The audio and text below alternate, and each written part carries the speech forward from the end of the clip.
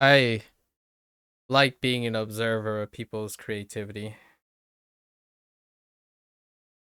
We'll probably do a few prompts here and there this October in the creative space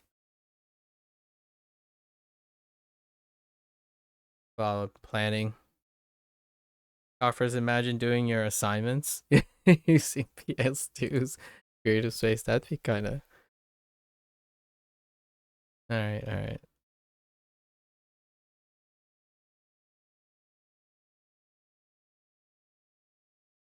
Someone build the idea that you had, the resort in the middle of a crater with a tunnel out. That's a common theme, like an island with a crater and then building a resort. That like a expensive building. That's a super common theme.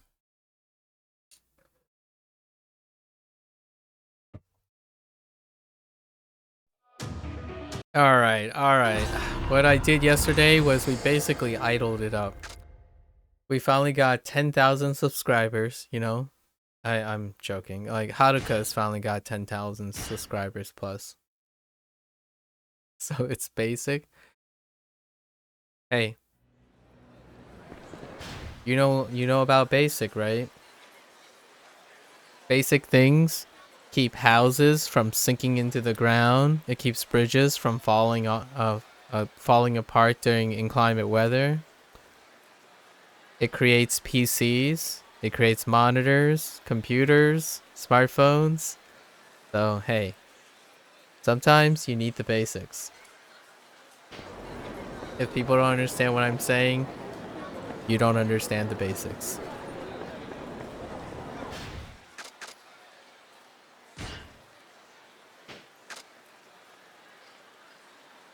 Yeah, it's a deep cut.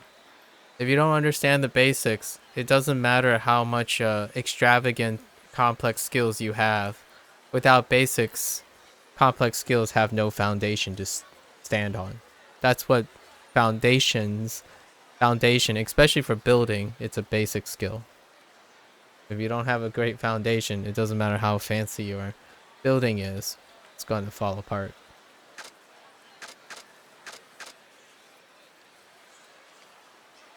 Can't skip the basics. um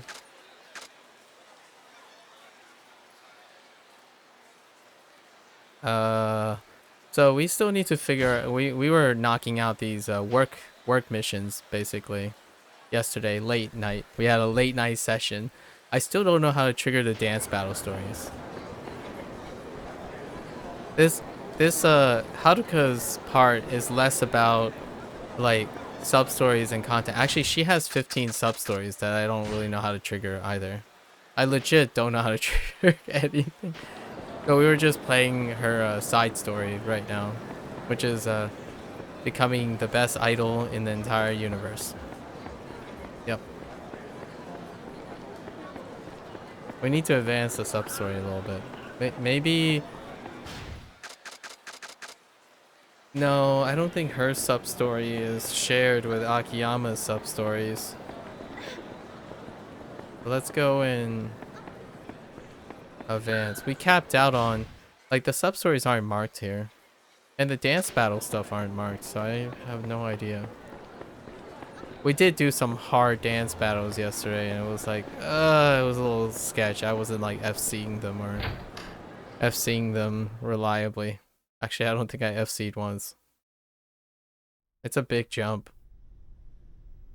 Ah, 戻ったね。Okay. I don't remember what this. 忘れるとこやった。頼まれてた。Yeah, the bank book. Oh, this is where she finds that Kiryu sent some money. そんな。Yep. どうかした。That's why the music is. よし。Alright. Got vocal lessons. First thing. Or not first thing, last thing, I guess. I don't remember why Park is angry with Fourier here. Oh, it was because of Manda, right? The Soden. You know, Manda didn't do anything. Of all the characters that I was expecting to get, like, someone was gonna backstab them, Manda didn't. And Manda had, like, a Manda fancied Park. That's all we learned about Manda. Basically, T-Set tripped Haruka, and then Haruka spilled something on Manda, and then he got mad, and then Park is scolding Horie for letting it happen. And then we have to, Haruka and Horie has to go apologize to Manda, even though it wasn't their fault. Because T-Set is a big poopy heads right now. Right? This is Yamaura, her vocal coach. Okay. Alright. And they're done. That's it. That's just like real life, right? Lessons are finished that quickly. Wait. What am I supposed to do now? Was I supposed to? No. That's how fast lessons are done. You talk. It goes black. And it comes back, and you're done with lessons. Oh yeah, now we talk to Park. Park wants to. This is where Ogita and Parks is having an argument before she enters. And then Ogita gets fired because they have a conflict of interest. But Ogita is kind of like a diva in the beginning, and Parks is kind of very strong-armed because she really wants Haruka to succeed. So now we have to find a new dance guy. His name is Christina, and then we're gonna find him, more or less. Yeah, Parks is super heavy-handed because she's all in. Which comes off as, man, she's suspicious. Maybe something terrible is gonna happen. But she ends up being like the super incredibly ambitious woman that never had a doubt in her mind that Haruka would succeed. Yep, I know what Christina looks like, so. Okay, let's go. Flashy suit, we know. We have to just hit all the bars. And we'll just basically barely miss him until we find out that he's on the riverside, more or less.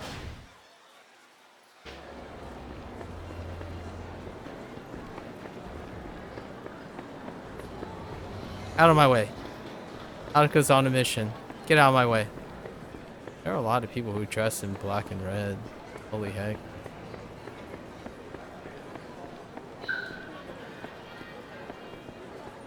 Out of my way.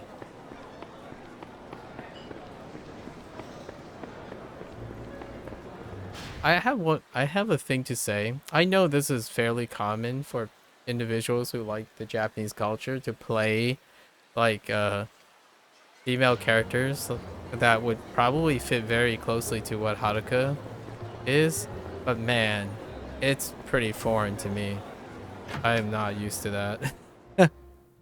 That's something I do not empathize with very well.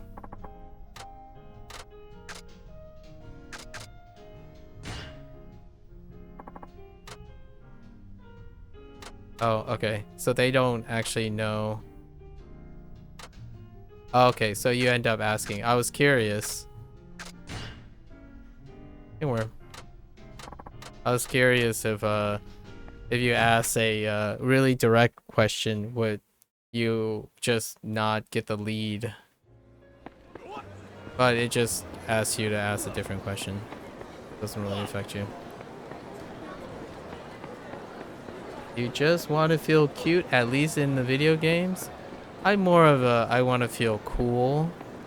Actually, I'm going to be honest. The thing that I tend to want to feel is I want to feel hopeless. I know how that sounds, but this is a slightly good deep cut to go into. Since I spend most of the time feeling good, right? What I mean is feeling content and feeling very comfortable. I tend to play video games with characters that feel challenged, feel upset, feel like they're challenged, like they're pigeonholed into making decisions that are incredibly difficult. Because in real life, in IRL, you don't actually make those. In my opinion, in me personally, I have been so rigorously been involved in understanding the perspectives of making difficult decisions and having commitment and stuff that I'm really comfortable with what real life has challenged for me. But in video games, it can go beyond real life. It can go even harder. So I love Yakuza and Like a Dragon series for that very reason. They go up against impossible odds, like odds that would break human spirits. It would break me as a person. But since I'm playing a video game, these characters are larger than life, which is something you can't say about real life. You can't be larger than life if you live the life itself. As opposed to the other way around, which is like seeking, feeling, playing something desirable, like playing a role of a character that's desirable. I tend to want to play a character that is undesirable, that seeks affirmation and confirmation, and how they achieve that.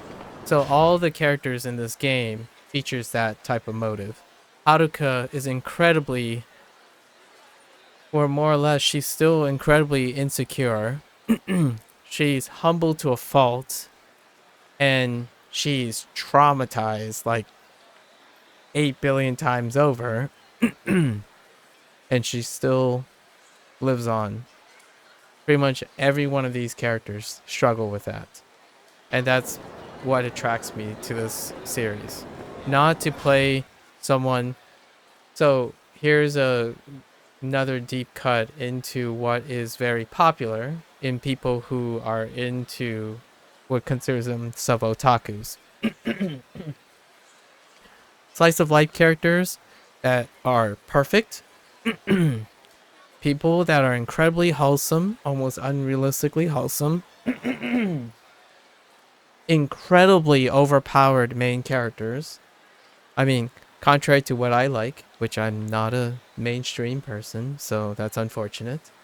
The mainstream stuff is being overpowered, being the main character, having environments surround surround you and revolve around you, and then being the center of attention. So any type of characteristics that involve that is a reflection and a projection of something that the player desires. And sure enough, video games are a form of escapism. But what you are desiring is often something you typically do not have. That's what escapism tends to be. You're escaping to have something that your life doesn't provide. And for me, it isn't that. It isn't trying to be the center of attention. And like overcoming insecurities and whatnot. I kind of get that. I started to gravitate towards giving myself limited tools to work with in games that allow playstyle and create. I think that's similar to what, yeah, restrictions. Like I'm looking for things that really challenges yourself. It takes away and it forces perspectives that you're not used to. Real life tends to be incredibly balanced. I understand that's not true. That's not how people feel. Like what I mean by, I didn't mean to use the word true. It is true that life is far more balanced than what we create. Like because we don't control a lot of things that balance itself out, right? But in video games, it can be entirely imbalanced. And that's what I want. In For me, I want to escape to a world that is imbalanced, a character that is just so unfairly treated, but somehow you have to think out of the box and make that character successful. Not a game which I talked about this yesterday with Eric about Bethesda, like Bethesda games. It's great. Those games are great. Like they give you all the tools to be anything you want. But I do that in real life. I'm sorry. I mean, that sounds cliche, but a balanced thing where you're the main character, where you have to treat yourself like the main character, is real life, in my opinion. In a video game, I want to do. I can't shoot things, right? I might as well try it in a video game. I can't be great at basketball. I might as well do it in a video game. Understand why it's so hard for basketball players to be good at what they're doing, for example. I don't play basketball in real life. That's kind of the thing that I enjoy about video games. They place restrictions on you. I mean, the games that I enjoy, that I gravitate the most, are games that place restrictions on me. IRL feels very restrictive, but I think it's actually very conservative compared to the games I look forward to. Now, if you play video games to be empowered, that's a different story. Now life is more restrictive than the video game. You know, the perspective, the relative is what you're seeking.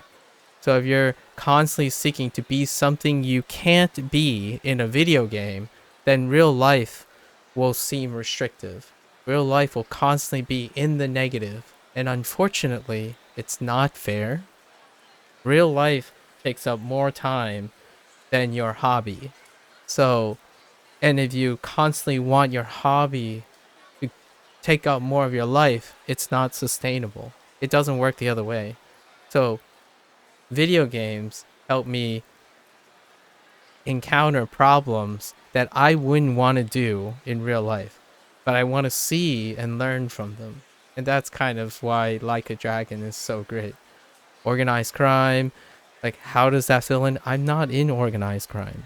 Like that's just you know, it's an experience I can't have.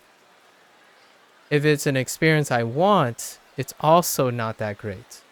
Because then you're only restricted to what you can imagine.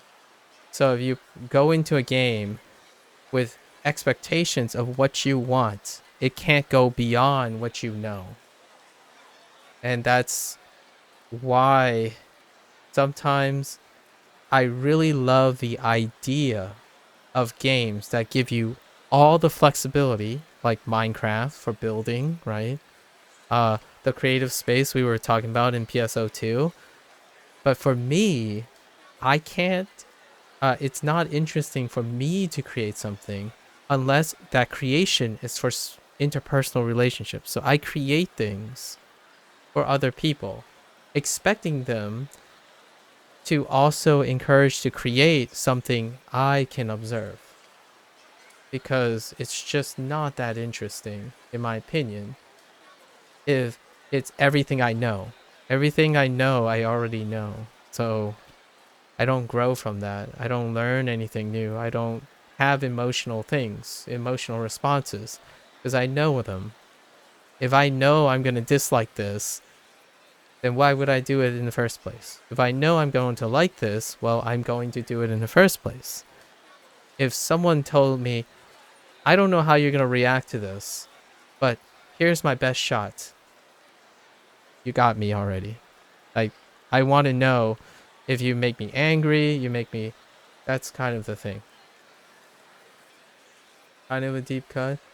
But now I recognize a pattern of really liking it when game is very restrictive to the point of rejecting to interact with certain mechanics. That'll give me a lot of advantage, but would create difficulty of recognizing when they are useful. Puzzle games. You're describing the one of the hearts of why puzzle games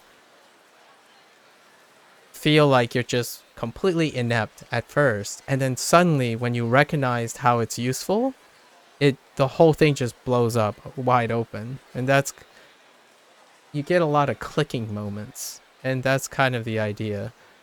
There's more there, you know, you can elevate that or soften it based on the nuance. And for me, this series really hits all the spots, and I enjoy it. Like right now, Haruka's hitting that dopamine response, like the get more numbers, get higher numbers, keep refining, constantly practice, and it's literally in the game. You're constantly playing the same beat map because she is literally doing the same beat map. That's how you get good. And it's scratching that itch. But the other guys, like, their life and death situation, like Saijima, the hunting thing is life and death. So you barely do it. Everything is like one-offs. So it's great, in my opinion. Living other people's lives is what I look forward to in video games. Because I can't live life beyond myself. But how you want to live those lives really speaks volumes about yourself. I want someone to take me for a ride through their life. Others are seeking life, another life that they want. And you can really read that into how you consume virtual reality, like any form of virtual projection.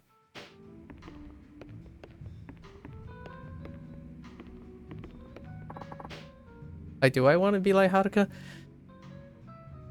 Kind of nice being adored, you know? Like, but I'm not going to do it IRL. But it's good for her. Like, I talk about it in a way. Sometimes I would say I or we because I empathize with the character. But most of the time, I'm like, yes, Haruka. That's exactly, you know, like, Haruka is getting more fans. She's getting adored for her hard work, that kind of thing. Because it's her story. It's technically the developer who wrote her story. And I can extract whatever I want from Haruka's life to add to my own if I find inspiration. But I'm usually very separated from projecting myself into a game. And that's what the role-playing experience is.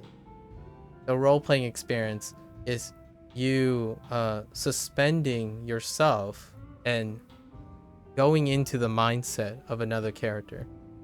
And then when you're done with that experience, you can learn what you can do with that character into your own life. And keeping them separate allows you to digest that. So you're always constantly thinking now then, how do I just played this game. How do I take some of those mechanics and give me advantage in whatever I'm doing?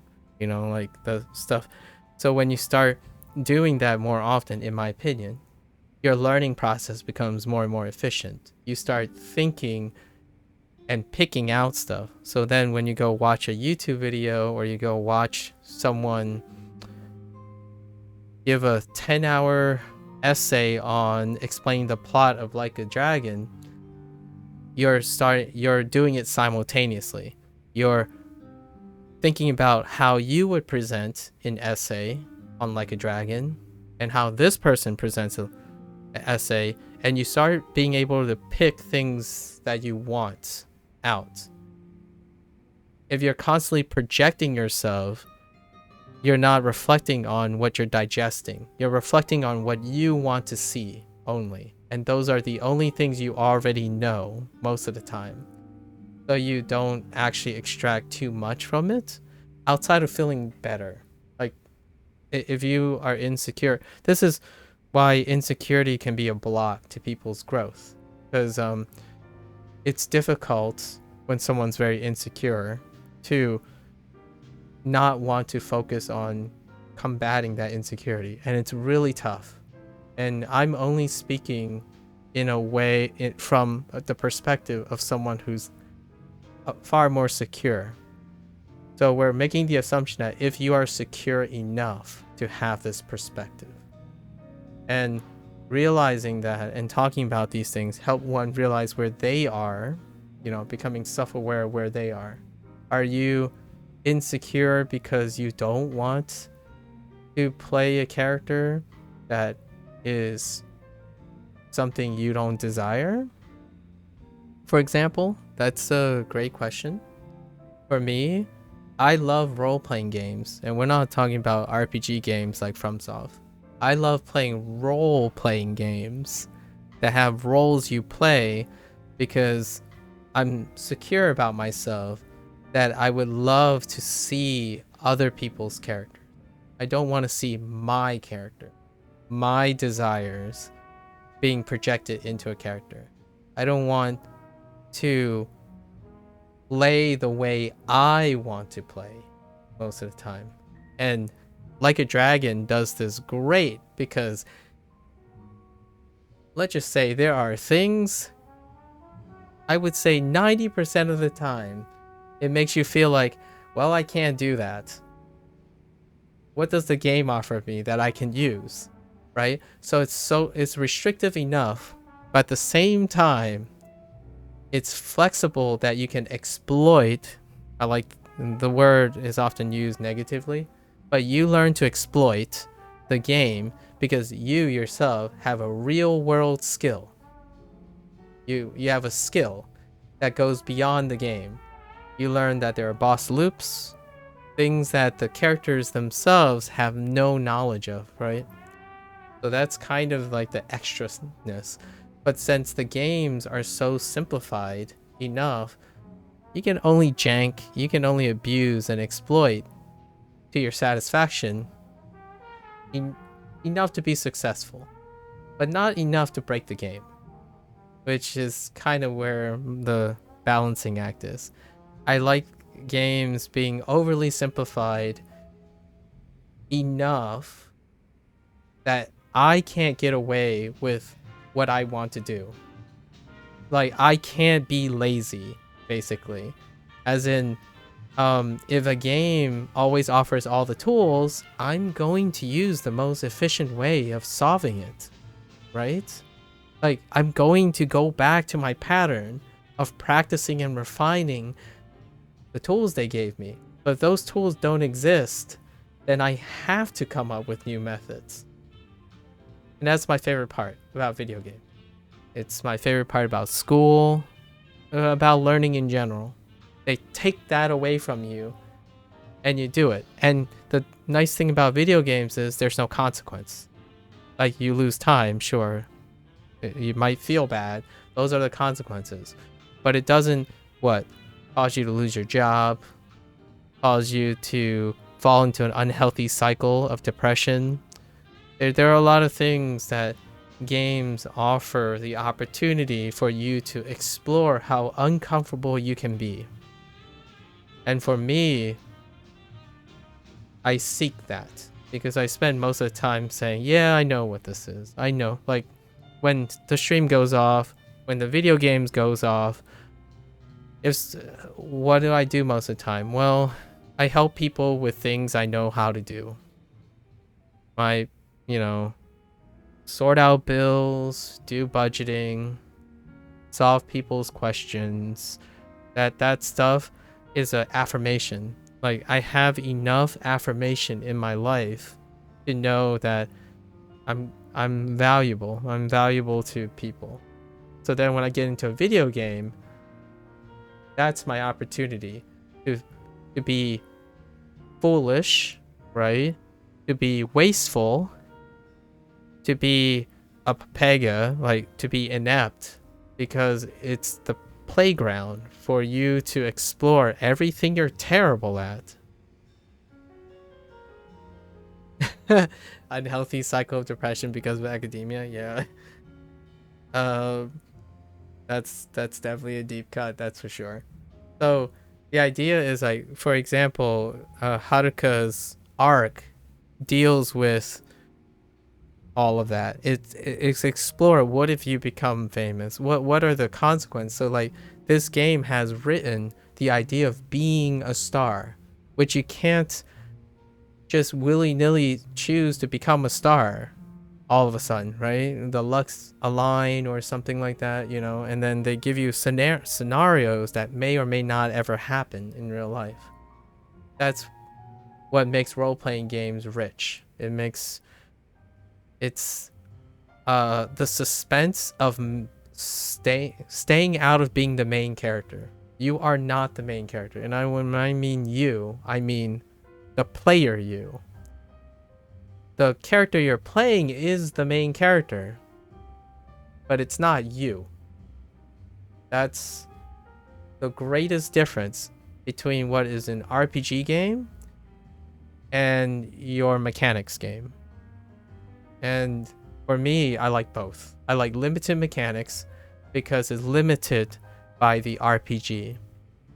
So, a lot of times, I'm going to get this question probably a lot relevant to Like a Dragon. The more we get closer to mainstream, right, the current titles, we're going to get this question a lot.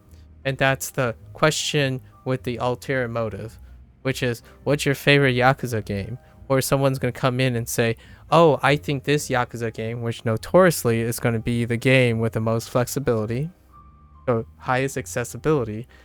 And my response is, well, first I would say the short answer is my favorite game is whatever I'm playing at the moment. Cue philosophy, psychology, and how emotions work.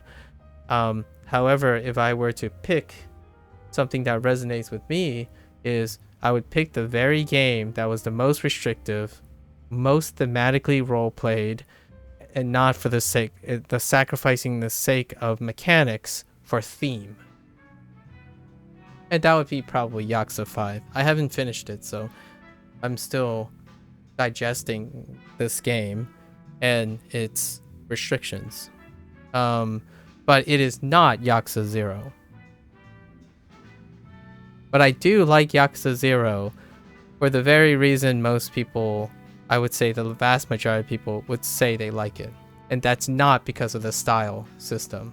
The style system is exactly what makes Kiryu and Majima uninteresting. Like, mechanically.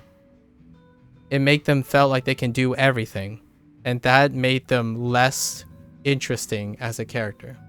In fact, Yakuza 0 became more interesting for the style stuff because of everything around it. The breaker dance was because the masters made it interesting. All the masters that taught you those styles were far more interesting than the characters having those tools.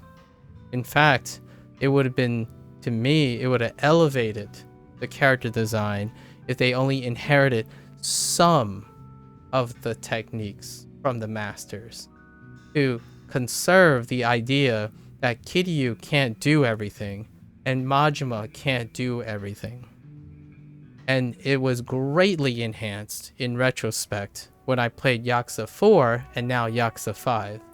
Yakuza 0 gains more weight and more significance because of Yakuza 4 and 5.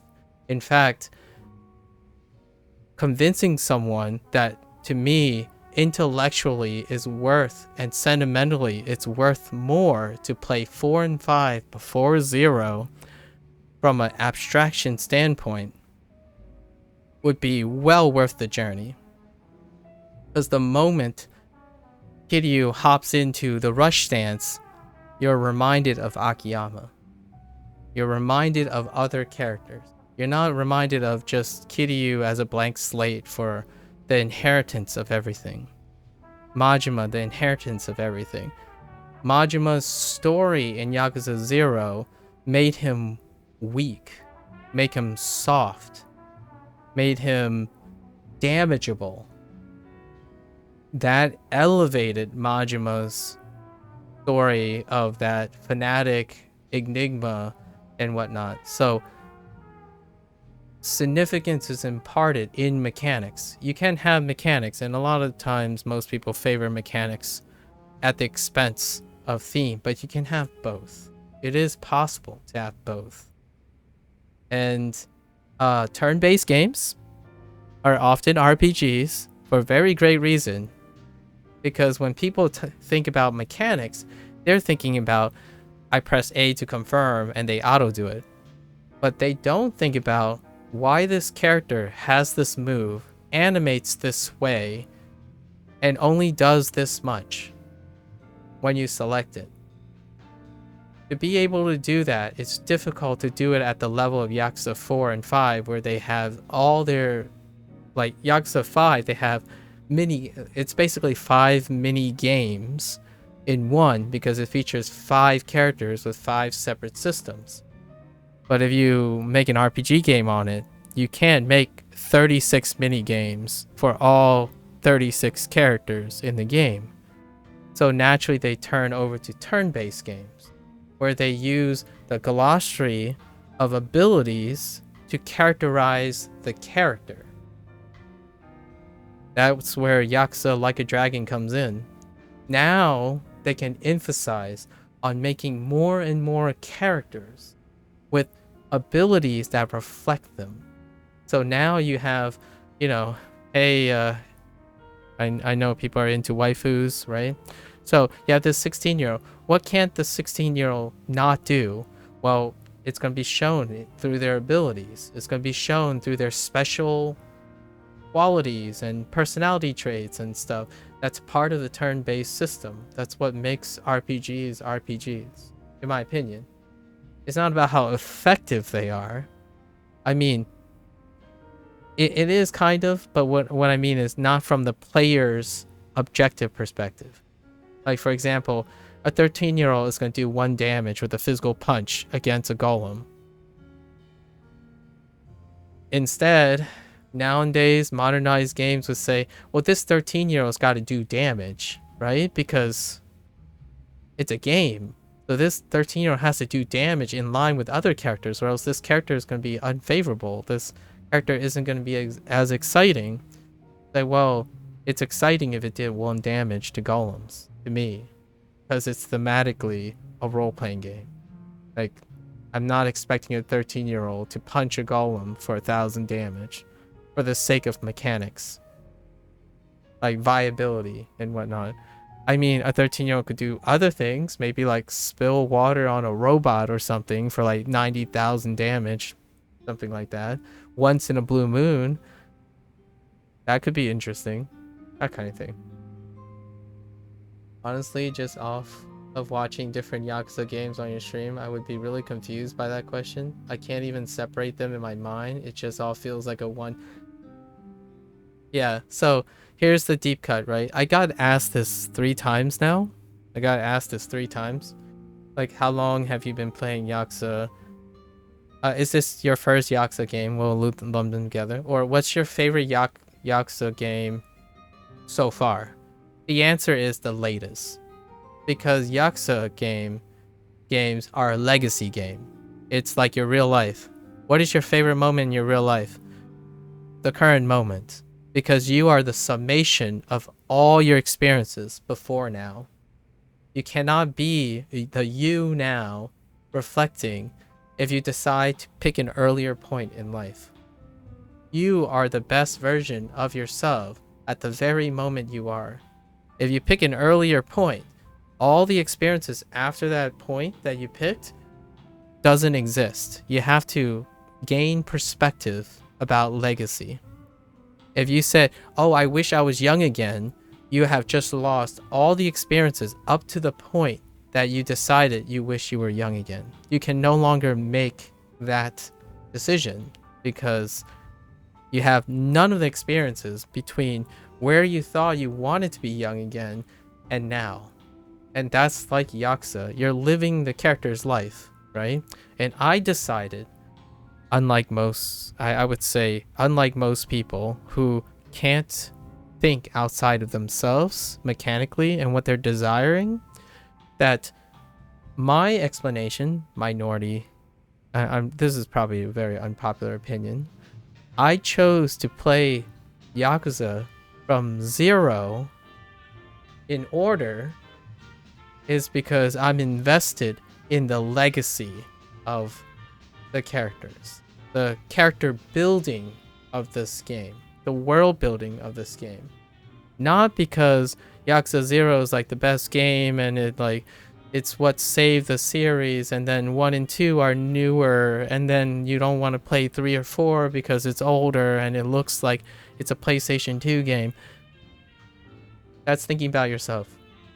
And that's fair. It's very fair. You like what you like, right? If it makes you happy, that's great. What you can't tell me, and what I challenge other people to understand, is that an older person, at least myself, maybe a lot older people, they view things as a summation of everything, not compartmentalized.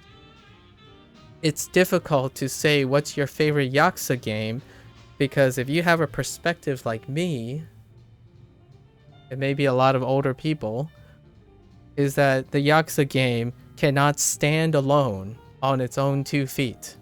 It is the summation of the series. It's not the same as Final Fantasy games. Like, yeah, intellectually Final Fantasy games are numbered in numerical order, but they are compartmentalized deliberately, so mechanically it's good for business, right? Pragmatically it's good for business. And then for development cycles, it's great for creativity. There are a lot of pragmatic things that help you make it less of a living thing. That's what a lot of video games are now. They are living compartmentalizations. So you can say Dark Souls 1 is better than Dark Souls 2, or Dark Souls 2 is, because there are things that the gamer themselves can quantify. I cannot quantify Yakuza by a single game, because every new game is going to be relevant to the game I'm reviewing.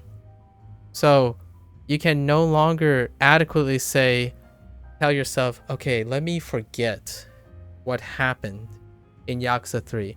Like, let's just pretend everything, it's gone. It's just like emotional thing. Just erase Yakuza 3 from my mind so that I can't use it to evaluate what happened in Yakuza 4 or 5 or anything. You can't take it back. It's kind of like real life. You can't unknow something, I mean, in a non-dangerous way. You know, you can't choose, at least for me. I don't like to forget things, so I'm not going to. And the reason why I don't like forgetting things is exactly going way back to the legacy thing. I don't want to lose my legacy. My legacy is all the experiences I have up to this moment. I want to hold them on tight, both the painful, the good, the bad, the ugly. I want to hold on to them. And Like a Dragon series represents that too. You want to hold on to the baggage. You want to hold on to the inevitability that freaking Haruka here, she's gonna give it all up. All you have done, right? This whole thing. All this sweat, tears. I don't know how hard this gets. All the like grinding of her life. At the end of this game, she is going to give that all up for Kiryu. And the gamer themselves, if you're a nihilist, and like you always think about yourself, the moment you're gonna think is like, so what's the point? Why did Haruka do all that if she was just gonna give it up? It feels like I just wasted my time. It's like, yeah, you feel like you wasted your time. But what does it mean to Haruka? She gave up all of this, all of that baggage feeling you have of wasting your time. She gave up your feelings too about grinding all this stuff, and she decided that's what Kiryu is worth. Does that not just make that the greatest thing Haruka could ever give as a fictional character? She gave all that up. She even gave up your frustrations as a player, your grinding as a player, to do that, right? You didn't break the fourth wall like a player and say, oh yeah, Haruka's ungrateful. Like, all these people helped her, Parks died for her, and she decided, nah, I don't want to be an idol because I want to be with Kiryu. And then in Yakuza 6, sorry, a little bit of a spoiler, because we finished MSQ on 6. Haruka then benefits not from that either. The literal next thing she does that, to the player's knowledge, is that she abandons Kiryu. Because Kiryu goes to prison. So not only did she give up everything she did that you do as a player in Yakuza 5 sentimentally for Kiryu, the very next thing the player knows is they separate. And then nothing happens. And that's great. That's awesome. Because that's what happens in life. And what do they do at the end? Haruka still loves Kiryu. Right? They go through all that.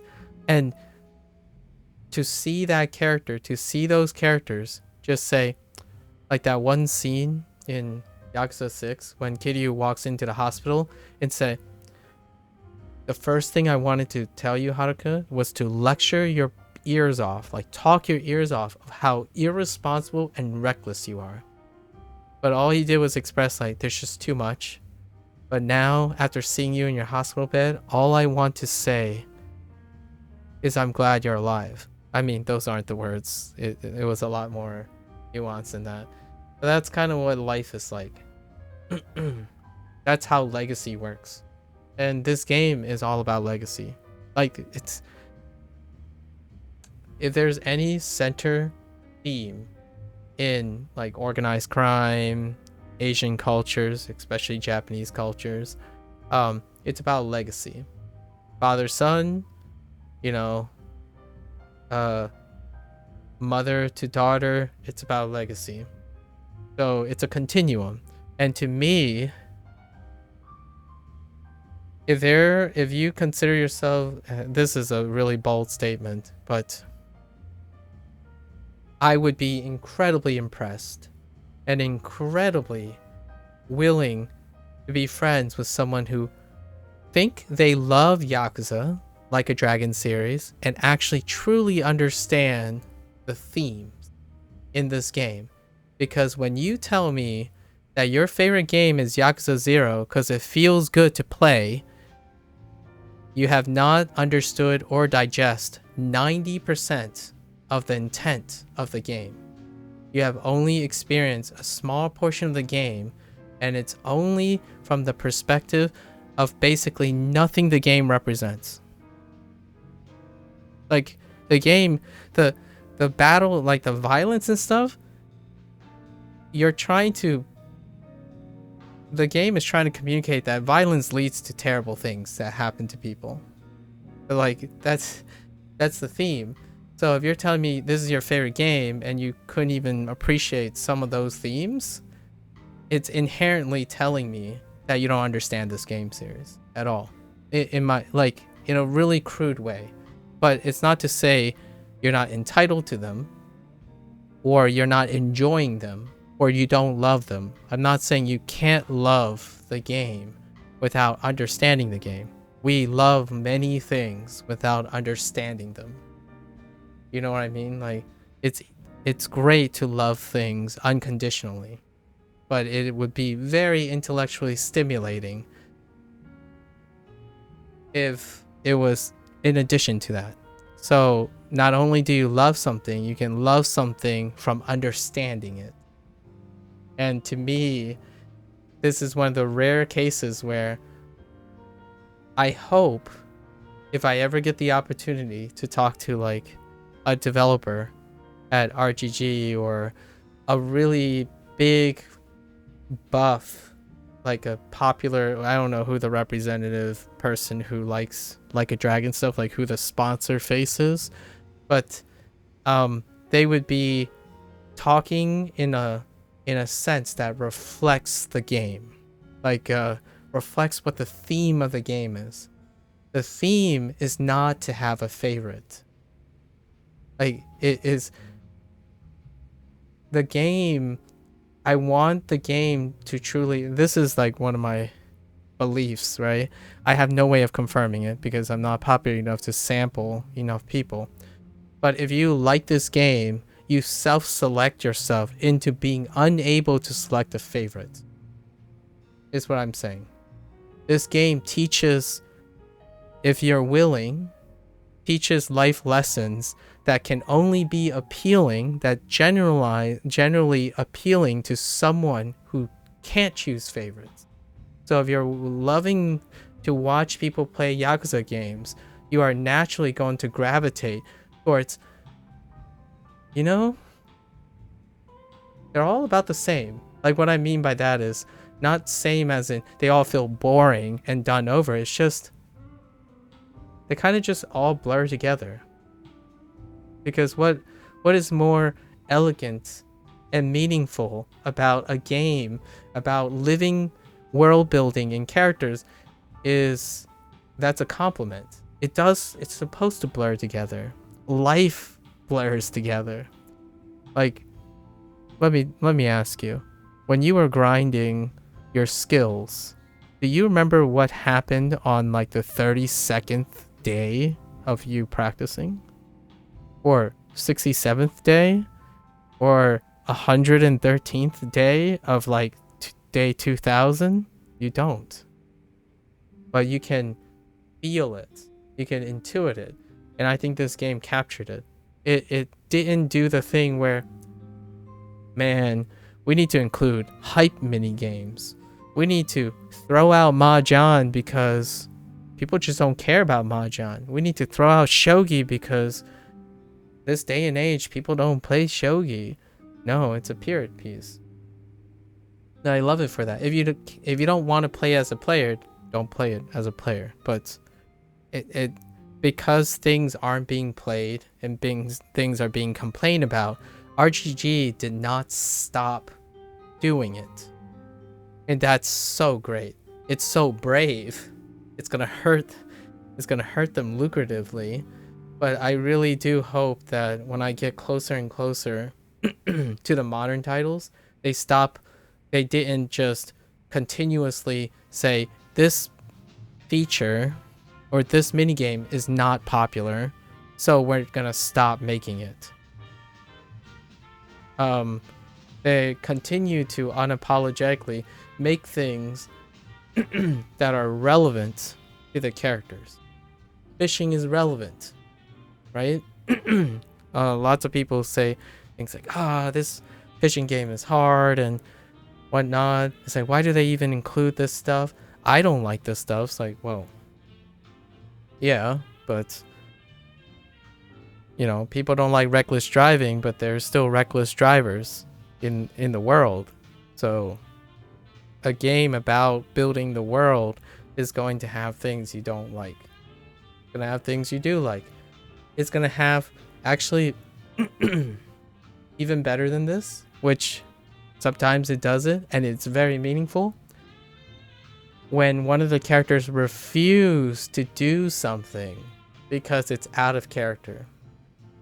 Like Saejima, when he was coming back in Yakuza 4, and he said, "Nah, I'm not a singer," and I just get denied of karaoke-ken, like going to the karaoke-ken. That is choice. Like, I'm not even upset. Like, well, I'm disappointed, right? I get that feeling of disappointment, but then I think, yeah, I get it. Or he didn't go to a cabaret club because, well, he's Saejima. But then Yakuza 5, as a part of his character, when he's got reacclimated again, he did go to a karaoke-ken. And he did go and talk to a hostess. But it was in a context that introduced him to a hostess through a friend. And that's just clever writing, in my opinion. That's a great consideration for the character, not the player, not the person that is eventually going to play that character. They're building a world and not sacrificing convenience. There's a limit to that, because I wouldn't want this game to be entirely realistic, right? I don't want to have to eat and go to the bathroom just because we do that. So it's skirting between two things. Hyperrealism is it's not my thing, but the teaching life lessons is great. when it takes the consequences away from you, and you can learn that in a game. A game is transformative, in my opinion. If your game can inspire someone to find happiness in their lives, that is absolutely boss. Like, that's the GOAT. And to me, that's what Game of the Year really stands for, creatively. And I get it. Great. Technological marvel. It plays well. It's very popular. Mechanics, main trend. You get Game of the Year. I accept that. Absolutely. But to me, what Game of the Years are they have to be able to transform the player. They have to do something that you can't do in other things. A game has to be able to do something a movie can't, a book can't. And before people go and say, well, you know, FromSoft got Game of the Year because you can do it, they did something what movie can't say. But I'm going even more than that. Even more. Like a GOAT would have to be able to move a character, move a player, like get them to want to say sorry to someone they wronged, or get them to turn their life anew or look at something differently. Lots of the Game of the Years did not do that, in my opinion. The last 5 or 6 decades, not 5 or 6 decades, 5 or 6 years, Game of the Years, some of them did, a lot of them didn't. Like the top ones, like they were a reproduction of what people think they want, how to make the gamer strut their ego is how I feel about it. Like it's pandering. Most of the games that win Game of the Year is pandering to gamers as opposed to reinventing their lives or pushing. And that is absolutely unpopular. So that's why they don't, the my Game of the Years don't get Game of the Years, because it's unpopular. I'm argumentative. I'm controversial when it comes to that type of thing. I want a game that forces me to do something that changes my life. And it's ironic because technically movies, anime, and all the creative arts can do that. They have the capacity to do that. So I'm kind of like contradicting myself, right? The GOAT should be able to do something that you can't do in movies and stuff, but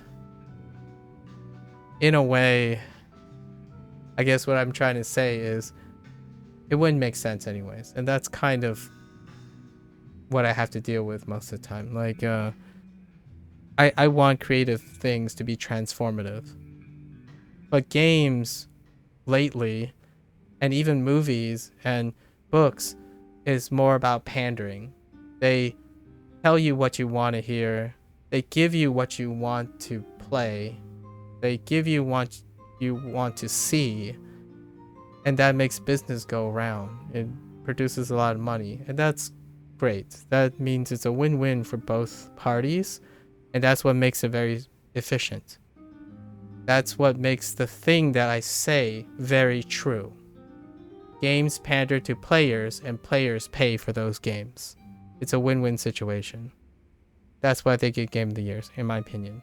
And that's great. It works because it feels like a win-win for both sides. But what happens when it breaks apart? Who loses? Both sides loses too, as well. And they lose in a glorious fashion, because if the game developers are pandering to players and the players are dictating what the games are, the solution when something goes wrong is not within the developer or the gamers. Like, the solution's not there. They can't possibly think outside the box anymore. Because if the developers are constantly struggling to meet the expectations of gamers, and the gamers don't actually know what they want anymore, but they continue to say what they want, they will continuously disappoint themselves. Developers will continually disappoint the gamers, and it's a cycle of just poor feedback. All games run buggy. All games don't feel the same anymore. All games are boring. It's because you're only thinking about yourself. Like, you're dictating what you want. Things that are boring is the things that you've been doing for a really, really long time. And the business system is reinforcing that. So to make money is to produce the same things that you keep saying you like. But honestly, that's not how psychology works with sensitizing to fun and stuff. You have to get out of your comfort zone in order to appreciate what you found was fun in the first place. You have to do something unfun to actually appreciate what is fun anymore. If you constantly get more fun, it's gonna pay off less and less until it's boring. And this is the current state, in my opinion. This is the current state of gaming when it comes to the game industry and balancing business and players' preference. If the next day all the major publishers just says, we're gonna make games, all of us are gonna make games that is unpopular, and then decide, hey, with the promise that the following game is gonna be exactly all you wanted, that could work. But who's gonna do that? They're gonna sacrifice their profits. So it's a game of chicken, and I think RGG, in my opinion, is winning the chicken game. They're gonna. I like to think that while Like a Dragon Gaiden is gonna preserve, here's more of the same. Like, here's that good old feeling. And then they're going to make the mainline game, which is most of the attention. Like, that's going to be the bigger attention and the resource. It's going to be everything that people like, I don't think I want this. Like, I don't really want this. But hey, you're still going to play this because it has Like a Dragon on it. But hey, but we still serve you something you like. The good old sandwich that has most of the properties you like. But just so you know, when you buy this sandwich, you can also have the main course, which is everything you may or may not like. But at least when you don't like it, you're going to love our side dish. But if you really like the new dish, that's a win-win. So the new dish is going to make you like the side dish more. But if you don't like the main dish, you're still going to like the side dish more. That's kind of the balance of life. The things you like is your bottom line. And if you're using that as your main line, I'm making a pun here, because Like a Dragon is the main line, and Like a Dragon Gaiden is the sideline, the bottom line, your bottom line. So Like a Dragon Gaiden is going to come out, it's going to set the bottom line, it's the feel good, it's the safe bet, but they're constantly making a main line to test and constantly perturb the waters. So I think they're brilliant in that. There are a few games that are doing that too, sort of. I don't know if they're going to continue how far, but Capcom, the Resident Evil series. The main line is doing the, you might not like this. Yeah, but you might like it. And, they recruit people who like it and people who not like it, because guess what they're doing on the side? Their bottom line is remaking the classics. So while they're pushing their main line, they have remasters, remakes. How does this feed into everything? I'm going to give you a hot take because I don't want to digress on this anymore because we got to go back to playing. The hot take here is there's a reason why remakes are happening at the same time as mainline entries. It's creating this perspective, this psychology that I'm talking about. It's the next evolution of the stagnation that is happening. It's the pragmatic evolution. maybe someone big brained this without it happening. I didn't big brain this while it's happening. I observed this happening and I made sense of it. But the people that make games, they have to big brain it because they're thinking 7 years in the future. So 7 years, the 7-year-old me wouldn't ever put this together because it hasn't happened yet. But those people, the ones that are capitalizing, possibly RGG, that's capitalizing, it might have been by chance or they big brained it. They just like 7 years, you know what? I see this feedback cycle. Well, let's avoid this feedback cycle by putting in the groundworks for 10 years down the line where we're going to have 2 series. One is like the good old classic series, and then one is the new stuff that we experiment, but they have the same name, but then they reinforce each other psychologically. Not really. But now that's the new frontier. So you're going to see classic remakes, just classic remakes, up the fidelity, up the stuff, the stuff that leaves an impression. But the classic mechanics are maintained in a separate line, the remake series of every single franchise you've seen so far that are marketable, and then a mainline series that is just experimental waters.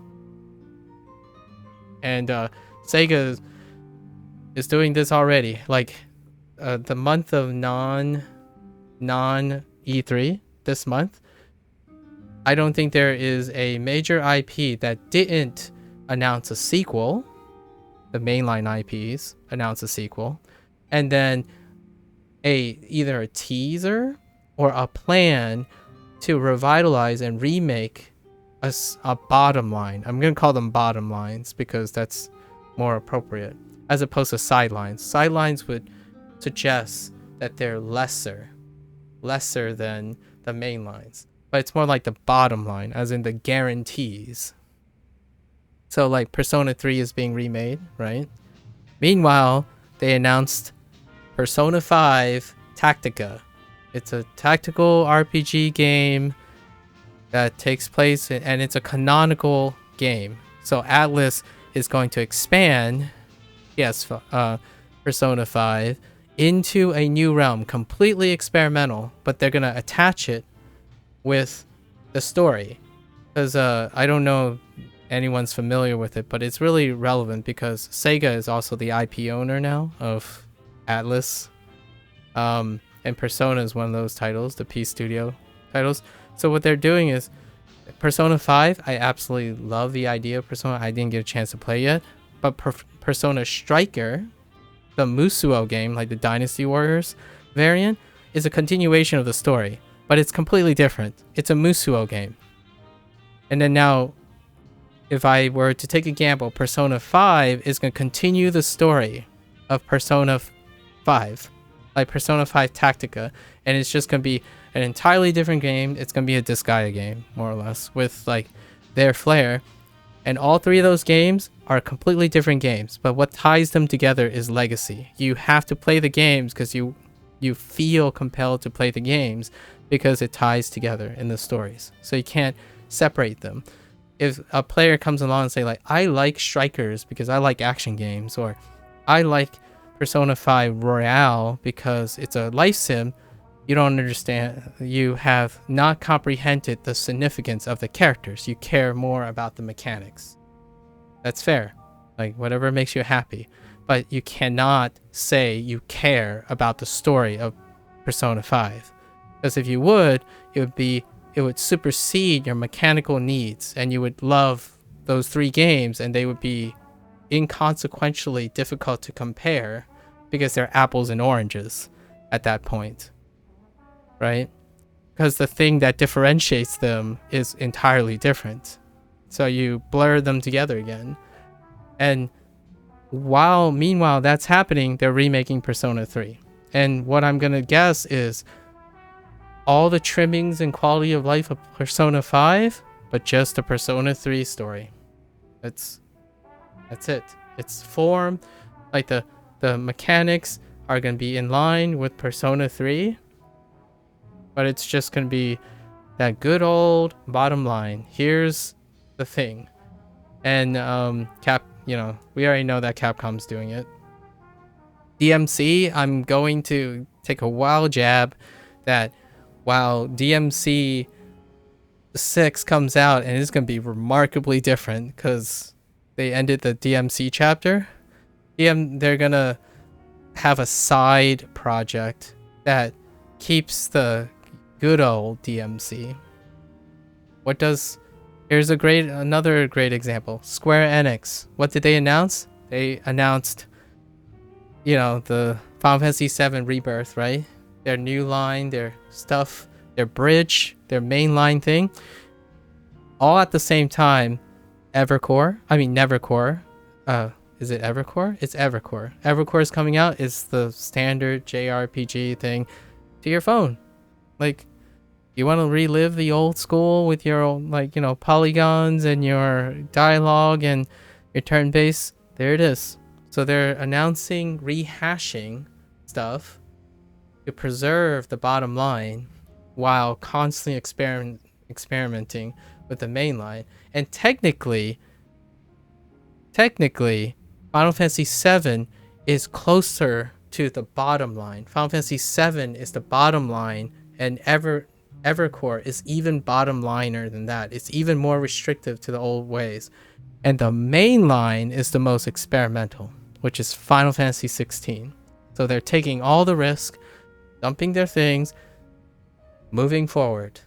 But they always have the bottom line filtering back to Final Fantasy 7 and things related to Final Fantasy 7. And Evercore is related to Final Fantasy 7. So that's their two things. I can keep going on. Like it's all nonstop. It's the next evolution of the gaming industry. Ubisoft, their first Assassin's Creed title in a long time, back to form. Meanwhile, they've already announced 2 Assassin's Creed moving forward. So their mainline Assassin's Creed is going to continue to embrace the Ubisoft effect and try to achieve their vision of the Ubisoft effect. Meanwhile, their first title now, after the most recent mainline, is their bottom line, back to form. It might as well be considered called a remake. It's called Back to the Roots. Like, it's a spiritual remake. So Ubisoft is doing that. They're on board, doing the 2. What other publishers can we say? Publisher / developer. Recently. It goes on. I have a whole list of this, but I can't pull them up. But generally speaking, that's what's happening. But RGG is already on here. Like they're already doing this. They came from nothing, in my opinion.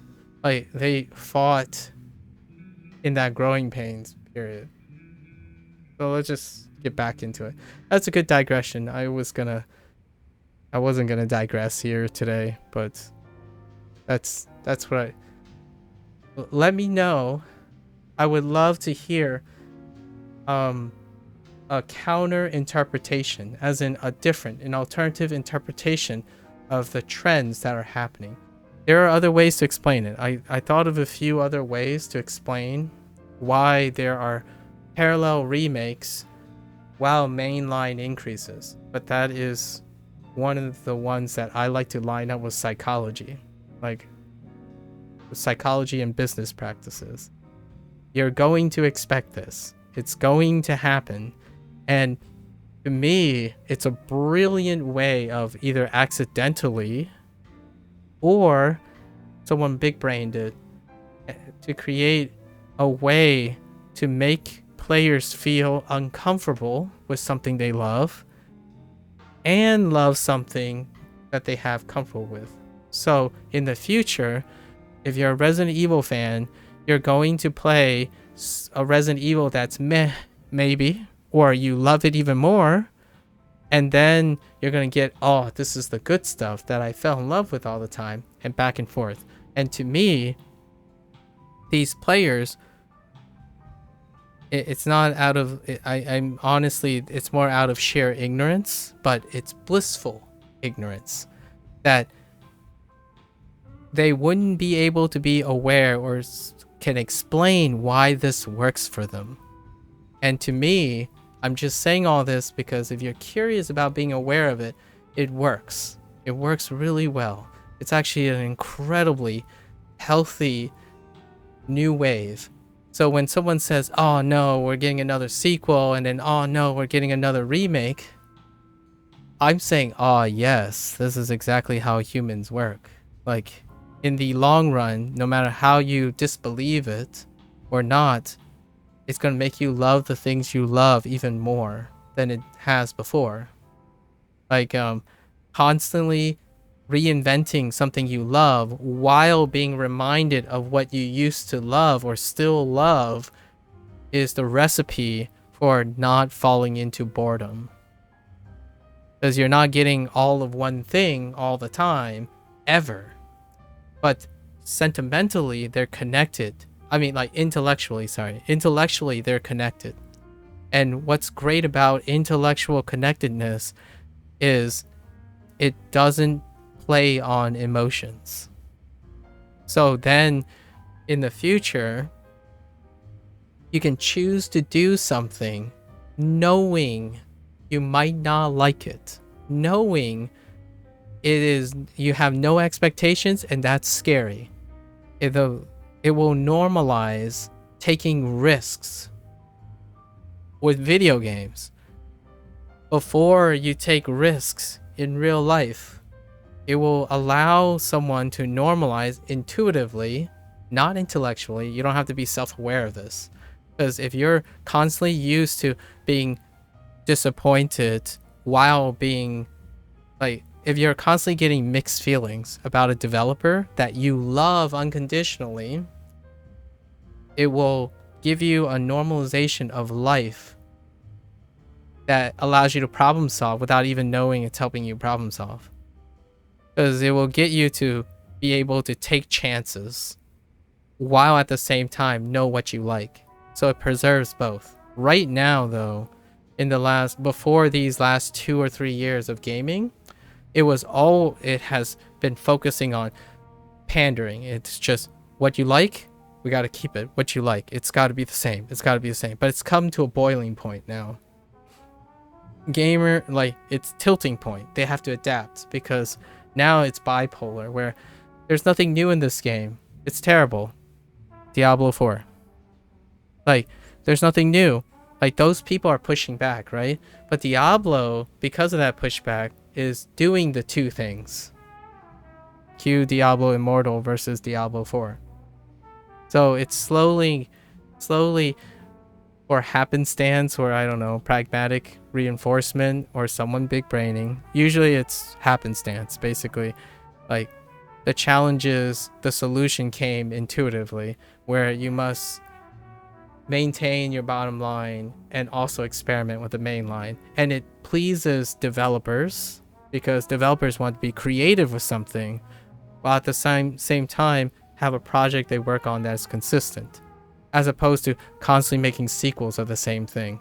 Oh, this made money, let's make the same game again. Let's make the same game until it can't make any more money, then we just make a new IP.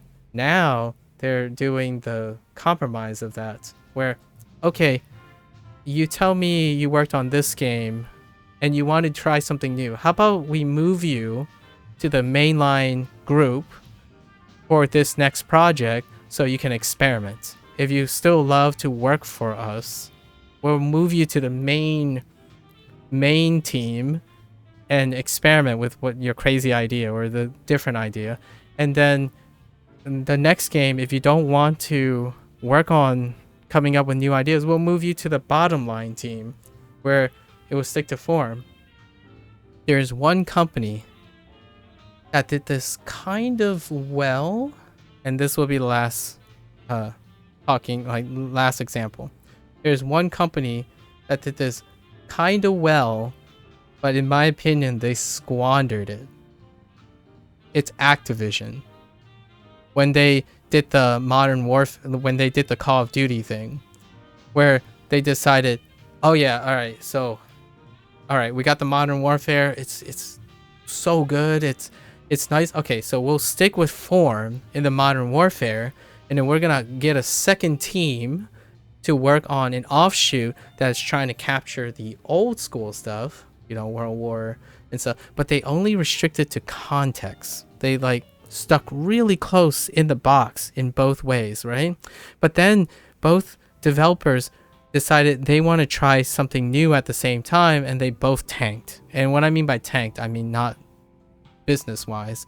I mean creative wise, like critiquing wise. People were more the both sides of the party, like, hey, I want my Modern Warfare to be consistent, and then you can do whatever you want, Treyarch, with craziness things. But instead, at some point, they both tried to do different things at the same time, and they almost had that modeled intact, where they can continuously make a consistent bottom line. And I actually think the Modern Warfare line, like the Infinity Ward one, is the bottom line, and the Treyarch Splinter is the like more of the main line, where they can experiment and make bigger hits and maybe bigger failures, in my opinion. And there's another company that I really like, just to highlight the last company, I guess, for today. CDPR is doing that. They're joining the game.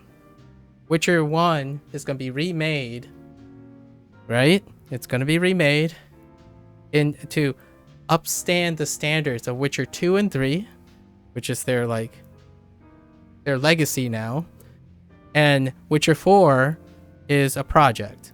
It's going to be something that's mainline, experimental, something that is trying to at least push for it, but meanwhile having the remake power of Witcher 1. So CDPR is joining that. Cyberpunk 2077 doesn't have a legacy strong enough yet, but there is a sequel.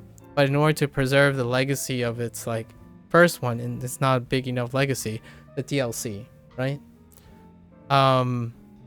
RGG kind of sort of have this intact even before this. The Judgment series represents what worked as the bottom line for Yakuza 0. So Yakuza 0 splintered into the system that is Judgment and Lost Judgment, while maintaining, but the thing about that is that's a spin-off. It doesn't have the legacy issue of carrying the same name, while Call of Duty does, Assassin's Creed does, Final Fantasy does. So all the names that I've mentioned, they all carry the legacy name. So you have to juggle expectations. That's just me. So for better or for worse, I think in another 3 or 4 years, players are going to ultimately probably not intellectually understand, but intuitively become overall more satisfied players. There are going to be a resurgence in pre-orders of mainline games. Call it a hot take or maybe a gamble, and I could be way wrong, like just far off, and that'd be interesting too. If I'm way off, that's amazing because something else happened. But mainline games will surge in pre-orders because they've been dipping hard since typically mainline games are the bottom line games. They're the ones that have to pander to players, but that's not where developers are going. So they're going to increase because faith in experimentation is going to go up, but the bottom line games are going to be the most steady form of income. They're going to be a competition for live service games. Live service games are going to give way to a combination of bottom line games being live service. So what I mean by that is it's either going to take on forms of DLC meets live service, or the bottom line stuff is the standards are going to go up to the point where they become not live service of today, as in not the stigma that people are talking about, like, oh yeah, it's just a small update, it's just for milking money. It's going to fill that void of, oh, this is the money maker. I'm going to buy this because this is the dessert that I liked all the time. This is going to be the pasta that I eat all the time. And that's the revenue source, the bottom line source. but the main projects are going to have a resurgence in faith, and they're going to make money too, instead of always losing money. Because right now, I would say it's like a 60-40, like 60% of the time, the companies are at risk of losing money on mainline. And the first one that's going to happen, this first casualty, this year, there are a couple of them. Forspoken, Callisto Protocol, I don't know if that's this year. Starfield is going to be one. That's my hot take. Starfield is going to fall. It's going to be a rough growing pains for Starfield. But I think with Bethesda's backing and like Microsoft's support, it will eventually become, but it's going to have a rough launch. Starfield is going to have a really rough launch. D4 struggled, right? So games that have incredible legacy that even go beyond their titles are going to struggle for quite some time until they can develop we're releasing something you know and love, and then we're releasing our experimental line that complements that. So the psychology of consumerism is going to shift at some time. I think the paradigm shift is going to be like 4 or 5 years when this become foreseeably very synonymous. Capcom is on board. Capcom is doing this like a boss with all their IPs. Street Fighter 6 is a great big departure. It's experimental. It's all that stuff. But meanwhile, up to that point, what were they doing? They were remaking and re-releasing all their Street Fighter games. They've done that for Street Fighter. Monster Hunter. We've done an experiment. Monster Hunter World was everything. Now we're going to take Monster Hunter World and then combine it with our old school stuff. So Monster Hunter is taking off. I wouldn't be surprised if like Monster Hunter Stories, the RPG game, came back. That's experimental, while the bottom line is the Monster Hunter Rise now. So Monster Hunter, Resident Evil, DMC is going to follow suit. I'm not going to be surprised if they do that. I feel like I'm missing one. Dragon's Dogma. Now, Dragon's Dogma only doesn't have a legacy yet, but it's still in the sequel phase. I'm gonna say the games are gonna be splintered after 3 installments, 3 or 4 installments. So when Dragon's Dogma 4 comes out, Dragon Dogma's 1 is gonna be remade. It's give or take 10 years. I call it a 10-year cycle, but I just round up because 10 years is, or I round down because 10 is a good number. So when Dragon Dogma 4 comes out, there's going to be a remake for Dragon Dogma 1. And Dragon Dogma 4 isn't going to be anything close to, it's going to be a leap forward. While Dragon Dogma 1 is going to be the bottom line. So that's going to keep going. I think that's the wheel. I'm going to say 4 or 5 games. Generally 4 or 5 games, but as the game development cycle gets longer, I think it's going to drop down to like 3 games.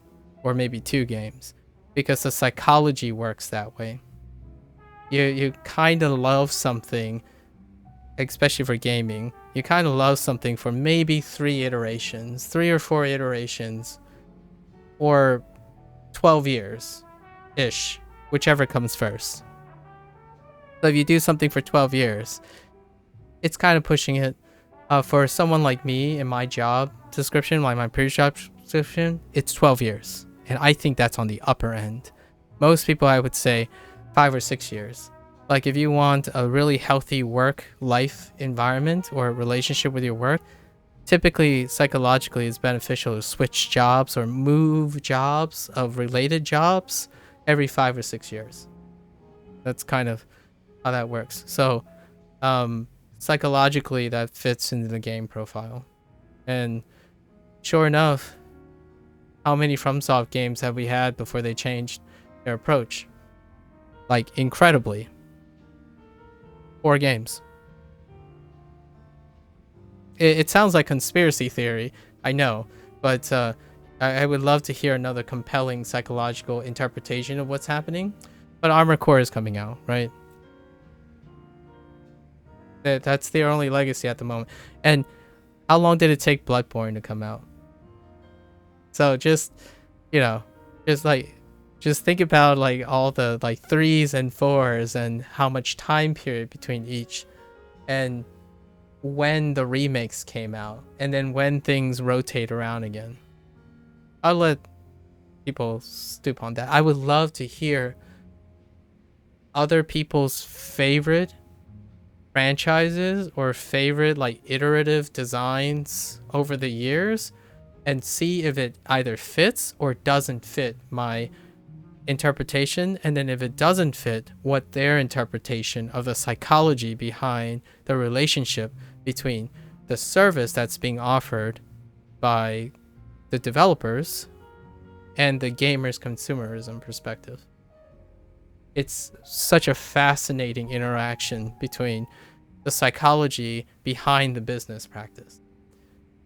We are in a transitional period, in my opinion. It's the next stage. It's the evolution of live service games is going to mingle with remakes and the idea of remakes. And then the mainline games are going to embrace the creativity of the psychological feedback of like change. And they're going to represent what it used to represent, is that video games and mainline games are the flagship games. And the flagship games introduce new things. Flagship phones introduce new things. And guess what? They sell you the old phone that was already successful. It follows the same pattern.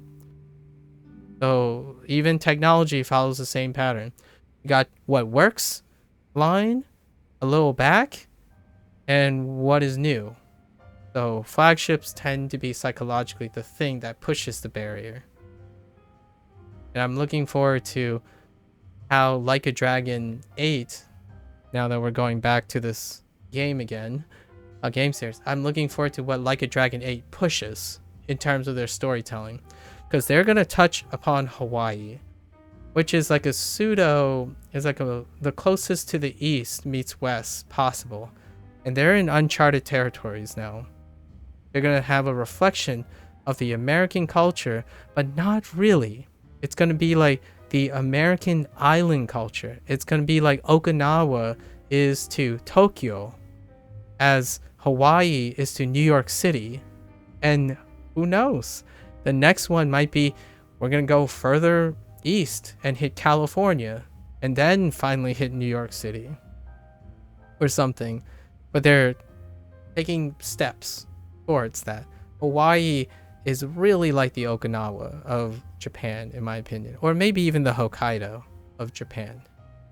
I'm so looking forward, and then I'm already in for like the Like a Dragon Gaiden, because, and just a little trivia for myself, I just only recently learned that Gaiden means side story, which to me, side story is the bottom line. The thing that makes Like a Dragon work is that there's always a side story that you can rely on to be excellent. And Gaiden is that fan service. It's the Kiryu reinforcement.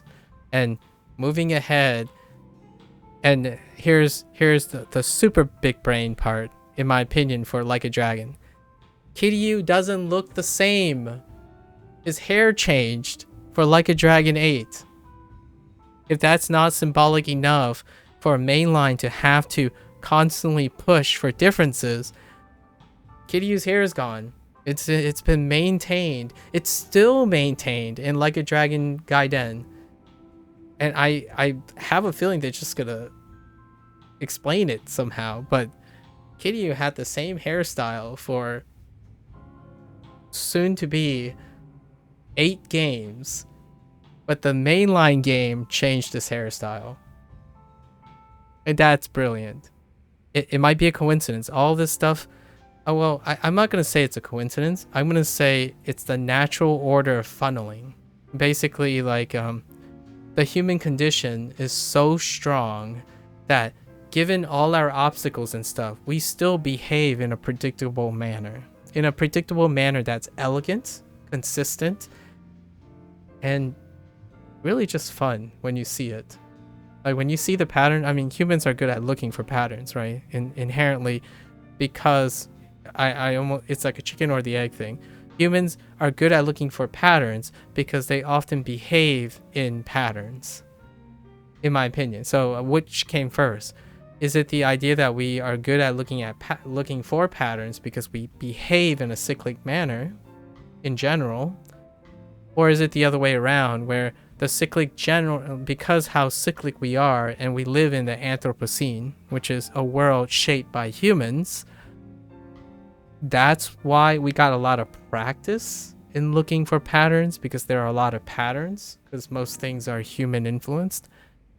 You never know. It's a philosophical question. But what it is true is humans are very adept at looking for patterns, and I see a pattern. But because I'm talking about humans, we are habitually cyclic creatures. We find things new, very provocative, and when we love it to the point it's bored, then we look for the next thing. And then once we look for the next thing, the thing that we used to love becomes new again. Because we only live so long. And our memory only stores so much emotional knowledge. So it goes super back to my digression that my favorite experiences and my favorite game is the current thing I'm playing. Because for me personally, this might sound a little narcissistic, excuse me, I am aware of how emotional memories work. At least for myself. I cannot remember what it's like to feel something that I am not reminding myself every day. So for example, if you want your FromSoft game to feel so good again, stop playing the game for a while. You will learn to distance yourself from it. And then you come back and it's great because you no longer remember it. But if you're constantly reminded of everything, of the thing over and over again, it becomes dull. It starts losing its shine. It's not to say that you should boycott FromSoft. I'm not saying that, because FromSoft is developing in a way that will meet that human condition. They're releasing Armored Core, and then Armored Core will produce the break from the honeymoon period. Elden Ring, like if we were talking about like peak sentimentalism, it's getting close to the dip. Armored Core is gonna create space and then revisit space.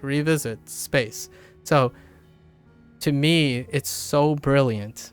I think the executives or whoever is calling the shots on release nailed it for FromSoft. They will not hit the period where it's just too boring, where like we just had too much. We're gonna stop that for a little bit. Let's do something else. Unfortunately, other teams didn't do so hot because they didn't take the risk. Wolong, for example, tried to differentiate itself, right, from Neo, because the development period has eclipse there. So there are growing pains to figuring out how to get this to work, but the train will work eventually, in my opinion. It works so well with psychology. I don't know how long I was going over. I think that was like an hour and a half. My bad. All right, let's go back. Anyways, it's so relevant to Like a Dragon. And I'm so excited. I'm so excited to play the other games because I want to know if I'm spot on or not. And if I'm not spot on, it's even more interesting. If I'm spot on, it puts a smile on my face when I get it or I nail it. But in my mind, not nailing it means I need to learn something else. So it's a win-win for me. If you ever get into that mindset, trust me, you're gonna just gonna have to take it for my word. If you're ever in my mindset, it's always a great experience. It's always a rewarding experience. not a rewarding experience can be bad and good, but it's always going to be a rewarding experience. It's not about being right or wrong. It's about testing yourself and seeing how off or how on you are, and then constantly learning. Like, if I learn something, right, if I'm spot on, I will continue to see how I can be more spot on, or like how can I add more to it. It's not like I'm right and there's nothing else to learn anymore because I'm right. But when I'm wrong, there's even more things I can learn. It means I definitely have something to learn. And that's what I get up every day for. That's why I stream.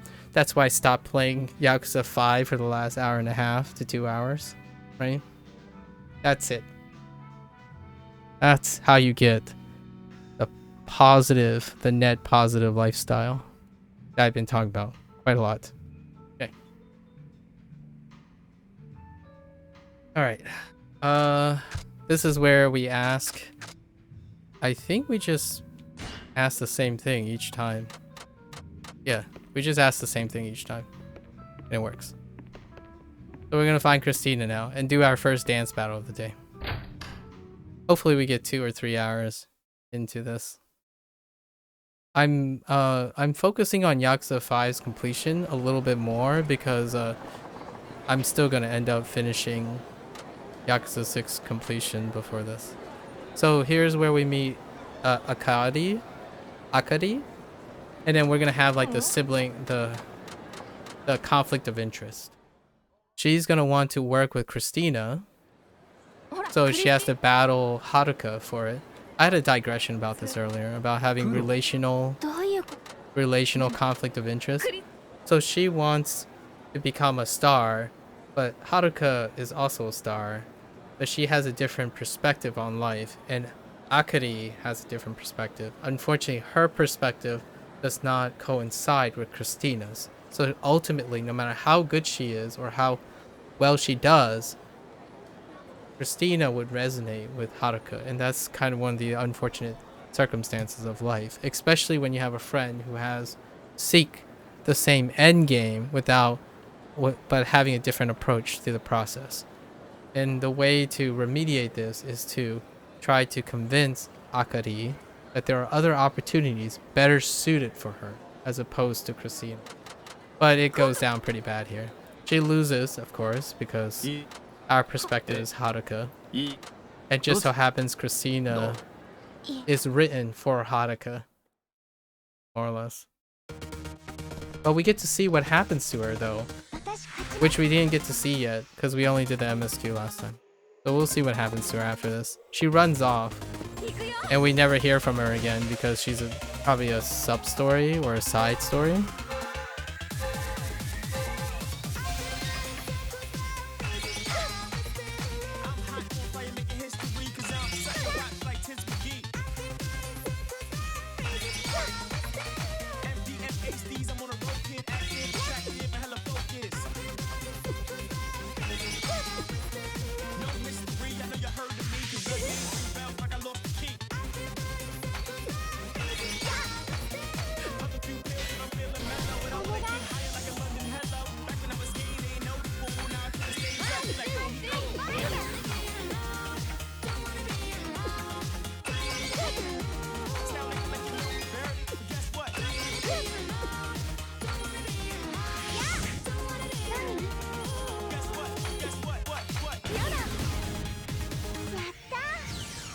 Feels bad, man.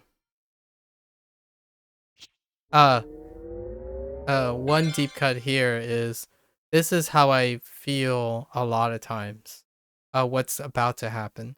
So basically, Haruka feels reservation on whether to celebrate that she worked hard and did right, and then got meet her expectation, and Christina could see that. But then the only reason you're right, or you think you're right or better, is that someone else lost and was wrong. And the worst part, and one of the no-win situations, or feels like no-win situations, is when that person is your friend. When you have an argument with someone and a debate with someone, at least from my perspective, it's often an incredibly bittersweet thing. So I try in all my attempts to normalize the idea that right or wrong, both of us have the opportunity to learn from being right and from being wrong. It's not about uh give and take or sacrifice and uh gain, right? It's more about the whole process. So like across a time frame. You'll be right sometimes, I'll be right sometimes. But whenever you're right, I gain something and lost something or changed something. And when I'm right, you do the same. And over time, we only win from doing it. The reason why this is very important, this life lesson here, is that if you think someone is losing and someone is winning in those situations, you start falling into a pattern of avoidant behavior, which is what Haruka does a lot. She avoids as much possible to make people feel bad. Kiryu does the opposite. He says, yes, it can feel bad now, but it also leads to good things. Like things that are opposite of this. So what happens is he puts perspective as a parent, as an older adult, that you can't see what happens down the line, but what you can appreciate is it will lead to something that is different down the line, or the same, or something else, but there's more down the line. And that's putting it into perspective, that phrase, that cliche phrase of gaining perspective. So when you get into an argument, it's nice if you emphasize that, because then people around you would gravitate. Yeah, winning or losing a debate sounds really artificial, but it's unfortunate because it's artificial, but it comes from someone who's narcissistic or someone who's self-centered. Uh, Thinking you can win or lose in the long run about debating, which debating often suggests involving something subjective, making that into a me versus you is a selfish projection. So it's a construct you just decide if you want. It could be healthy for you. Like, you could want to do that and it works out for you. For me, it doesn't. I want people to know, and I surround myself with people who because I want to emphasize that it's not about winning or losing, it's about learning from each other, that I project this actively. So the people closest to me are most comfortable with that. If you project that it's important to win or lose a debate, and you're angry that people only care about winning or losing, you got to really ask yourself, who's actually selecting that? So if you're really upset that your friends constantly argue with you, you're probably argumentative. And I'm not blaming just one person. I'm saying it's an interpersonal thing. So it's a diffusion of awareness. When you look around and you're really upset about the situations you're in, especially people you surround yourself with, like if there's a person that constantly disappoints you, it's kind of worth some time to think about what you're like to them, right? It appeals to that selfishness, which allows you then, if you see that in yourself, perhaps there's a chance you see that in them, and it doesn't have to ruin the friendship. It could be the bridge that helps both the friends become even closer people and they become even more argumentative. But the idea is, if you like to debate and win and lose, hopefully that's not making you upset, like imbalanced and depressed. Because you can have healthy relationships with competitive people, with winning and losing, if you're able to empathize and understand that what you're doing is creating the thing that you either dislike or like. So the best, in my opinion, one of the highest encouraged practices of getting yourself out of a non-sustainable funk, as in I don't know why all my friends are like this, is to see if the thing you're doing is also encouraging that. And if you, and just knowing that can be very encouraging. It'd be like, oh yeah, okay. Is that worth it? It is. Like, for example, some people winning and losing debates, it's worth it because it gives them, it tells them stuff, it gives them clarity. For me, I'm not that kind of person. I'm well aware I do not surround myself or want to be around people who think winning the end game, like the just ends justify the means, is what the focus is on. So ultimately, over time, I don't have friends like that. I typically don't have friends that are afraid of being wrong or right. And over time, they'll probably realize that they can say whatever they want without the fear of knowing, because it's always understood that we don't know everything. So having a debate is the most opportune moment to share what we know for each other. We can be completely wrong about what we know, but without sharing it, you won't ever know. Like, you can keep telling yourself you're always right, but if you don't share it with anyone, how do you know you're always right? It's an interpersonal thing. Debates, socialization, human interaction is an interpersonal thing. If you avoid it, you're not practicing it. So for me, I constantly encourage people to do what they're comfortable with, whatever lifestyle or perspective, but it has to encourage them in the end to engage in interpersonal feedback. You don't have to be an intellectual, you don't have to need to know psychology or education to intuitively benefit from interpersonal interaction. The goal is, though, to find enough for you to do it naturally. Like, do it enough that will sustain you. You can be closed minded as much as you can be if you're happy. But if you're not happy, being closed minded is the last thing that's going to help you find a solution. Because if you're already unhappy, the solution's not with you.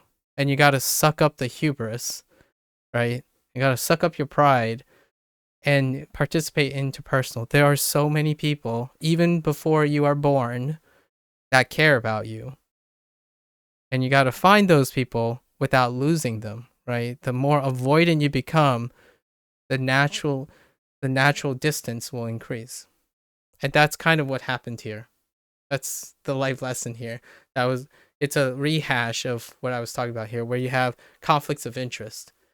The idea is Haruka will immediately realize afterwards, like, I feel good that I won and success, but I have to remember that I also want to help and be happy for the other person. Akari did not react that way. Akari reacted with envy and jealousy and happenstance. She blames her inability to win because Haruka got lucky or is luckier. But here's the twist, right? Because Haruka has more influence and power, she's going to use it to help Akari. That's the difference in the perspective. Will they stay as friends?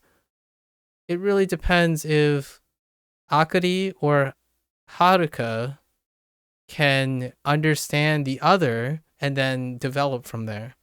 But if they don't, Haruka could help Akari, and then Akari would just go on her merry way, and then they would go in different paths, and that's perfectly reasonable too.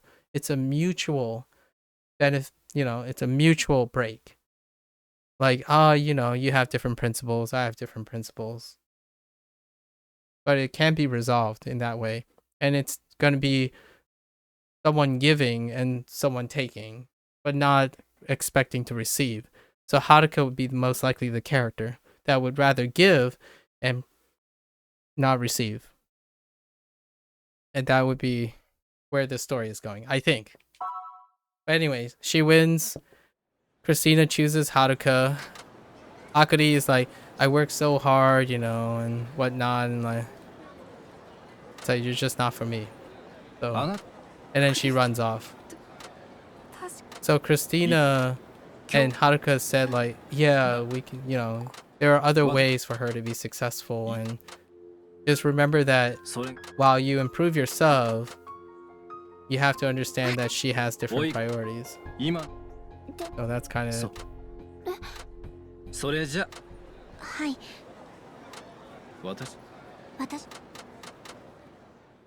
And he becomes her dance instructor, so.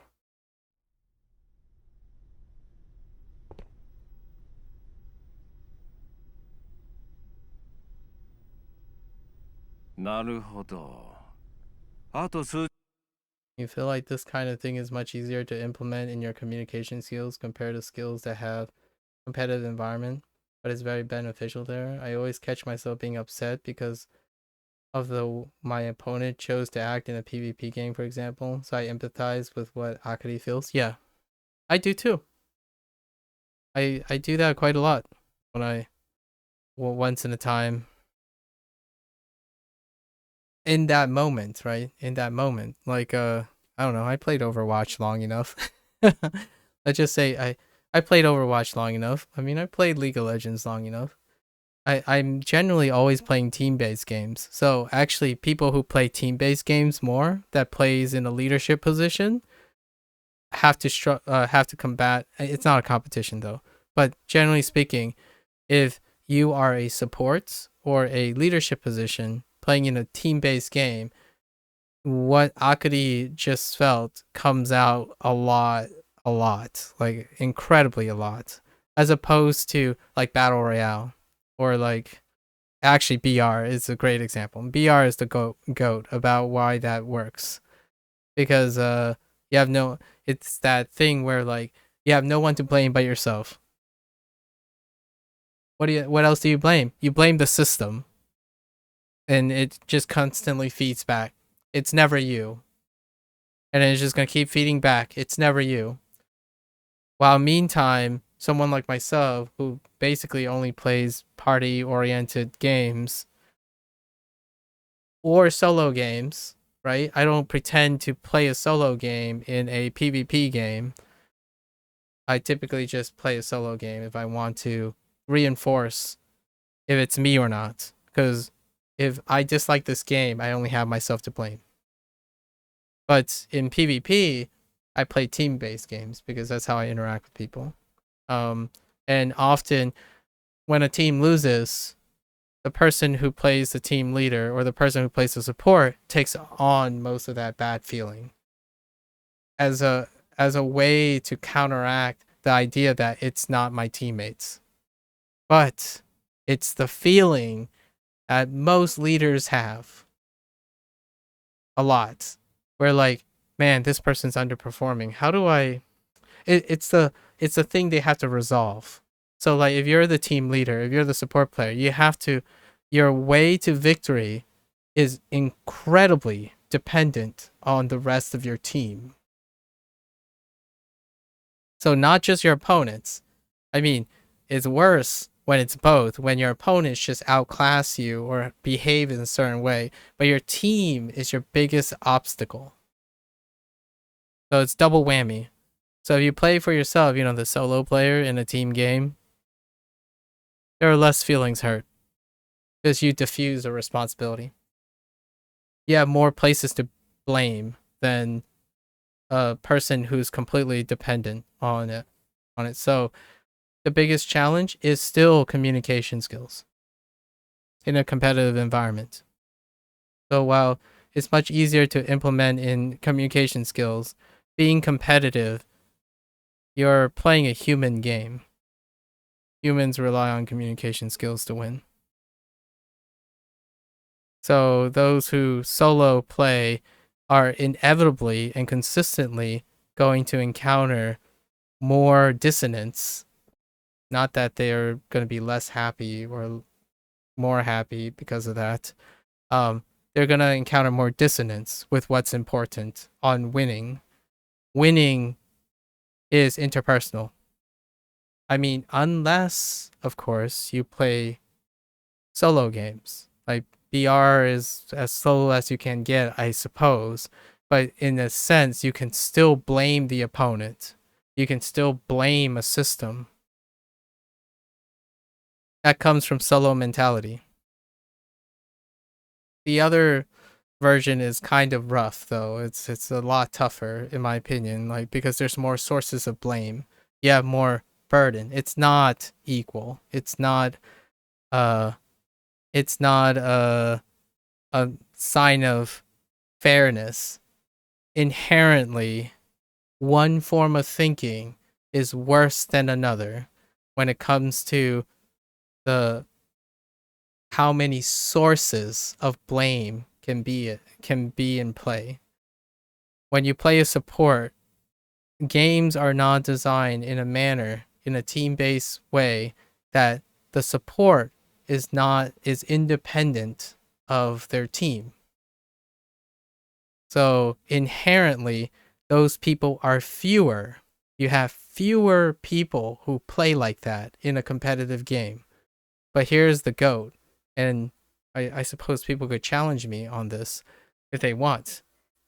Leaders are the success stories, not solo players.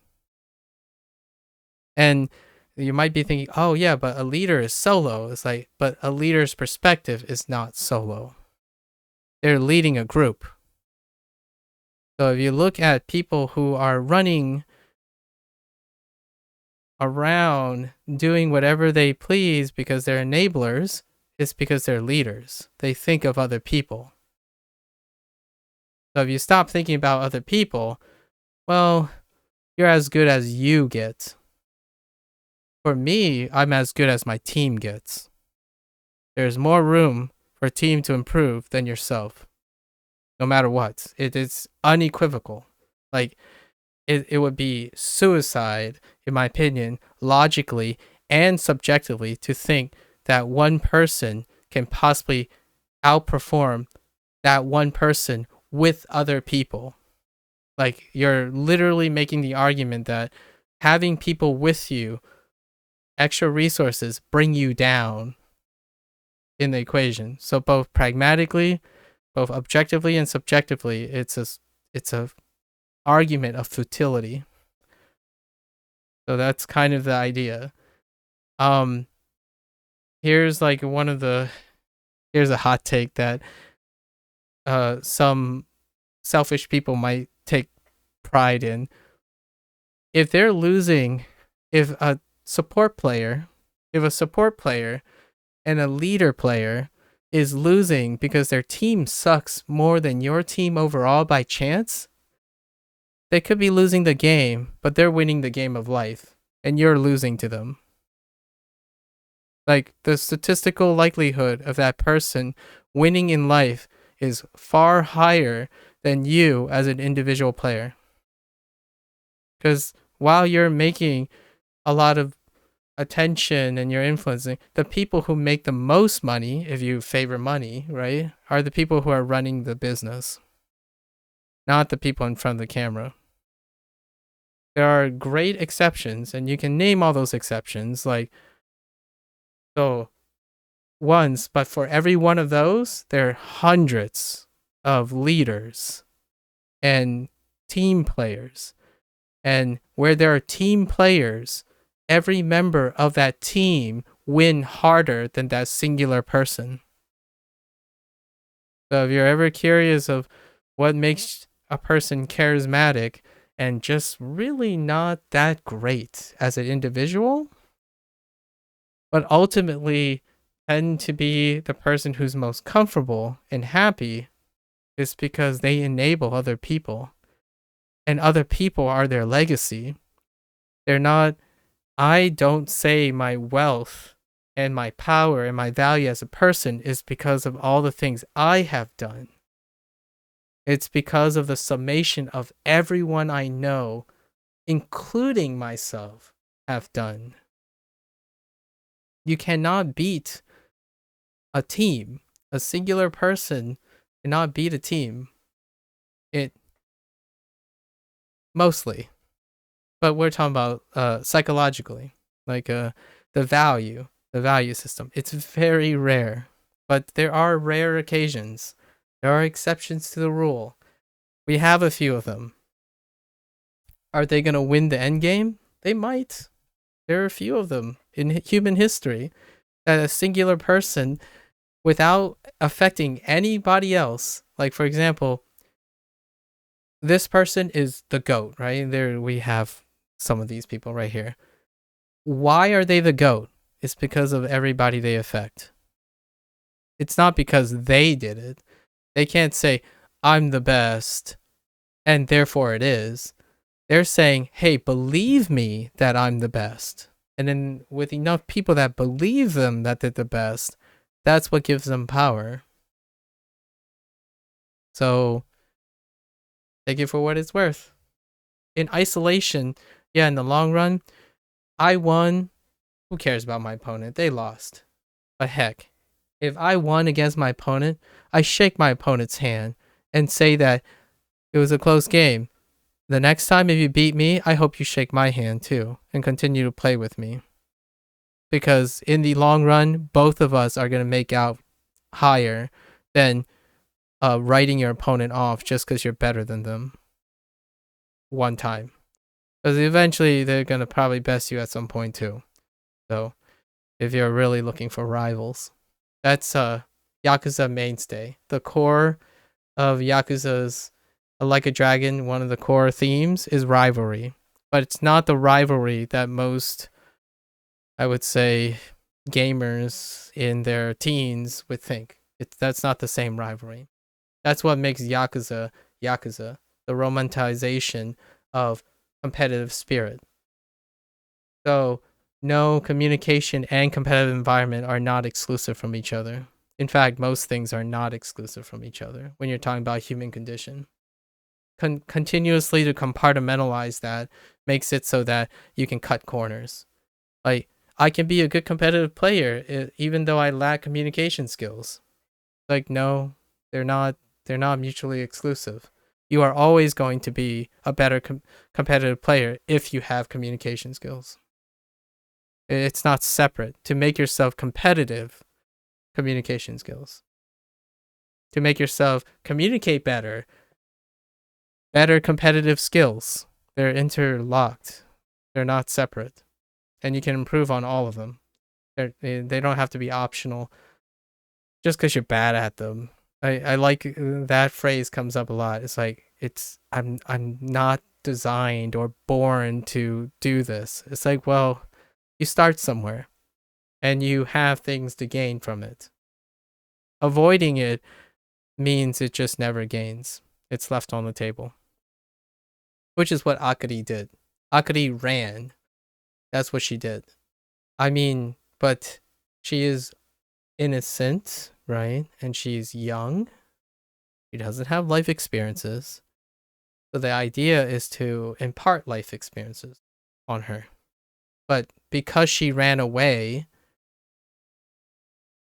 she'll never, like, if no one goes after her, she will never gain anything from that other than knowing she's right and she deserves to run away upset. She will never learn any more than that. That's gone. It ends there. And what she's going to think about is that life is just luck. And if she was lucky, it would be different. It wouldn't. If she's basing on lucky, the statistics of she gets lucky once and she doesn't get lucky twice and she fails again because she chooses not to learn from it. So like if you're running through life thinking lucky things is the reason why you get ahead in life, is like the only reason, when you get that luck, you wouldn't even know if it slapped you in the face. Like, she's lucky. There are things that she can recognize that she's lucky. She has Haruka. She had an opportunity to audition for Christina, Those are the other sides of the perspective.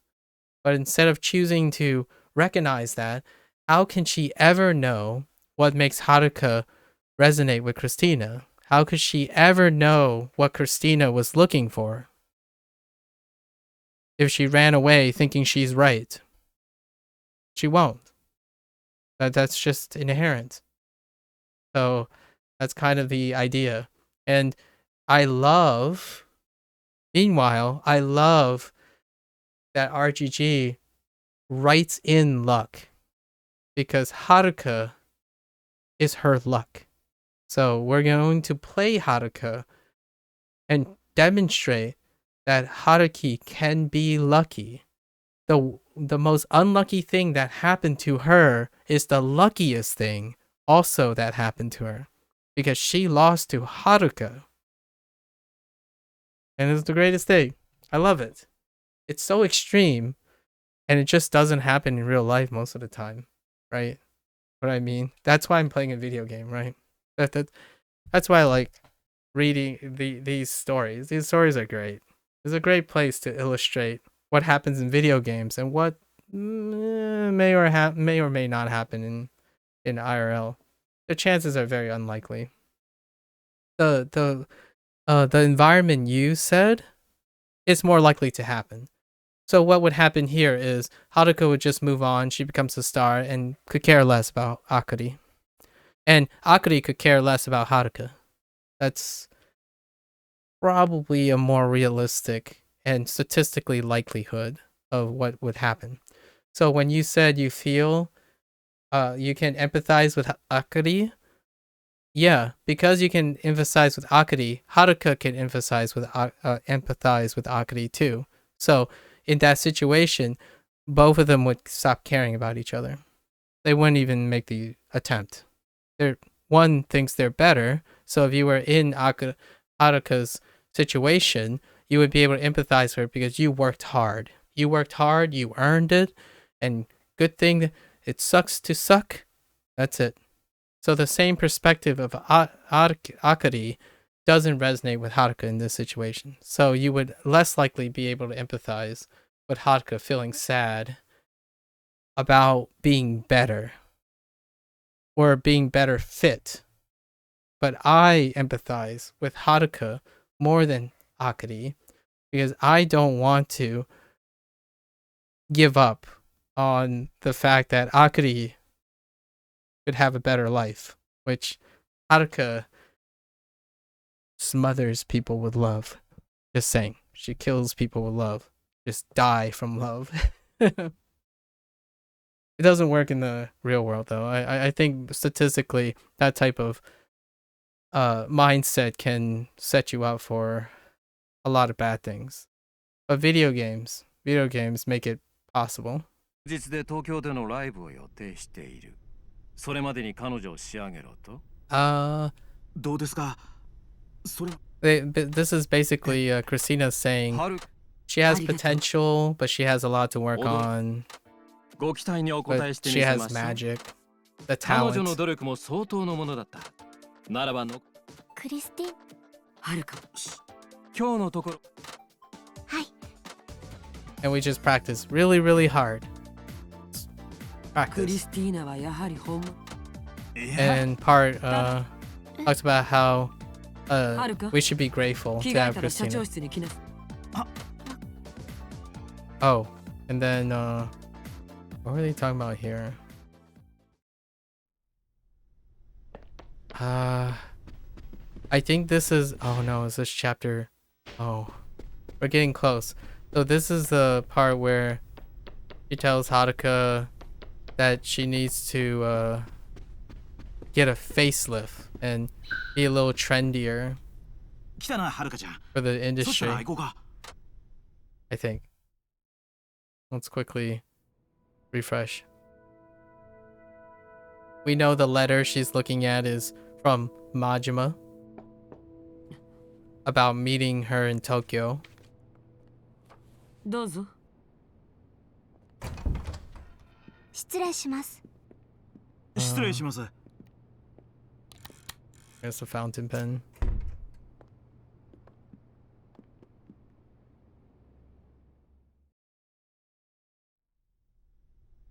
仕事っていうのは他でもない。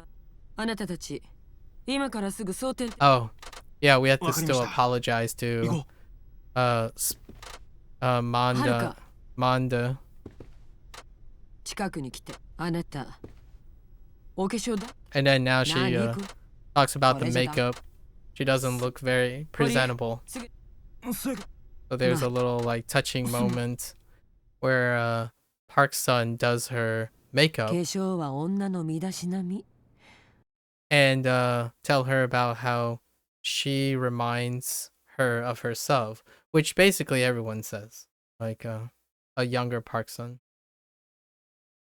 And that Haruka says she それ enjoys じゃ those 蒼 moments 天テレ too. ビに Because Haruka didn't grow up with a mother figure. And Park Sun's kind of taking Okay. place of that. So now we have to head over to Soden TV to apologize to Amanda, even though T-Set's a butthead. Freaking girls. I tell you, girls are mean, man. Sorry. That's a joke, guys. That's a joke.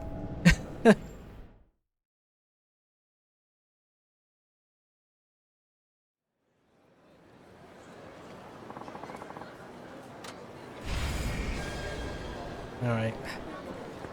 Oh, this is where we meet the acupuncture guy. Not the acupuncture, the palm reading guy, I'm pretty sure. Fucking palm reading.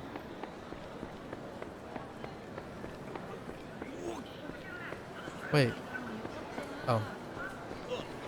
Never mind.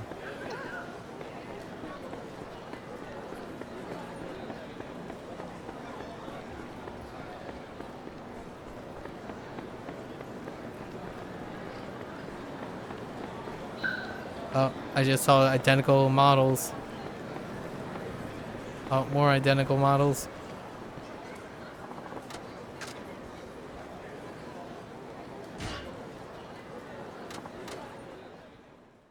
Pretty sure. I've got the guy's name though. Okay. So we walk over to Manda. And then Manda reveals that he fancies Park in a past life and that they work together. Yeah, this is a character that was underdeveloped in my opinion. Oh, yeah. This is where we have to, so one of the models had to drop out. And to make up to Manda, we had to appear in this, like, trivia game show thing. To fill in. To make up for him. Make up to him.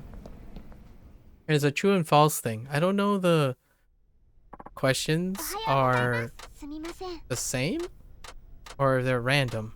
わかりました。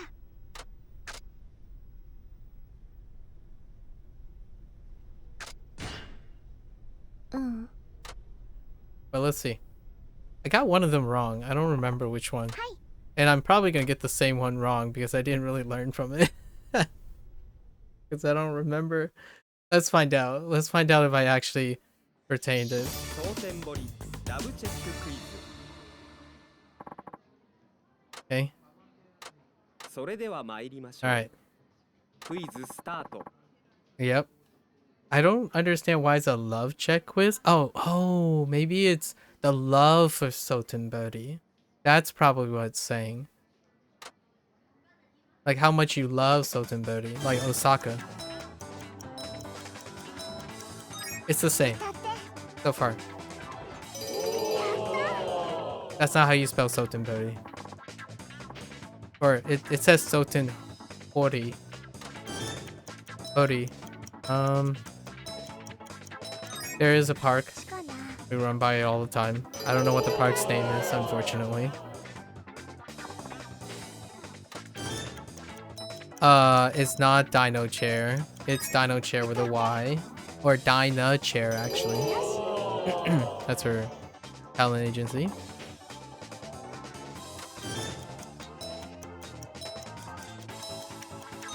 She, fourth floor is the lesson floor. Oh, maybe it is about her and not about Osaka. It's kind of a mix. There are no arcades. There's one arcade, a really big one. And then I think it's this one. It's the restaurant name. I'm pretty sure it's a restaurant name. Let me think what it was. Okay. Oh, yeah. T-set is true. Because they're butt heads. It's one of these coming up. It's about a restaurant name. There isn't a carry. That's false. Even bars have karaoke. I think it's this one. Yeah, both takoyaki and it's false, I think. There's no taiyaki shop, I think, or something like that. I don't remember. I don't know why it's false still. Oh, and this famous crab place. I think it's Kani Doraku. Yeah, okay. Like, uni is not a crab. Uni is a urchin. I think. And then Iwo Bridge. Iwo Bridge. And that's it. Alright, so we did remember it. It's fine. I wasn't confident that I actually remembered what we did. But it's 50-50, so, you know. You only have to remember one detail. It doesn't really affect anything. Just your payout, which we don't really need anything. We have 10,000 fans! Almost 11,000. 11,000 subscribers. We passed the monetization threshold for YouTube. Oh, actually, it's only 1,000. Alright. Alright. Off we go.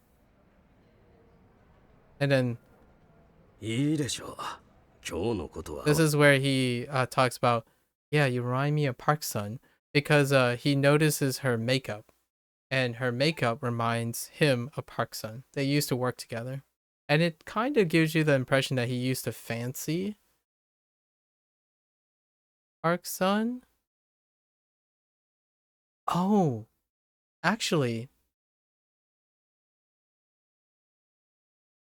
Oh, maybe he was the... No, he wasn't the one in the picture, was he? There were 3 people in the picture. It was Majima, Park, and... Who was the third person in the picture? I don't remember.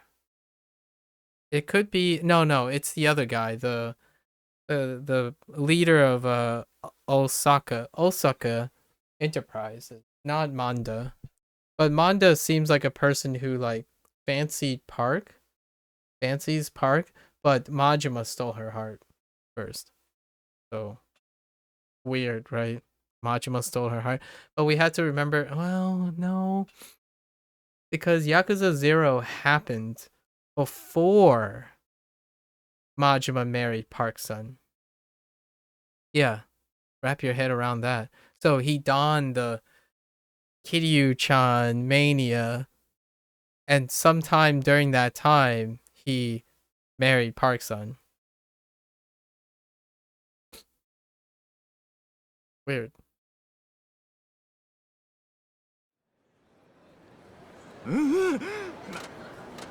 どないかしたなんだかちょっとクリスティーナもそうありが Yep. そして Time to go home. Yeah, YouTube partner. Haruka is bona fide 10 times YouTube partner. She has over 10,000 subscribers. Making bank. Already have TV sponsorships, you know? I think we can keep moving. I still haven't seen any sub stories from her. Sexy pub prison. Don't get any wild ideas, folks. It's not that type of... It is that type of place. Oh, come on, dude. Can't you see Haruka walking? And this is the Tatsuya, the gourmand, which we're not going to interact with yet.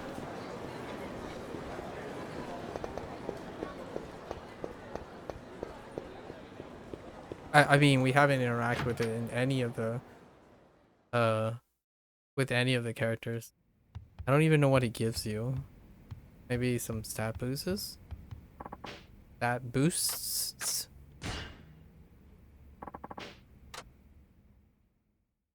Right. We go to bed. Okay.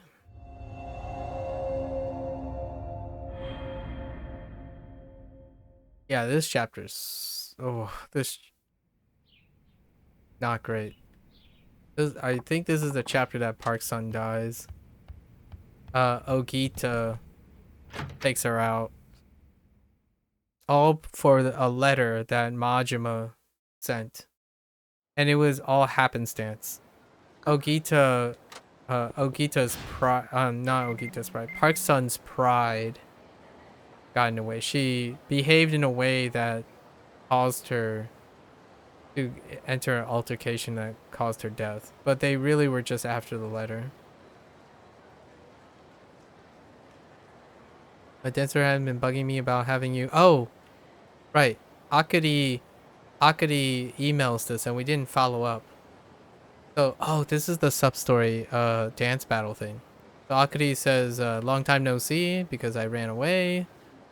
Friend wants to battle Haruka, and it was Sotenburi footpath. It's right behind Suborara. Raria. Okay, we'll do that. I have no idea where that is. Oh, here's some sub-stories. Oh, there are a lot of sub-stories. Here we go. I have to go to the bathroom first, but here we are.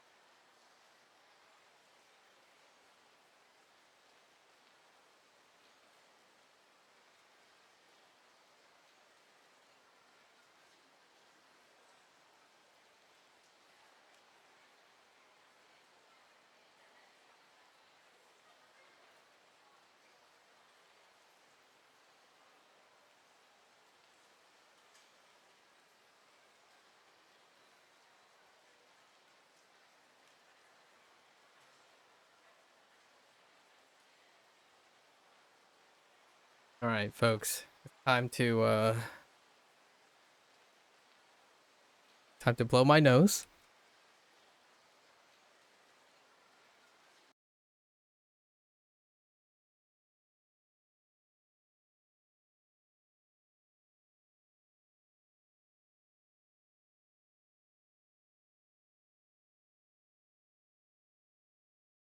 Clear my airways here.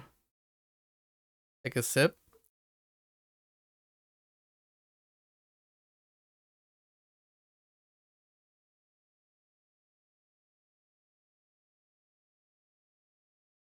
All right.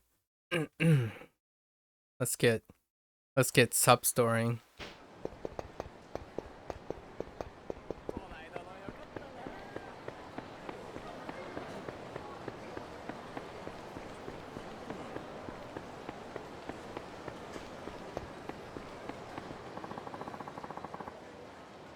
I wonder how everyone's doing back home.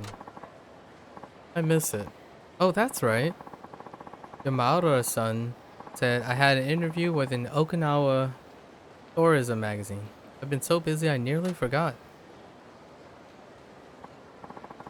Oh, I got it. Oh, wait. We did do this one. This one we encountered. This is where she exchanged with Ayako. So Ayako says, thanks for the money, Haruka. Don't overdo it, okay? We saw you on TV the other day. All of us at Morning Glory was thrilled. And then she sends, this is a really cute back and forth. Aw, they're all watching me on TV. That's so nice. It makes me happy even though it's kind of embarrassing. I better write back. I'm so glad to hear from you. Is everything okay back home? This is a pretty cute exchange. She answers back already. She's getting good at this email thing, right? Thanks, but we're fine. We're as happy as ever here. How about you? Want us to send you some Goya? Which is bitter melon. It's a weird, acquired taste. Yay, I don't have to worry. Of course, I don't want them to worry about me now. Let's see. No thanks. I'm good on Goya. Soon, I'm going to do an interview for a tourism magazine. Maybe you'll all get to read it. And then say, huh. No text back yet. I'll get them excited. Can't wait to see how they react. Come on, Ayako. Why are you taking so long to write back? First world problems. Sorry, folks.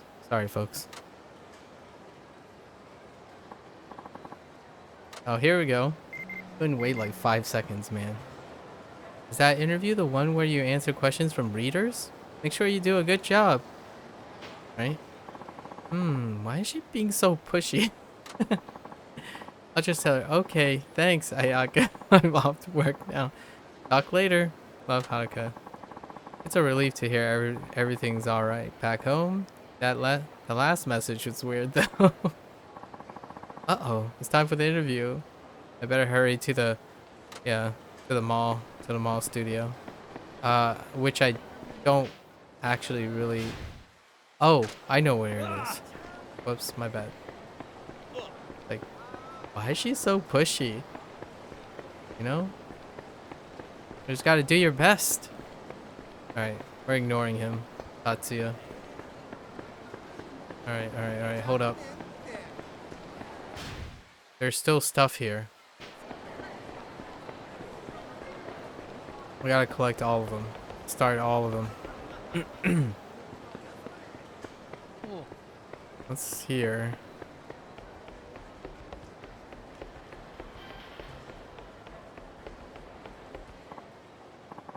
Yeah? My manager told me I won't last much longer. Yeah, Mom, I know. If that happens, I promise I'll come home. We both knew the entertainment business wouldn't be easy. That's actually kind of understanding. Yeah, okay. I'll talk to you later, alright? Yep, bye. Huh. Oh, you're Haruka-chan, aren't you? Hmm? Yes, that's right. Do you remember me by any chance? Princess League? Before the game happened? Right, of course you don't. Why would you? Oh, I'm sorry. Where did we meet? The Princess League. I'm kind of an idol too, actually. But you knocked me out in one of the early rounds. Yeah, most of the time, a lot of these characters are right before you assume the role of Haruka. Where she already qualified for the finals. Oh. But, hey, don't get me wrong. It's not like I'm holding a grudge against you or anything. I want you to know that. My name is Asuka Tsukino. I'm with the agency Blue Skies. Well, for now anyway. They might not renew my contract. Where there's a winner, there's a loser. Unfortunate. Is that because you didn't win the Princess League? There it is, Haruka. I wish I could say it's not because of that, but yes, I think that's a big part of it. My manager even hinted as much. I see. You've been on TV a lot since then, haven't you? I always watched you on the Princess League. I hate to admit it, but the people who left on the show sure are a lot better than me. My self-taught skills just can't compete, I guess. Don't you have an instructor that gives you lessons? I do, but he spends all his time with the cuter, more talented girls at the agency. Oof. Okay. Just slight cut. Just a slight cut. No strong digression. There is a very likely chance that that's not the case. A lot of times when you single out a pattern, it can make you blind to other things. And that is a big disclaimer on what I said too. That's why it's often great to offer an invitation for other people to either confirm or I'll offer an alternative perspective or interpretation. There's a chance she doesn't think she's cute and therefore hyper focus on that specific characteristic as the reason why the instructor doesn't focus. So it's very difficult from Haruka's perspective to understand if that is true or not. But Haruka is an incredibly trusting and sympathetic character. So she will accept it unconditionally as trust, which is what gets Kiryu and Haruka in trouble all the time.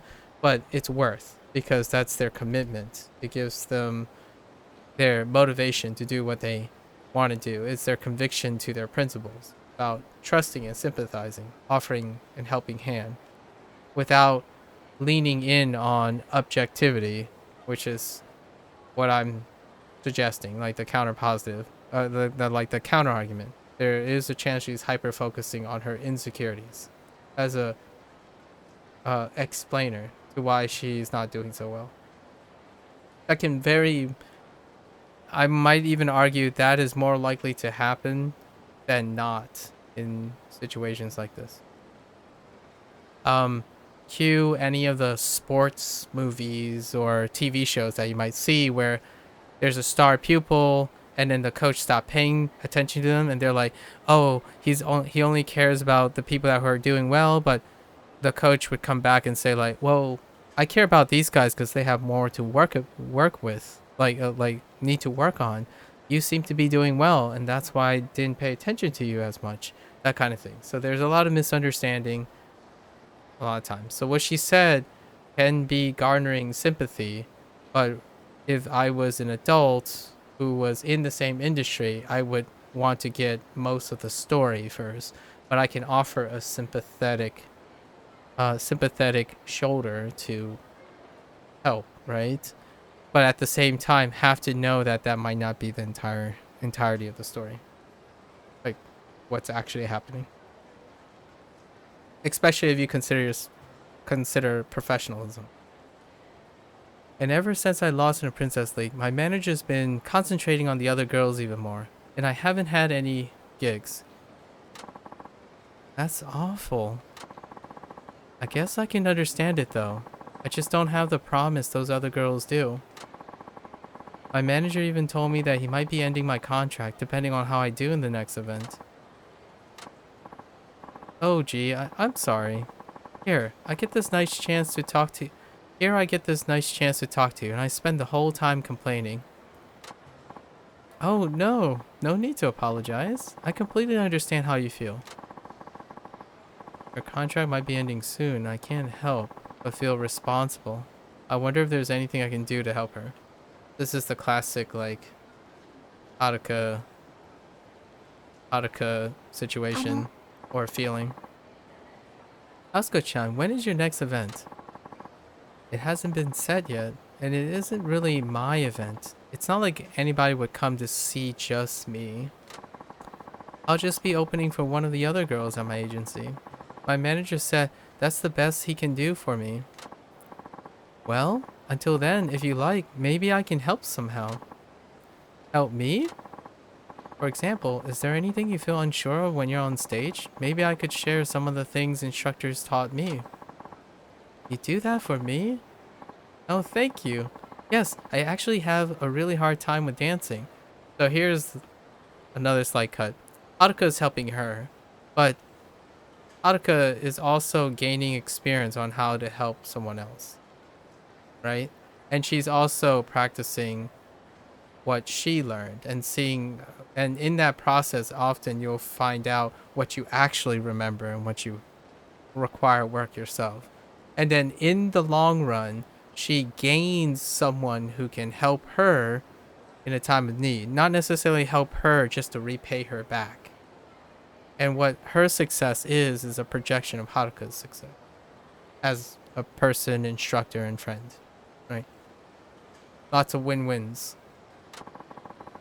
It's not like I just feel unsure. I'm genuinely terrible. I have hardly had any lessons either. Well, if you need lessons, why not give dance battles a try? And then this is the setup for the dance battle. You just gotta weave in the mechanics, right? That's right. I've learned a lot from doing dance battles myself. This is what I call friendly competitive spirit. Not the, it's the perspective of learning from the competition. The expectation of learning from the competition. Not beating your opponent. Or your opponent beating you. That can be an icing on a cake and could fuel a lot of people. But generally speaking, those who are focused on learning from the experience tend to make out ahead consistently, in general. Like, unfortunately, this is not a, like a truth, like, that's what you think, that's your opinion thing. Usually, learning capacity is bigger when you're focused on learning, right? And when you're not focused on learning, you learn less than you focusing on learning. So like there's no like that's not an opinion, that's just it.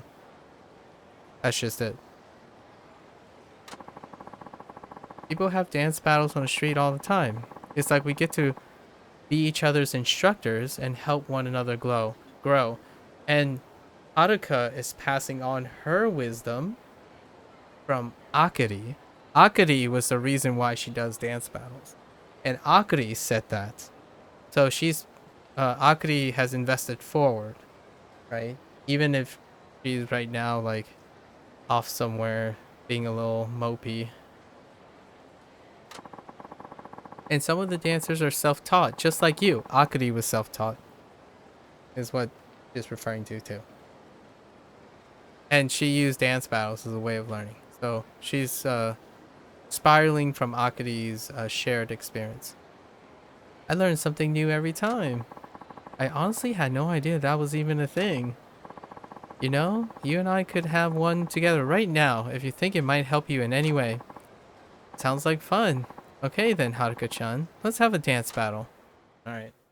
I don't know what her input is, but usually sub-stories are the lowest baseline inputs. But the music's good. I like the music. It's very relaxing.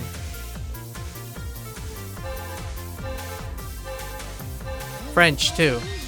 This is the French version.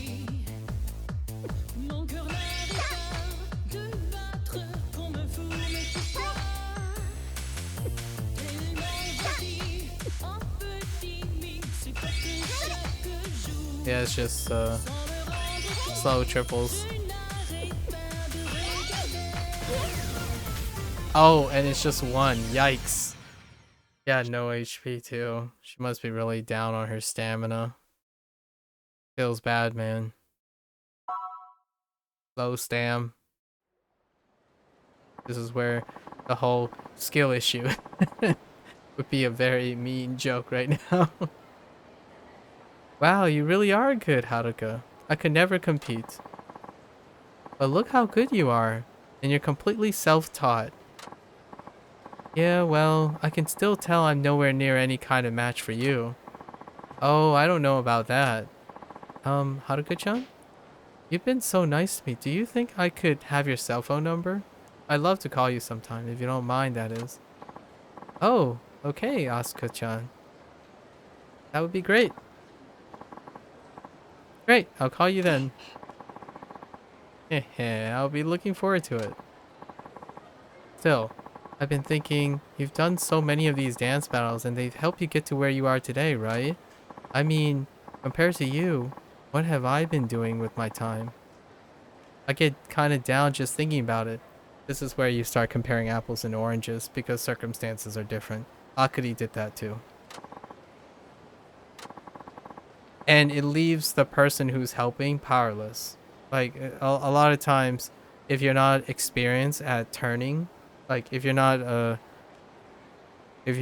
experienced at being a mentor, usually then it becomes very difficult. It puts the person in a difficult position. And that's generally often what I mean when I say when you're helping someone. If you offer to help someone, the intent is very pure. But often it can be worse if you're not equipped to help. And usually I'm saying that in the context of someone's mental health. Like if you're in a crappy place and you try to help someone out of the goodness of your heart, it can often go further south, right? But there's also, with a lack of a better meme, a skill issue as well. So you can offer help, but sometimes offering emotional support is far more reliant than actually going out of your way to offer constructive criticism, because there is a high chance that you can also worsen the situation. So in this case, Haruka is going to rely on default to an emotional support position as opposed to worsening the situation, probably like the way they would write it off, right? I have a little brother, by the way. He's the reason I want to be an idol. Unlike me, he's really, really smart. And I'm not just saying that because I'm his sister.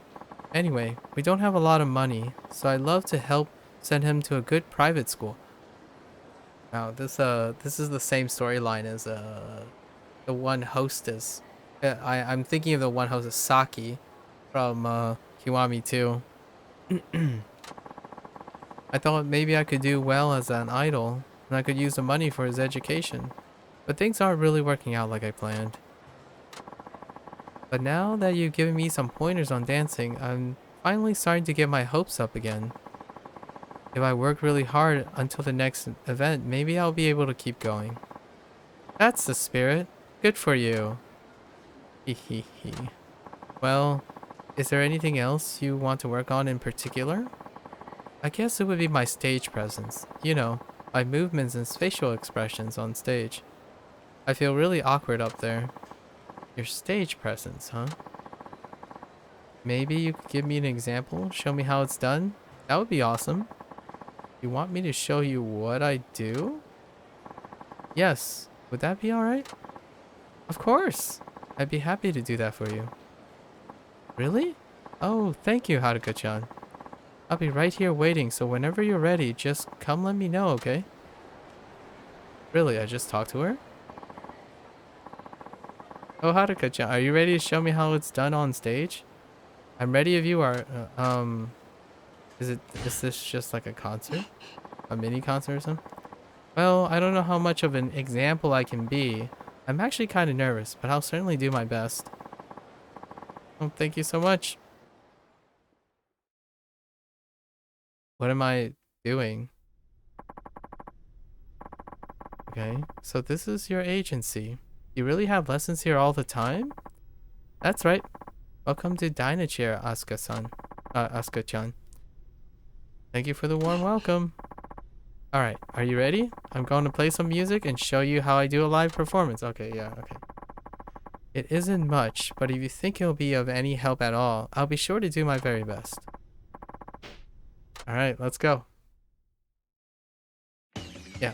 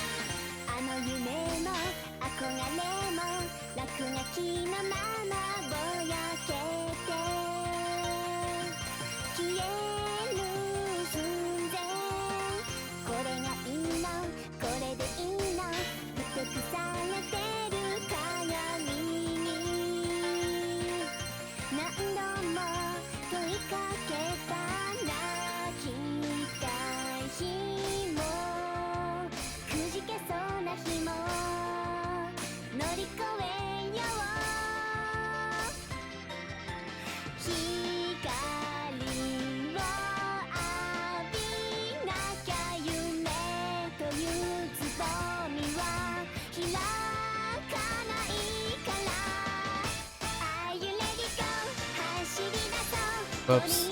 I hit the wrong button.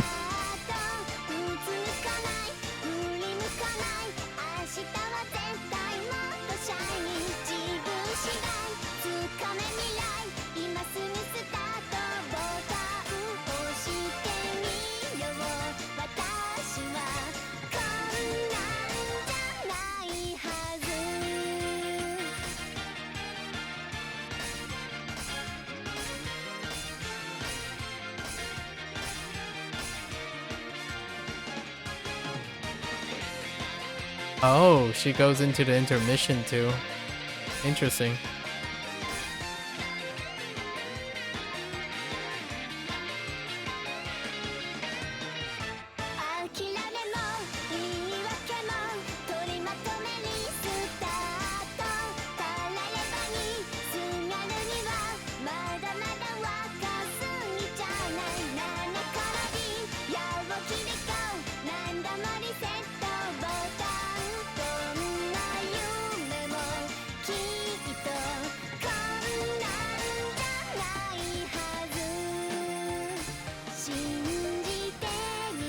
Oh, it's the full one. Interesting. But she ended up doing the whole thing. Oh. Oh, even the slow ending. The slowdown. Dang. Haruka really is putting in her all.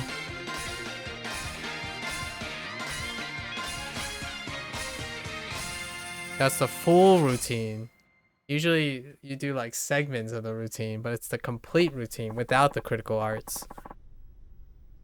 Without the climaxes. That's the only thing missing.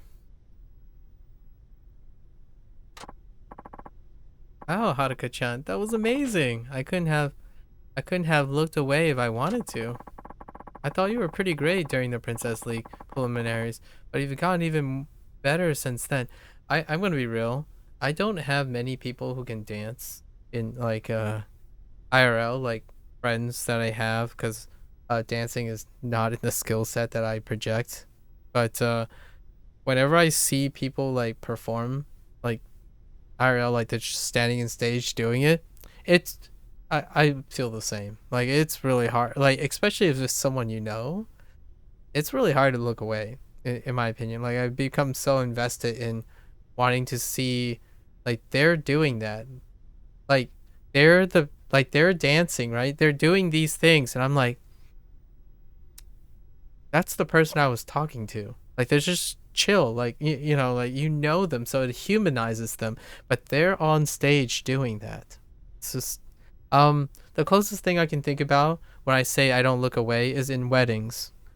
I'm usually that guy that just chills and like sips the gin and tonic or something and have long-winded philosophical conversations with all the relatives at the table that are too old, that feel they're too old to, they might break a hip when they're dancing kind of thing. But what meanwhile I'd be like staring at the dance floor, seeing just people watch the whole time, like them dancing, like little kids would run around, and it's very mesmerizing when you get really invested in like the people that are doing it. That's kind of another digression for another time, where if you really truly want to motivate yourself, you draw inspiration from someone, especially when that someone may offer the solution to your whatever it is that maybe you just want to change about yourself, or often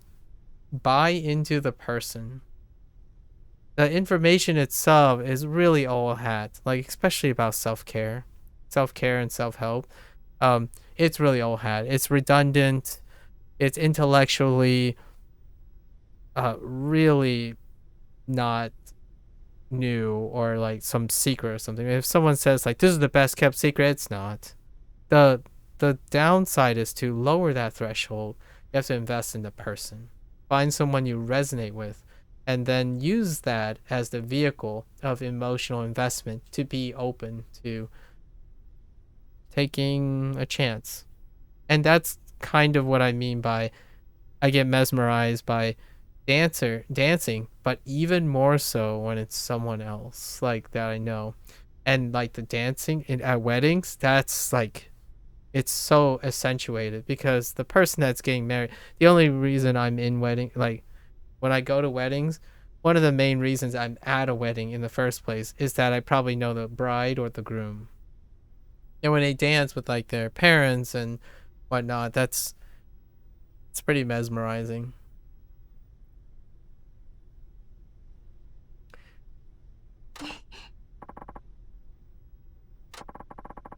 I really learned a lot watching you, and you helped me see what I need to work on. I'll have to work as hard as I can if I want to do well at the next event. Well, she's not doom and gloom, thankfully. Oh, good luck, Asuka-chan. I'll be rooting for you. Thank you, Haruka-chan. You know, this is the nicest anyone has been to me since I came to Osaka. Dang. Sounds like a rough time.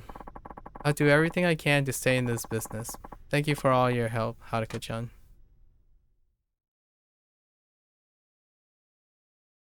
And it's a thankless, to me, it's a thankless job that to offer help because when they fail, you still feel responsible for them failing. Like, so Haruka's uh, personality, right? The you hope and wish that the thing she have gives her positive feedback, but because of the way she assumes responsibility a lot of times, it's a double whammy when the help doesn't help.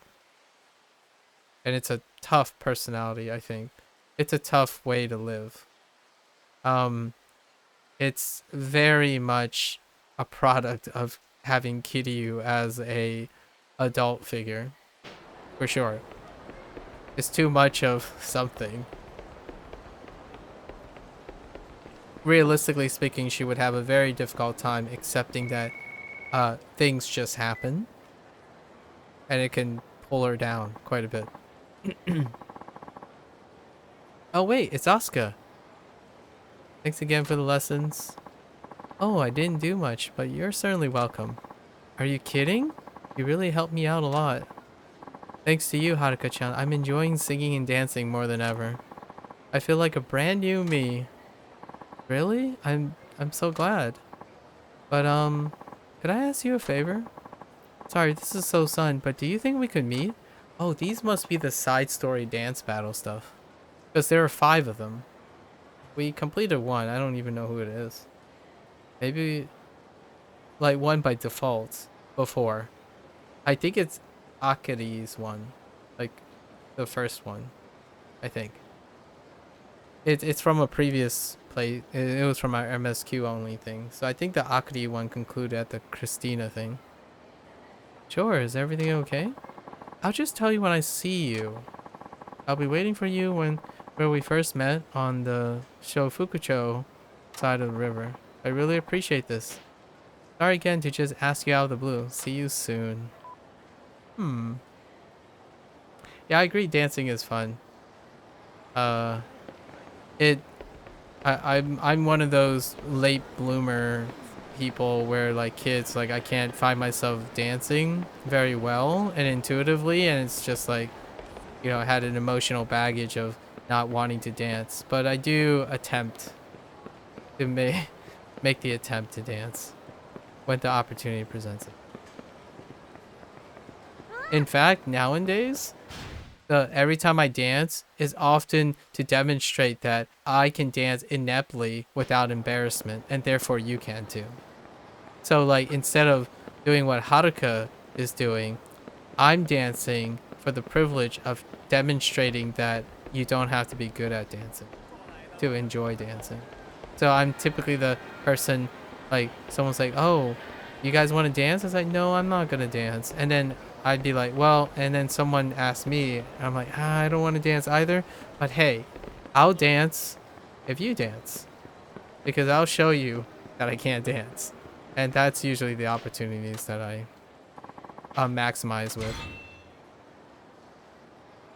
No holds bar. Just unapologetically dance. I don't usually feel embarrassment anymore. unfortunately, or fortunately, I don't know. I don't feel pressure of embarrassment. Typically, there's pros and cons to pressure of embarrassment. Embarrassment tends to be a great motivator for people to hyper focus on skill development. Unfortunately, my dancing hasn't improved because I rarely feel embarrassment from such acts. But nevertheless, because I am aware of that, I tend to use it to my benefit. So when someone says they're really terrible at dancing, I start dancing. Just because then they would likely dance, because it doesn't take much to feel secure if they saw me dancing. And I'm pretty secure about knowing that I have not developed my dancing skills. It's actually the asset that I use to empathize with people. It's kind of like self-deprecation, but only not really. I'm not self-deprecating because I don't feel it's true. I feel like it's useful. So it can be very useful to be bad at something. And dancing is one of the very few examples that I use in my back pocket a lot. So when people say it sucks to suck, not particularly, not for everything. Sometimes it's best to suck. That sounded really, that could be taken out of context. But what I mean is there's a time and place to be good at a skill, and there's a time and place to be bad at a skill. And when you're not pretending to be bad, it can be an asset. When you're pretending to be bad, that's a risk dilemma. But when you're genuinely underdeveloped, it can be a point of resonation. Like not resonation, a resonance. Sorry. So just you gotta figure out how to spin it your way. So I have legitimately, deliberately danced poorly, and it works to my advantage. In fact, for that situation, most of the situations, if I were able to dance, those people would be unlikely to enjoy dancing ever. Like they would be unlikely to participate then and there. So I capitalized on my inexperience. That's how you seize opportunities, in my opinion. That would be my example. A decent example, anyways. Hmm? Oh.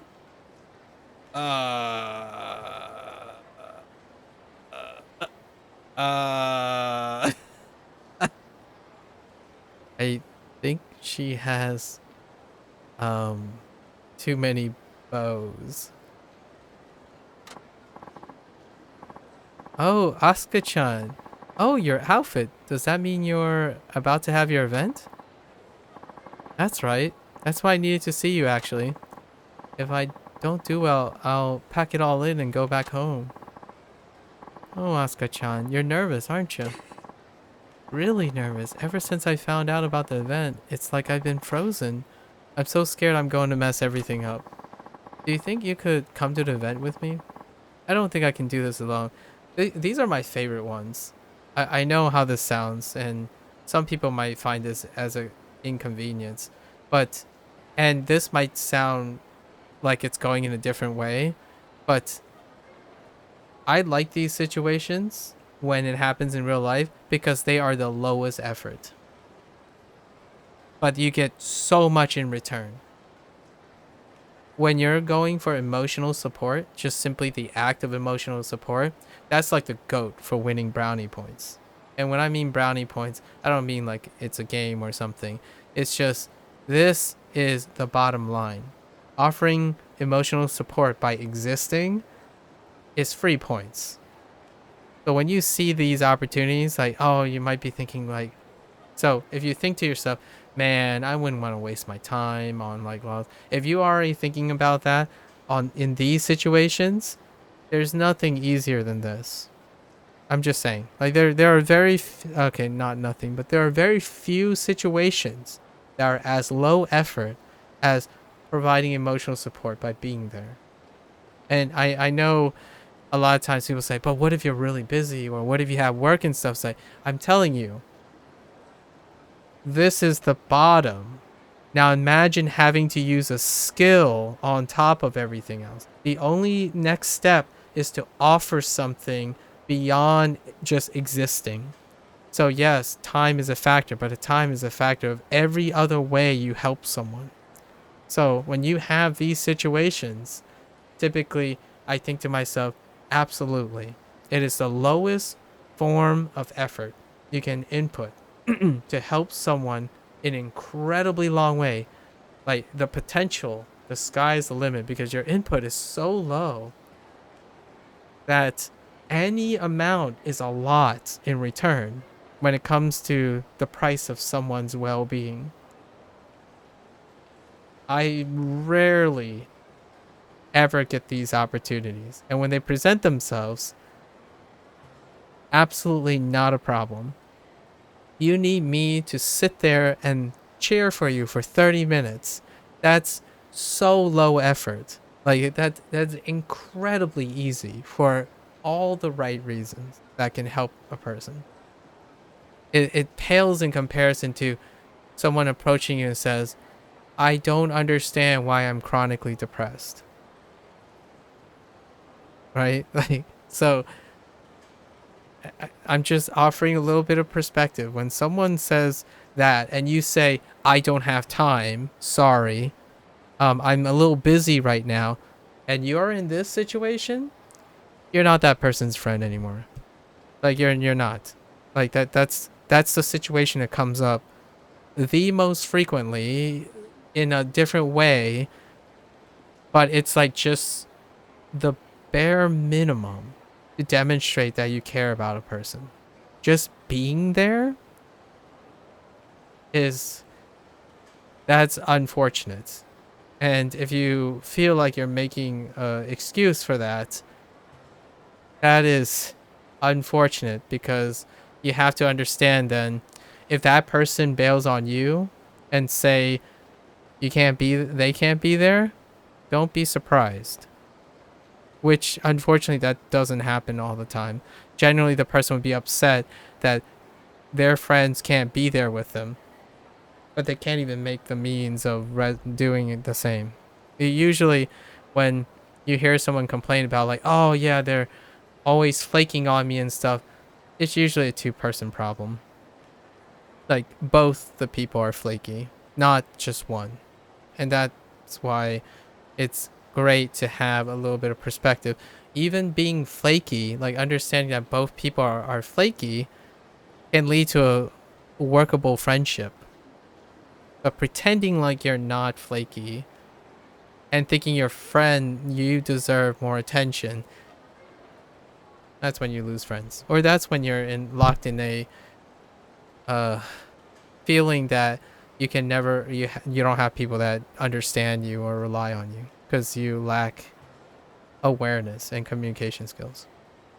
It's just a little slight digression, but this is gonna come up a lot in most of Haruka's stuff because I imagine that's the type of sub stories we'll have.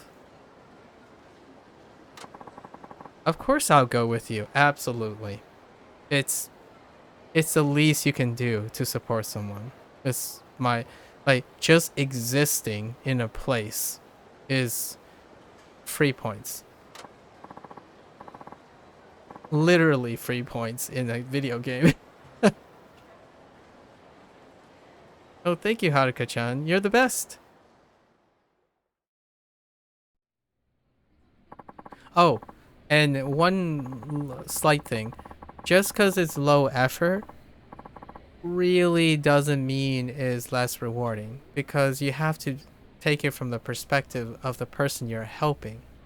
It could mean the world to them. Just because you feel, which Haruka does quite a lot. Haruka downplays a lot. It's like, well, I didn't really do much. Like, oh, this is all I can do. Like, yeah, that kind of works in the video game. But if you say that a lot in real life, like for a person, you might start believing it. And that can lead to the imposter syndrome, which is what Haruka kind of does a lot. She underplays that, and then her character is set up to be counterbalanced by Park's son, Arc Sun is like you're not invaluable. I mean, you're not you're not low in value. You're not gonna fail and whatnot. So she has the extreme other end. It's like you're going to make it. You're going to be a superstar. You are the embodiment of our dreams, which makes these video game characters. And it hammers home the melodrama of Yakuza a lot, like the series in general. Obviously, realistically, it would be a lot of muddy grays if you're trying to characterize incredibly dynamic characters that have history and interacting with all their past stuff. It can be very difficult to juggle all that in a fictional writing character, especially for a video game, because you don't want a lack of clarity when you're offering a game to someone, right? It's often extreme enough that you can appreciate the eccentricity. This is silly, right? I mean, it's not even like anyone's here to see me. I'm just opening for somebody else. Still, I'm so nervous. It's not silly. It just means she cares a lot. Like that's like the trap. The caring so much that you've gone so used to self-deprecating, like devaluation. Of course it's okay. And after you just went through all that trouble to show me how it's done, I bet you feel like you wasted your time on me, huh? Poor Asuka-chan. What can I say to help her feel less nervous? Tell her it's normal to feel nervous. Cast a magic spell to make her brave. Tell her to do her best. I like this middle one. Like, if it's a joke, but also to distract her from it. I wonder how Haruka's gonna pull this one off. Let's do this one. Asuka-chan, I heard about this magic spell that helps you feel braver. Do you want to try it? A magic spell? I guess I'll give it a try. Oh, but I've never believed in magic spells. Oh no, I shouldn't have said that.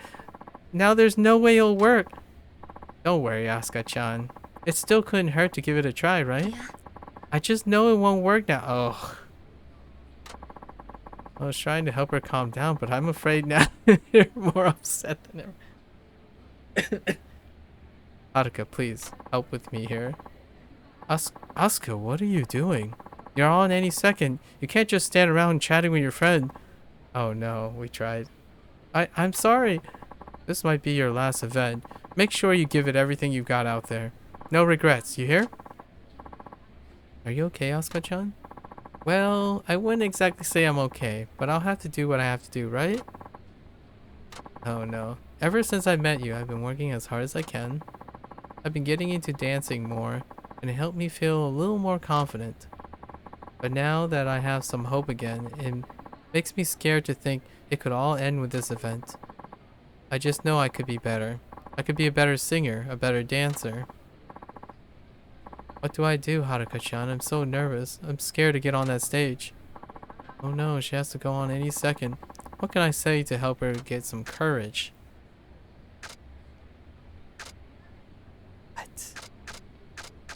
What? I guess. Asuka, you have to think positive. If you give up before you even started, you'll just be psyching yourself out. You can do this. Haruka-chan? And just think, most idols, hopefuls never even get the chance to stand on a stage. Instead of thinking about this as a do or die crisis, think of it as a lucky opportunity. Your one big chance. My big chance? Exactly. You know what? You're right. I've been feeling so much pressure lately, but if I turn around and think of it that way instead, I do feel a lot better. Thank you, Haruka-chan. I'll give it a try. This is my big chance after all. Good luck. Thanks. Okay, here I go. I really was thinking that magic spell would have worked out. I'm not so sure about her dress, though. I mean, there are people there. What the heck? I know you can do this. Good luck. Fast forward 30 minutes? Maybe an hour? Oh. Hey, Haruka-chan. Asuka-chan. Thank you so much again for coming with me to my event. Spent all that time with me, even though you're so busy. It really meant a lot. I was happy to come. My manager just talked to me about my contract. He did. And he said, after seeing me at today's event, he's going to renew it. Really? Oh, that's wonderful news, Asuka-chan. I'm going to give the Princess League another try next year. My agency's instructor said he'll give me lots of lessons to get ready. My parents are so happy for me. And it's all thanks to you. No, it's all thanks to your hard work. You stepped up and you seized the opportunity when you saw it. But I never could have done it if you hadn't helped me. That's why I wanted to give you this to say thanks. It isn't much though. Aw, thank you, Asuka-chan. I'm going to study hard and take lots of lessons. Who knows? Maybe you and I will be even rivals someday. And I guess I better study hard too. Can't thank you enough for all your help, Haruka-chan. That's lovely. That was a sub-story. It's not a side story. We're still... Oh, wait. 2 out of 6. I guess it just includes the dance battles? I don't know how this works. But we'll keep going. It doesn't always work out that way, but you know. Video game. Oh yeah, this one. I think she gives us... Wait, I need to save. In case, we bumped into her too. I've got her name. The big girl. But I'm making sure the game doesn't crash. It hasn't, but some people said it can crash. Let me see if this works. Oh no, it doesn't work. Okay, never mind. We saw this one. This earlier one. Basically, she challenges us to a dance battle because she's a legendary beauty from a neighboring place that's a lot smaller. And Ulala accuses Haruka for judging her and being like privileged and all that.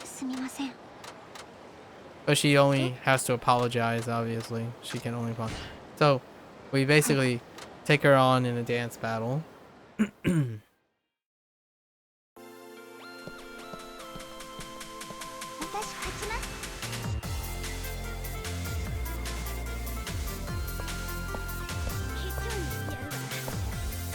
Alright.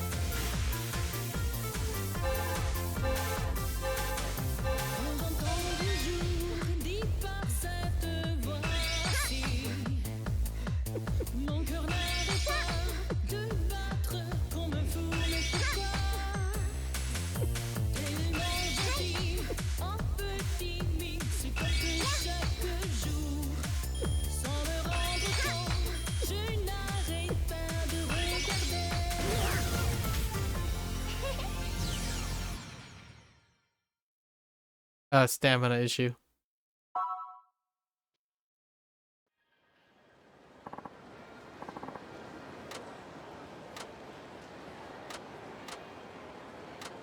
Yeah, she talks about being hungry after her diet.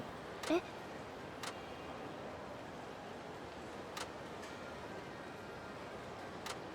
then she talks about buying t-shirts because there's a sale. And Haruka suggested that t-shirts might not be fashionable. You might want to consider something else. And then she swears revenge on Haruka. Yep, won't be the last time. Oh, is this? This might be the one that we get from the dance battle stories. That might be the one. The other one. What's happening here?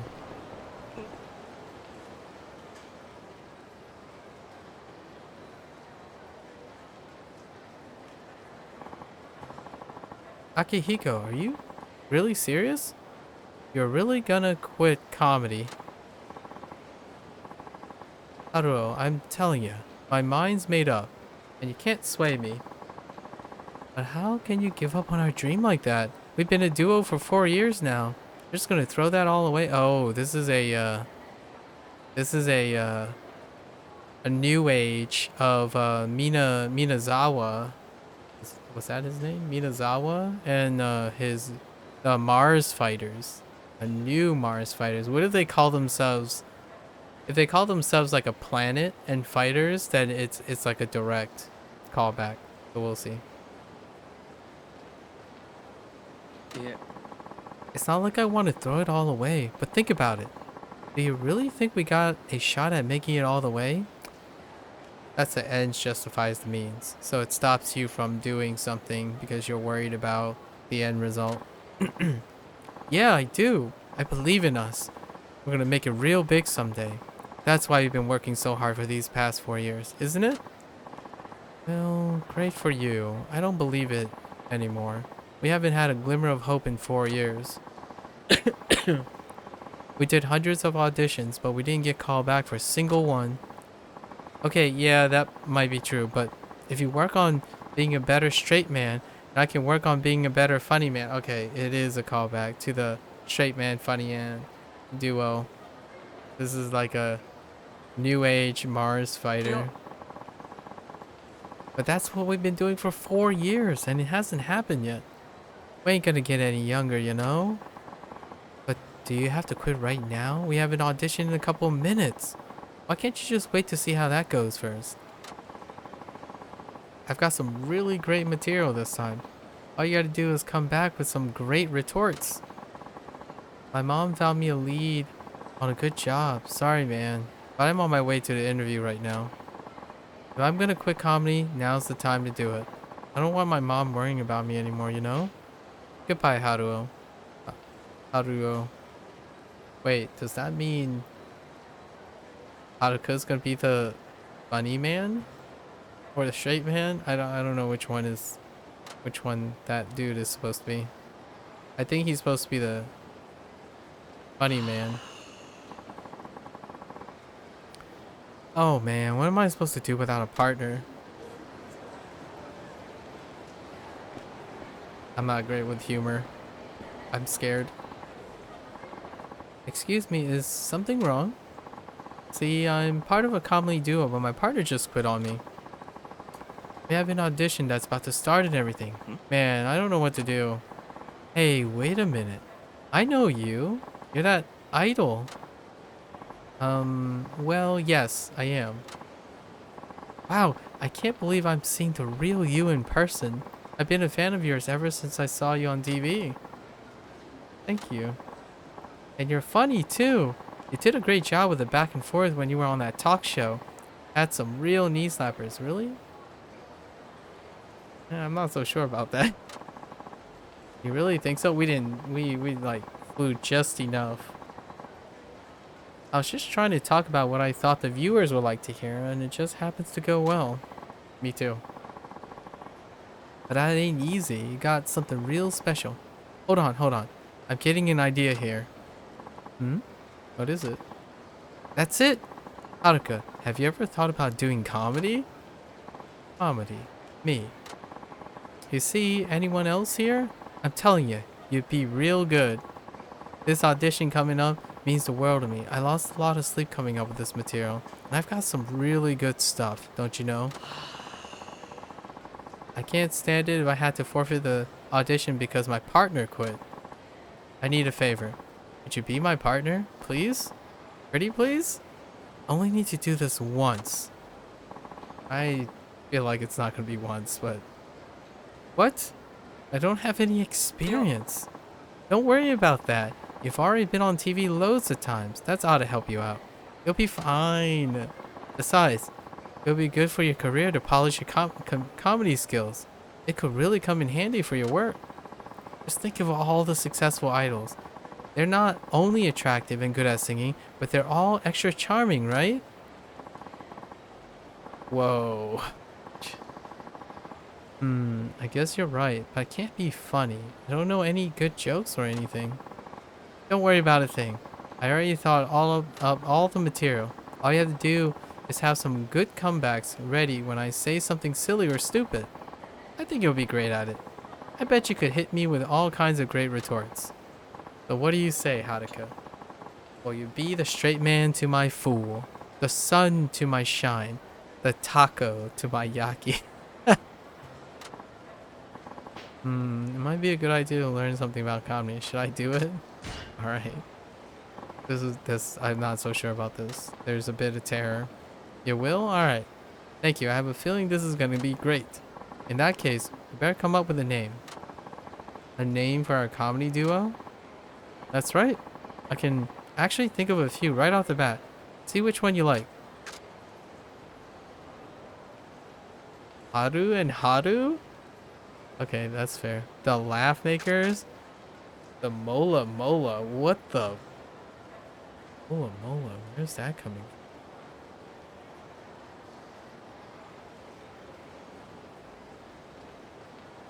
Yeah, I don't know where the Mola Mola is coming from. I think this is pretty cute. Haru Haru? Haru and Haru? Yeah, your name starts with Haru. My name starts with Haru. It's a dang perfect name for the perfect team. Great. Now that we got an all-star name, I'm sure we're gonna be a big hit. I don't think that's how that works, but okay. Well, I hate to rush you, but are you ready to go now? The audition is about to start. You mean right now? But I'm not ready. Hey, a good comedian's gotta go with the flow. Learn to handle whatever comes their way. It's important to know how to wing it. You have to be able to take sudden pressure like this in stride. I see. What's a little audition? No big deal, right? You can do this. Now, how about we get to that event hall? Alright, I can do this. I don't know about that. We'll see.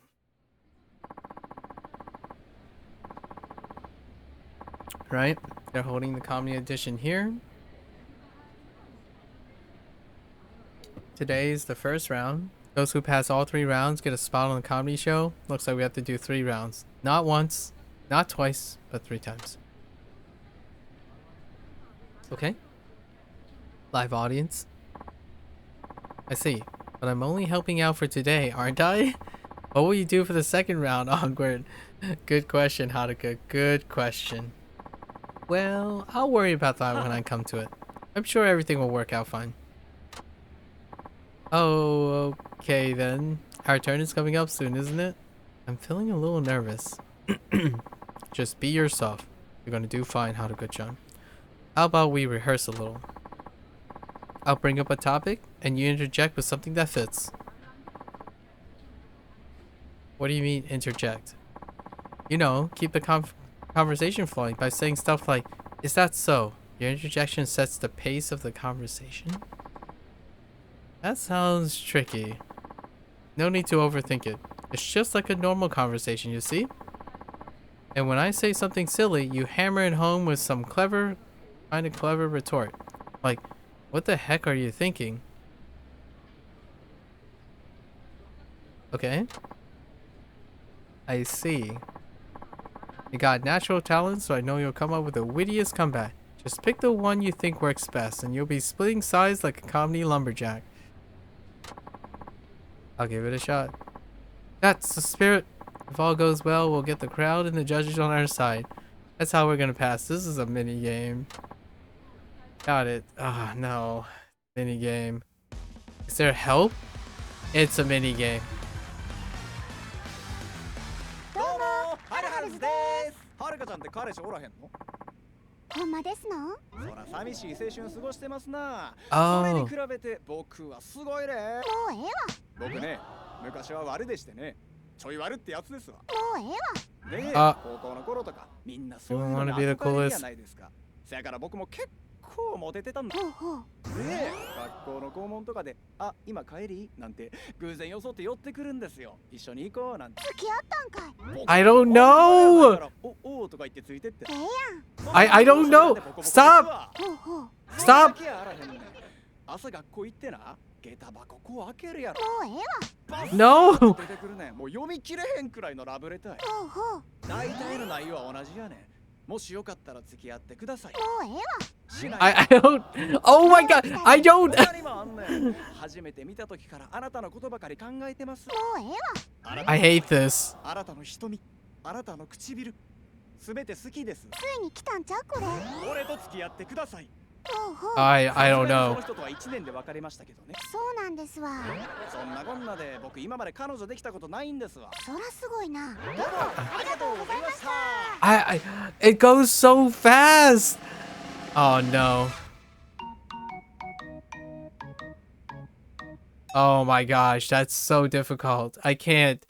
That ain't the best we could have done. I know. I'm sorry. Oh, it ain't your fault, Haruka-chan. I know you got what it takes to pull this off. We got it. Unlucky. Okay. Cheer up. We just keep for this audition as many times as we can. No point in dwelling.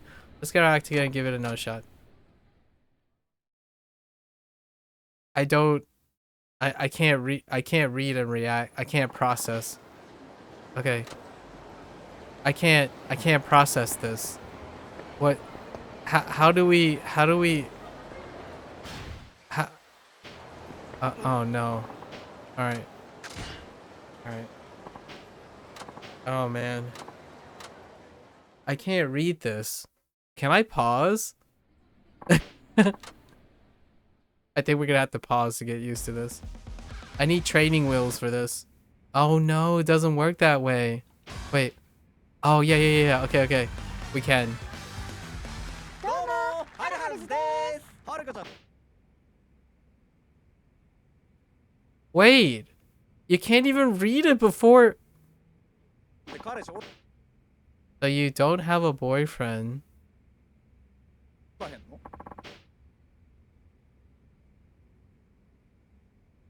そうなんですわ。寂しい。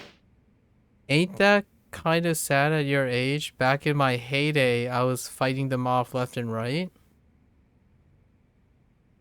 青春過ごしてますな。それに比べて僕はすごいね。ほんまですの？僕ね、昔は I 悪い used で to be quite a bad boy, baddest on the rock.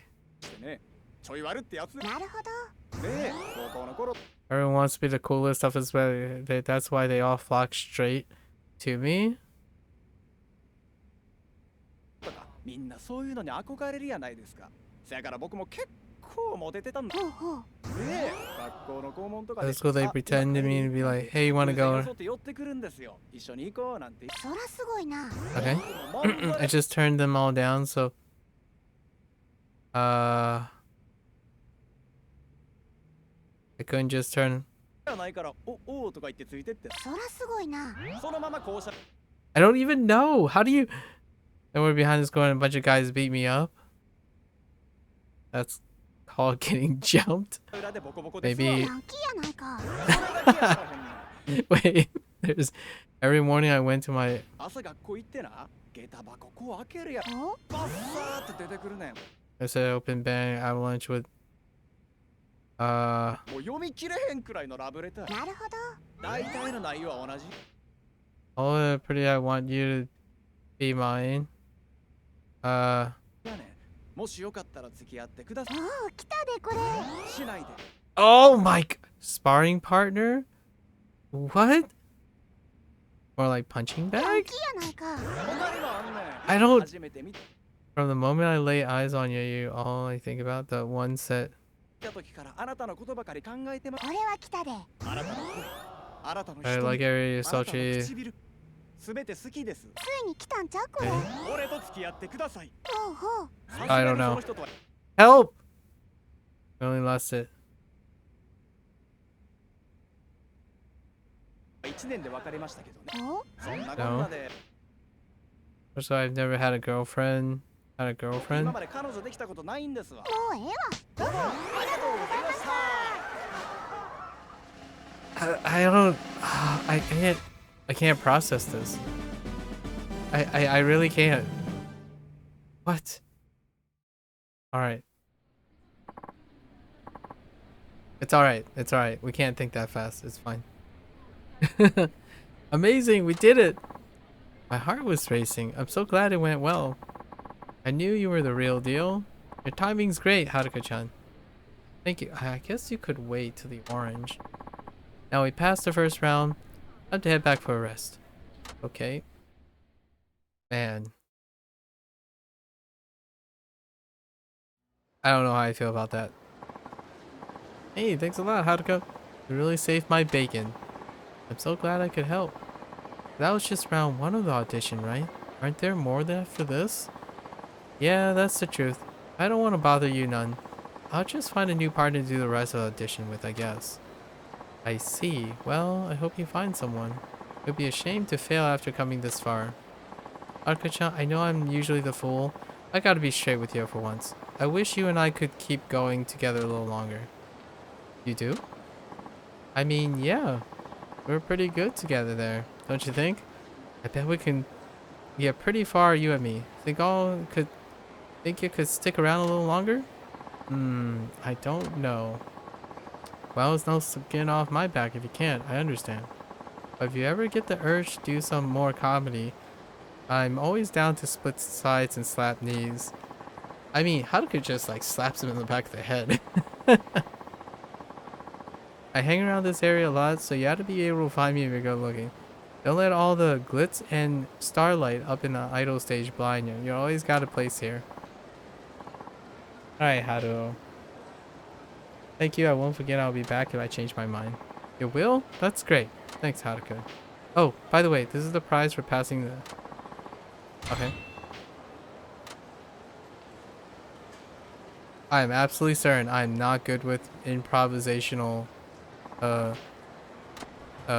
humor. Absolutely.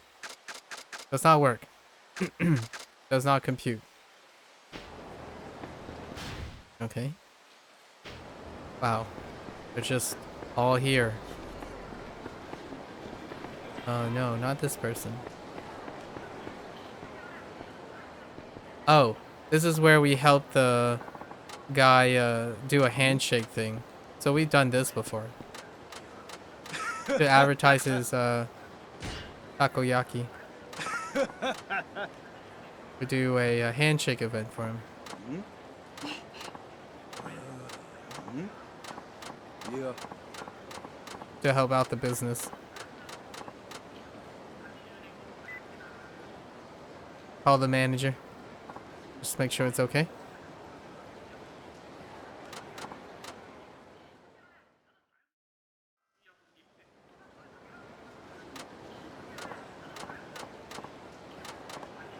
Hi. Let's go.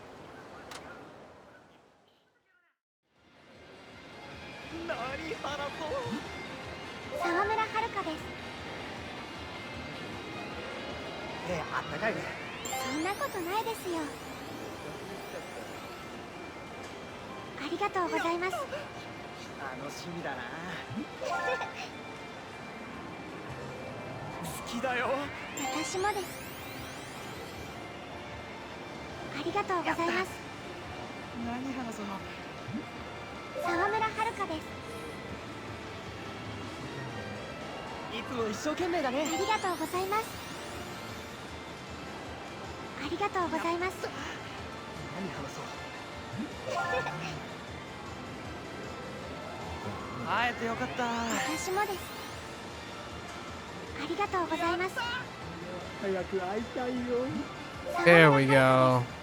今日の服装最高っす。本当ですか？ちょっと待ってね。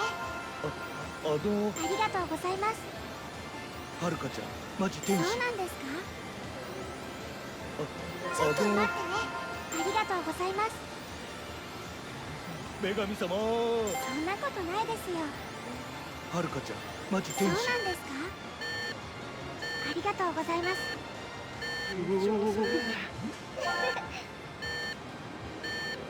顔かわいい。ありがとうございます。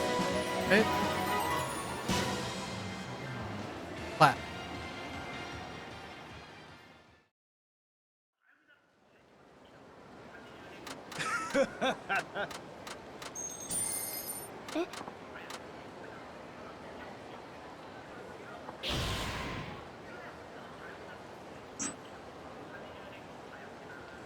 I think she's level 20 now.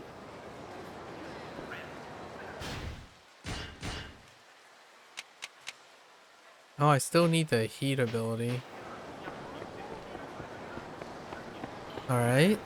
So, we've done that before. One off. There are two next to each other here.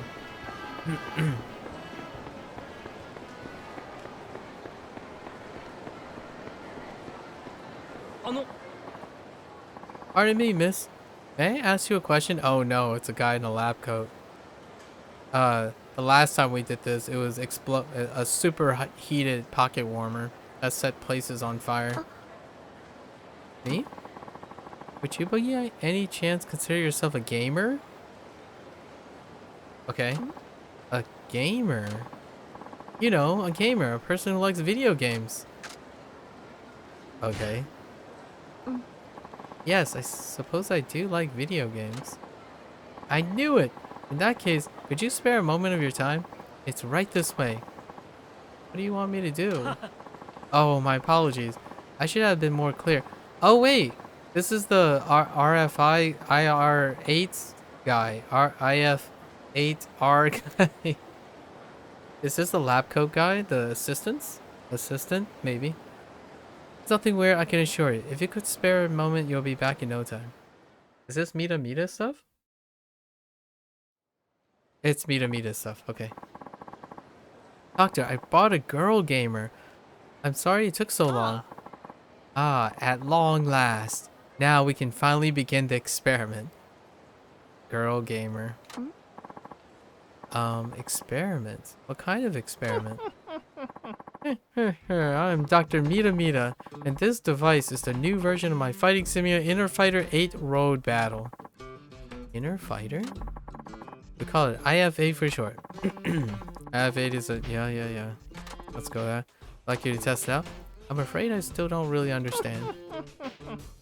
I'm not surprised, my dear. IF8 is still in development, you see? Though I am indeed its creator.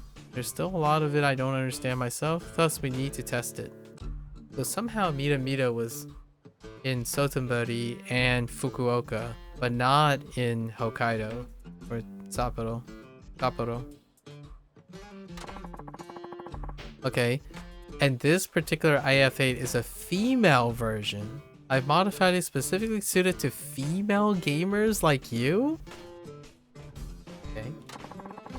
My assistant here was so proud of this modification that I rushed to Osaka to see it, but apparently it only suited to female players. Oh, okay, that explains going from Fukuoka to Osaka, fair enough. And here you are at last. So I would be the very first one to use it? Precisely, but there's absolutely nothing to be afraid of, my dear. I'm sure you will enjoy it immensely. In this game, you'll become a magical heroine and combat fearsome enemies deep within your mind. Haven't you always dreamed of doing something like that? I suppose when I was younger. Well, this game makes that dream a reality. But instead of trying to explain, perhaps I should... A magical heroine. Madoka Magica? Oh, just a minute, Doctor. Before she tests, she'll need to sign that agreement we talked about. Agreement? We must maintain absolute secrecy about the IFA project while it's being developed. We therefore need you to sign a non-disclosure agreement. A non-disclosure agreement? Well, I don't know about signing something so suddenly like that. Your cooperation would be most appreciated. It isn't as easy to acquire a female game tester as one might think. Won't you please consider helping us? I don't think one might think. The chance to become the magical heroine of your dreams is just a sign away. I'm ready for this. I mean, Haruka's. Alright, where do I sign? Oh, thank you. Wonderful, my dear. My assistants here will prepare the document for you. Meanwhile, I'll be getting the device ready. Now, before you begin, allow me to explain the particulars. Right, IF8 has players move along a city street and vanquish enemies using their magical powers. A powerful boss awaits at the end. Defeat this boss and you'll receive a boost to your abilities. Not those of the player character, but your own. You mean my own personal abilities will increase if I win the game? Precisely. But I'm afraid we're still in the process of gathering data. So only one city is available. Yeah, fair enough. All this stuff is fine. Okay. Let's play the game. Ah, How's this different? I wasn't really expecting Haruka to have an IF8 experience, but okay. She has fighting skills? Oh my gosh, she has a Madoka Magica wand. Okay. Ah! Oh, she has a force field. Wait, can she jump? Okay. Oh my gosh, it's so slow. Oh. Kill the world with love. What does this button do? Nothing? Oh. Okay. She has no combos though.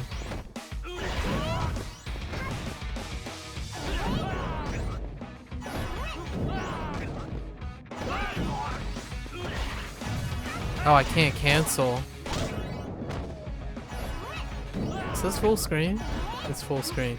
Can I dodge? Oh, I can guard. Oh, no. I see. Wow, her jump is weird. Take that. Take star power. What? What? What?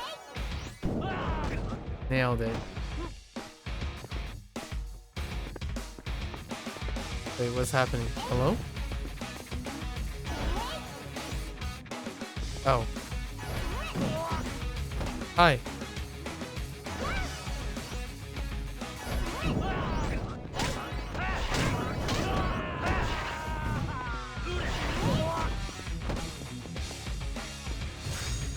Oh, you can charge it.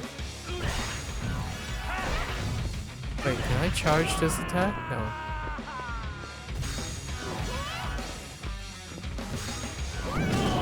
Oh, snap. That's awesome.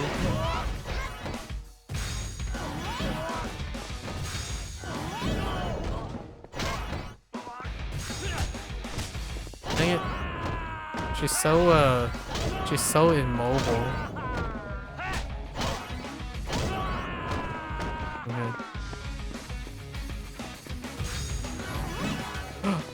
Oh. Oh, okay. Oh, that's definitely a T-set character. Okay. Fair enough. It's kind of wonky. It's... Okay, cute. Looks like you cleared it. Is your experience? Okay. So she has heat gauge improvements. Alright. Wasn't expecting that. No, sir. Fair enough. Fair enough. Alright, what's down here?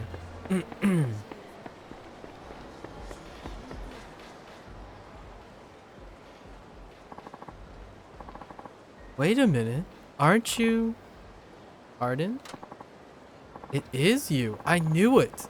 Sawamura-san, right? I'm Fuyumoto. Surely you heard of me. Wait, why does Fuyumoto sound so familiar? No, I'm really sorry. I'm afraid I haven't. His face is familiar too. That's funny. I'm on TV a lot. But I suppose you're much too busy to watch TV. I've seen you on the Princess League, by the way. No, I don't recognize. Anyway, I'm producing a special event right here in Sotenbori. The main goal of the event is to provide for the audience an intense, exciting battle between idols, live and in person. We gather nearly 100 idols together in one spot and have them perform, and then the live audience race them by voting. That sounds similar to the Princess League. Yes, but but what sets this event apart is that everyone can come to see the whole thing live. Live, not pre-recorded. That's right. 99 idols battling it out live on Sotenberry's stage. The event's called Sotenberry Battle Royale 99, or SBR 99 for short. SBR 99. Oh, I've heard of that, but I didn't know it was the name of an event. Yes, many people are under the mistaken impression that it's the name of a group. Anyway, I'm glad you've heard of it. Idols compete in 3 categories: a dance battle, a concert event, and a handshake event. The audience then votes on these performances. And now, to come to the point, do you think you might be interested in competing in SPR 99, Miss Sawamura? Ooh, me? That's right. I'm sorry to ask you like this on the street after a chance meeting, but I think this must be fate. What do you think? SBR 99 is a high-profile event, and I believe taking part in it would be good publicity for you. Well, and not only that, but I also think it would be a chance to grow as well. A chance to grow. That's right. As I mentioned before, Twitch Rivals takes place between a live audience. Just kidding, guys. I was kidding about the Twitch Rivals. In this competition, idols get to experience the pressure of direct audience voting in addition to a little friendly competition. What better environment to help an influencer grow? I'm sure you'll find the experience of battling it out with other idols of your generation in such an exciting event to be truly enriching. Does sound like it could be a good experience. Most definitely. So what do you say? Would you like to take part? It's actually going on right now, so you could start immediately. Nah. We're not gonna lose. I firmly believe it's better to try something and regret it later than to regret not trying it at all. Fair statement. I would say that all the young ladies taking part in SPR 99 right now feel the same way. So how about it? Alright, let's just burn down the competition. I'm very glad your agent is Dynachair, isn't that right? I'll contact him myself to make the proper arrangements. Now, alright. I have to blaze the competition. You can change for the event here. One of the staffs will. Alright. Dance battle first. Okay. Concert event, and then you'll face. Okay. Ayumi. Oh, that's kind of an interesting outfit. It's a recoloring of another outfit. That'd be me. Right, Fukuoka-san. What are you doing in this room? Uyumoto. Right you are, Ayumi. Wait, what's Ayumi's last name? I'm kind of curious if it's a reference. Hello, Sawamura-san. I've been watching you on the Princess League. Today's SBR 99 should prove to be pretty interesting, don't you think? Oh, Domoto. Okay. Domoto. Please meet Ayumi Domoto. She's one of our most popular participants. Regularly voted #1. I thought, of course, regular. Very nice to meet you, Ayumi-san. Listen, just because you gain a little fame on TV, don't think that's going to help you here. SBR 99 fans are pretty selective. Why does that name remind me of something? SBR 99. Which? Is it a K-pop band? Which K-pop band am I thinking of that has a number in it? That's very similar.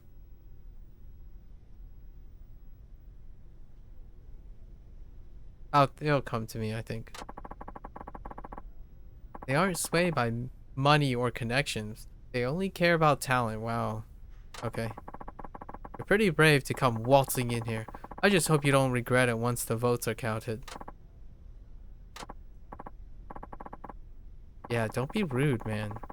I was the one who had to persuade Sawamura-san to join us here today. That doesn't mean you want me to hold back, does it? No, of course not. As a matter of fact, it would be downright disrespectful to Sawamura-san. Well, good. As long as I know, I mean, holding back and being rude are very different things. As long as I know it's alright to be my best, I can relax and focus on my performance. So being your best is also being rude. Nice. I hope you aren't upset, Sawamoto-san. I'm sure Ayumi only speaks this way because she's fiercely proud of her accomplishments here. Hubris.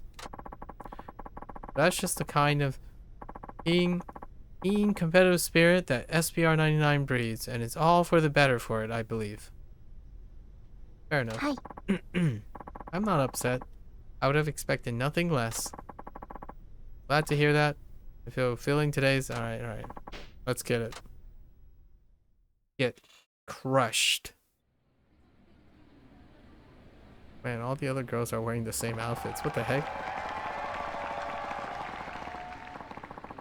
Today on SBR 99, we have Haruka Sawamoto-san, Sawamoto-chan of Princess League fame joining us for the first time, so get ready. Going up against Haruka is SBR 99's own ace, yeah. Oh, that's it?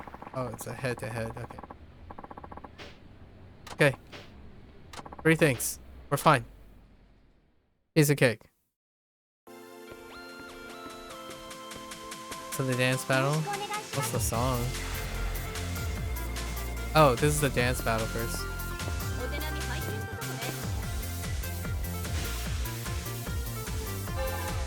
Just alto metal again.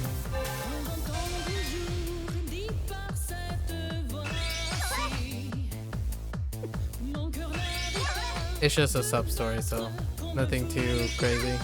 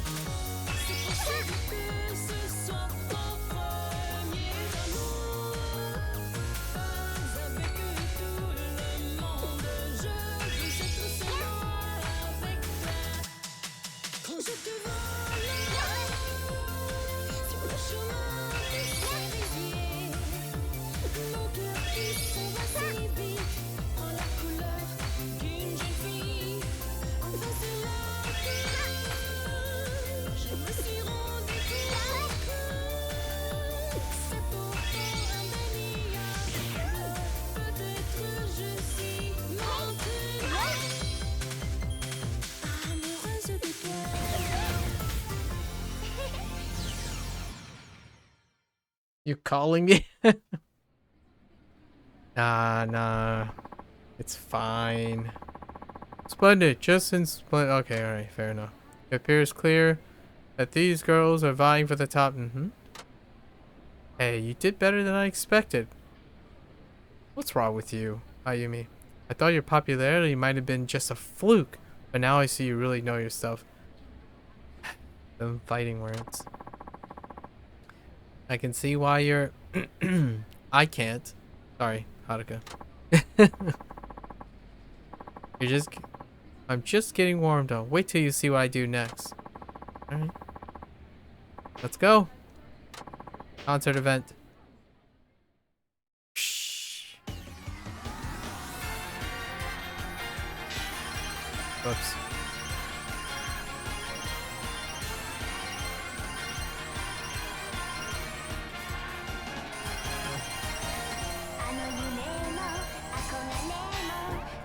Oops. I hit the wrong button. Oh no.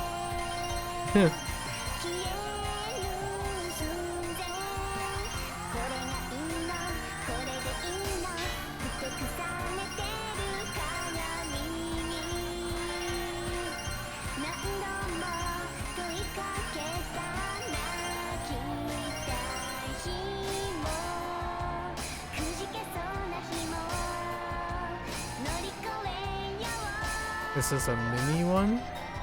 We'll see.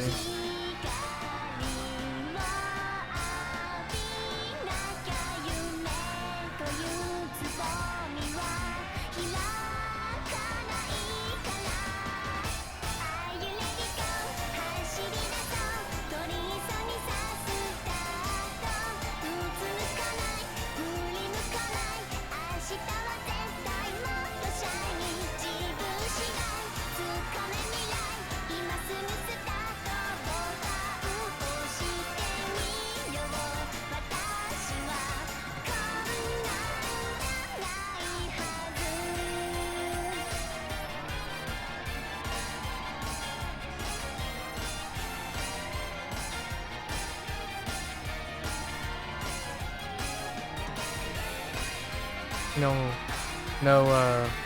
intermission.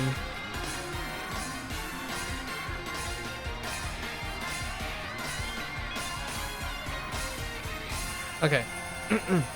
Abbreviate it.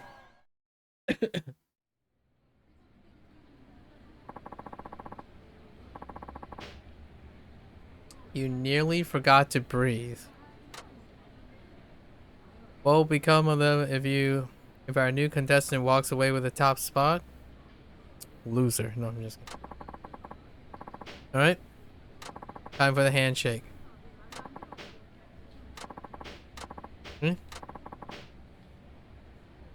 No. We don't need. I keep reminding you if you want to go over the basics. 何話そうよろしくお Oh, 願いし hey, ます。 super fan off the top. グッズ買ったよありがとうございます。ちょっと待ってね。ありがとうございます。愛してるよ私もです。燃えざるを得ないそうなんですか。ちょっと待ってね。女神様そんなことないですよ。燃えざるを得ないそうなんですか。ありがとうございます。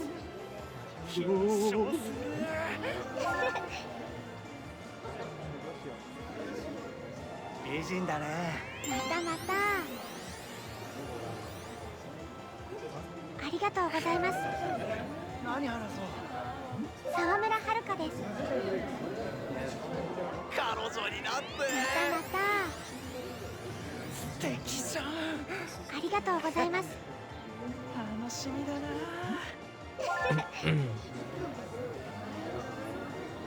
可愛いね。またまた。綺麗だね。ありがとうございます。何話そう。よろしくお願いします。テレビ見たよ。ありがとうございます。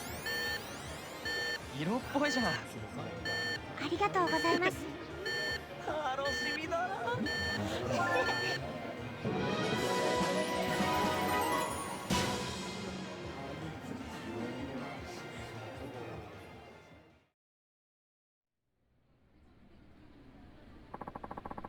And that concludes the handshake event.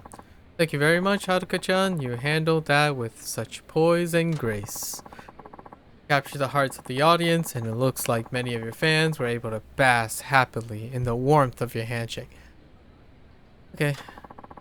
Thus concludes all 3 categories of SBR 99, the event that brings idols and fans together. Voting has begun in the event hall. We ask for your patience as we tally the votes. Clap.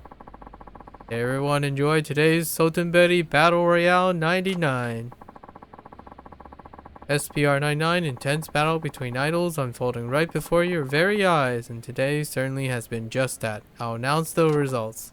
Now then, bringing up the rear in 99th place, we have... It looks like first place is either going to be you or me. I underestimated you at first, Haruka-chan, but I have to admit, you're head and shoulders above the rest. And you. Not just... Oh, I don't know about that. I still have a lot to learn. And on top of everything else, you're a nice person too. Anyway, let's see what the result says. No matter who wins, we won't hold any grudges. Agreed? Of course not. Agreed. I don't know about that. And now we finally come to our top 2 competitors. Who will be number 1 and who will be number 2? Are you ready to hear the voting results? Coming in second place in today's SBR 99 is Ayumi Domoto.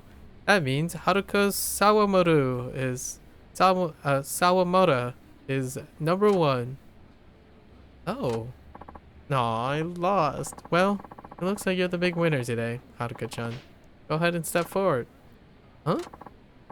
You win, Haruka-chan. Please step forward and say a few words to our lovely audience. Oh, okay. Thank you very much to everyone who voted for me today. And of course, whether you voted for me or not, thank you very much for participating in today's Sotenberi Battle Royale 99. Well said. This was the first time I ever tried SBR 99 and it was absolutely wonderful. I'm really glad we got to spend this time together. Thank you. Well said. Fair enough. Clap. I appreciate you joining us today, Sawamoto-chan. We certainly had an exciting SBR 99 today, thanks to you. Thank you for inviting me. I'd love to ask you to come back again someday, but first, I have a proposal for you. A proposal? What is it? Well, this is difficult to ask of you, but would you ever consider leaving Dynachair? What? I'd like you to join the talent agency I run, you see? You're asking me to leave Dynachair. I know it's very forward of me to ask. Please forgive me. That said, yes, I have a plan to someday form a group from all of the SBR 99's top performers. That's my ultimate dream, you see. It's why I've been talking to all the winners of SBR 99. Just as I'm doing with you right now. What do you say, Sawamoto-san? Would you ever consider it? I'm sorry, but I'm afraid not. Dynachair has made me what I am today, and I'm very grateful to them. I was afraid you'd say that. I heard you were discovered by the Dynachair president, and that you came all the way from Okinawa. With all that in mind, I didn't think it was very likely that you would say yes. Haha. Still, after seeing your talent, I had to at least make an effort to ask. I hope you can forgive me. In that case, maybe we better make this your last SBR 99 so I won't be tempted to ask you again. Here's your performance fee. Thank you again. Okay. I was kind of expecting a run back or something. I look forward to seeing what you'll do. I imagine even my all-star group will have a hard time keeping up with you. You'd be surprised because she quits at the end. Haha, indeed. Well then, good luck. Yep. Okay. Clap. Destroying girls' dreams one at a time, Haruka. That's what we do. Destroying girls' dreams one at a time. Creating the dystopian nihilism, you know?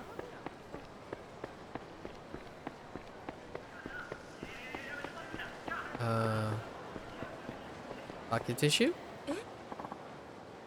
Oh, hello. Are you interested in broadcasting communications or becoming an announcer? Our school will give you specialized training. We're the Sotenburi Announcer School, and right now we're offering a free introductory class. A free class? That's right. More than 90% of the students who graduate from our program have landed broadcasting and or other voice-related jobs. We'll put together a rich curriculum which trains the broadcasting students in enunciation, intonation, diction, and proper language usage. Are you interested in becoming an announcer? Me? Not really, no. Our course is perfect for anyone who wants to work in a voice-related field. Voice actors, TV talents, narrators, presenters, etc. Oh, I see. Suspicious. A lot of those skills sound like they might be really helpful in my line of work. Would you at least try our introductory class? It's completely free. You can even take it right now if you have time. Alright. Is it really free though? Alright, I'll give it a try. Wonderful. In that case, come right this way, please. Okay. Thank you for coming. The class will begin momentarily. Am I the only student? Yes, I'm afraid no one else has expressed an interest at the moment. But you're in luck. Now you receive all of the teacher's attention. Hello there. Sorry Jeff kept you waiting. I'm Segusa, the headmaster of this school. Well, well, what a pretty young student you have found us, Fujimoto-san. Perfect for a career in broadcasting. Yes, forgive me, I forgot to introduce myself, didn't I? My name is Fujimoto, and you are... Oh, I thought she was gonna go with an alias. My name is Haruka Sawamoto. Sawamoto. Oh, what a pleasant voice our young student has. Now, curriculum could help you polish and refine your speech quality even further. Now then, Taiguchi-sensei, if you could start the lesson. Alright. Alright, well, Sawamoto-san. It looks like you're the only one here, but let's begin, shall we? Yes, please. We'll begin with a lesson on proper language usage. As you know, many people are guilty of misusing language in their everyday lives. Excuse me? Of course, this doesn't pose much of a problem when speaking to friends or family, but it won't do for an announcer speaking on national TV. Go on. How embarrassing would it be to make a mistake when speaking in front of millions? Okay. That would be embarrassing, wouldn't it? That brings us to your first problem to consider. I'll give you 3 sentences. You tell me which of them contains a mistake. I choose a sentence that is incorrect. Precisely. Here we go. Which sentence has a mistake in it? He is just as tall as Alyssa and I. Alyssa and me did our homework together. It's number 2, but this is as good as it gets for Alyssa and me.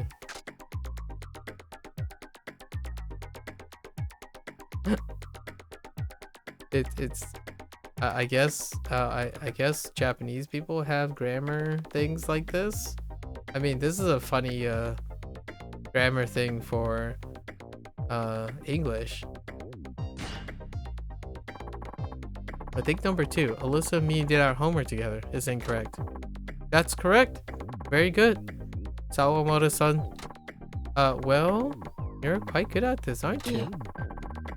I don't think that one was all that difficult. Perhaps I believe a lot of people wouldn't have known the answer. Indeed, the people who did their homework are the subject of the sentence, so the pronoun should be in subjective form, i.e. I and not me. But you do hear that kind of thing quite a lot though, don't you? Fair statement. Yeah. Yes, it's commonly used and readily understood, but still incorrect nonetheless. Let's continue on the next problem, shall we? Not a scam, by the way. Now then, which one of these 3 sentences contains a mistake? I literally cried for an hour. I'll do it regardless of the cost. If I'd known, I would have done it differently. I would have done it differently.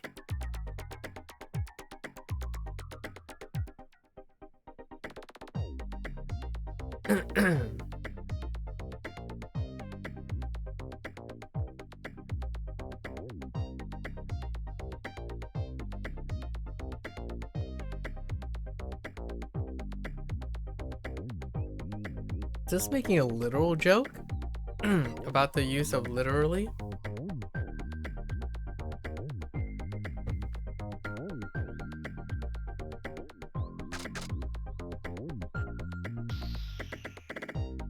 I mean, you can actually literally cry for an hour though.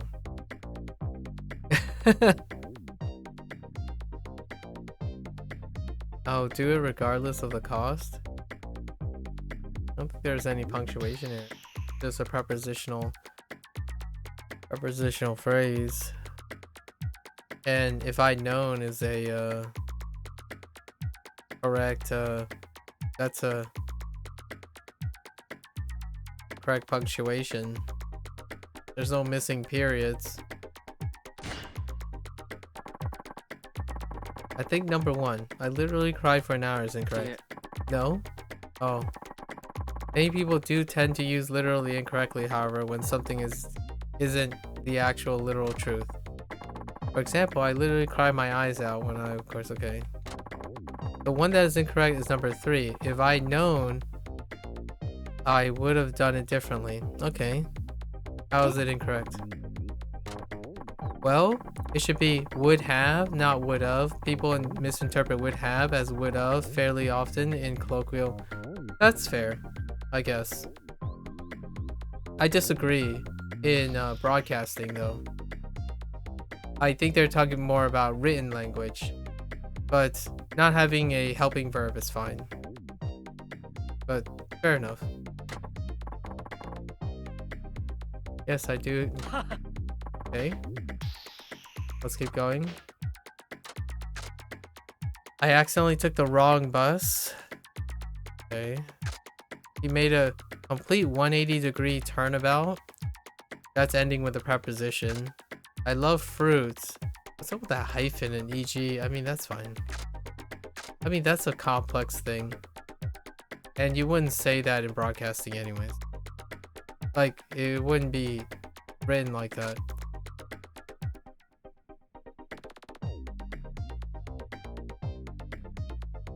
I mean...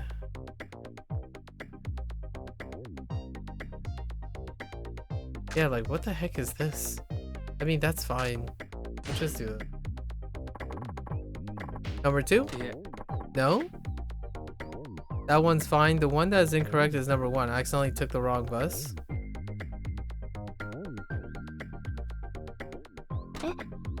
Really? What's wrong with it? Oh, fair enough. That's fair. Accidentally? Yeah. That's fair. That's fair. Yeah, I didn't notice that. Proper language use is a different thing, which is why our course is so highly... I still disagree about the broadcasting thing. They're talking about usage. I only came because she said it was free, but I guess they're going to try and persuade me to sign up. Well, that's enough of an introduction to proper language usage. There are other skills that need to be cultivated as well for... Okay. But what do you think? Our course is packed filled with irrelevant mistakes. That's what it's... that's what it's about. I sincerely hope you enroll and continue studying with us. Now, don't get ahead of yourself, Takushi-sensei. The class isn't over just yet. Oh, interesting. Right. Now, the use of tongue twisters. We'll practice being able to speak rapidly as clearly. It's just like... a QTE? That's right. Clear enunciation and fluency are essential for any voice-related career. Are you ready to start? I'll give you a tongue twister, and you'll say as just like accidentally. That's fine. It's actually fine. Accidentally would be great. It's kind of like saying probably instead of probably, or probably. No, I absolutely disagree with that. Most of the time. The one about would've, that's also. I disagree with that too. But written language, man, I also even disagree with that as well. But I suppose I wouldn't write it that way. So that one's fair.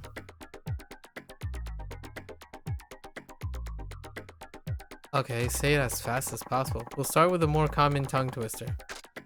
She sells seashells. I can't see the difference.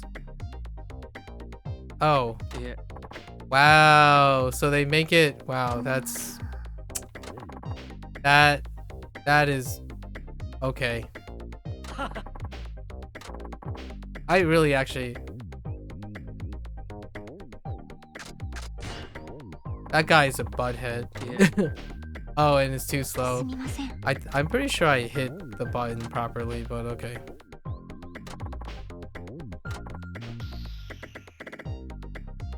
Many anemones see an enemy, and please note that it's pronounced... What? Those colorful sea creatures with tentacles, right? Many in an enemy sees an enemy. Okay. I'll do my best.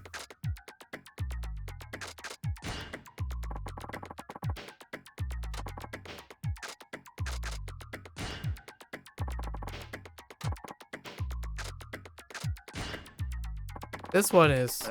It stuck out way more than the other ones.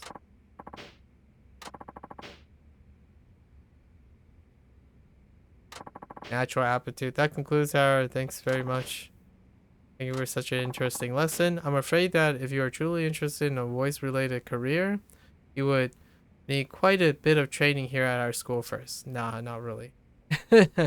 not, not with those things. I would not be convinced that this guy actually knows what he's talking about. I'm sure you could tell from the introductory class that you have many areas of weakness. That's fair. But don't you worry, Sawamura-san. We can help you, but I really don't have time for this right now. I took the class because it was free. I know what you're thinking. Your life is so busy already and you just don't have time for it. Yes, I'm afraid that's true. I'm sorry, but I can't enroll in your school. Not to worry. We also have a home study kit for... Oh my gosh. You can trade in your spare time at home. Pardon? A kit includes a textbook on proper language usage and an anthology of 1,000 tongue twisters as well. It can be yours for only 500,000 yen. That is a lot of money. At least that's the usual price. But because you already have some foundation, we would give you a discounted price of... Amazing. Oh no, Sakushi. Sensei, are you sure? That's far too much of a discount for these. It's freaking 10,000 yen. Off of a 500,000 yen price tag. That's 0.05%. Wait, did I do that math wrong? Oh, something like that. It's less than 1%. Wait. I'm kidding. It's not less than 1%. That's 2%. 2% discount. You deserve the opportunity. What do you say, Miss Salmona? Don't let this chance slip. Don't have that kind of... She does have that kind of money, though. Shh.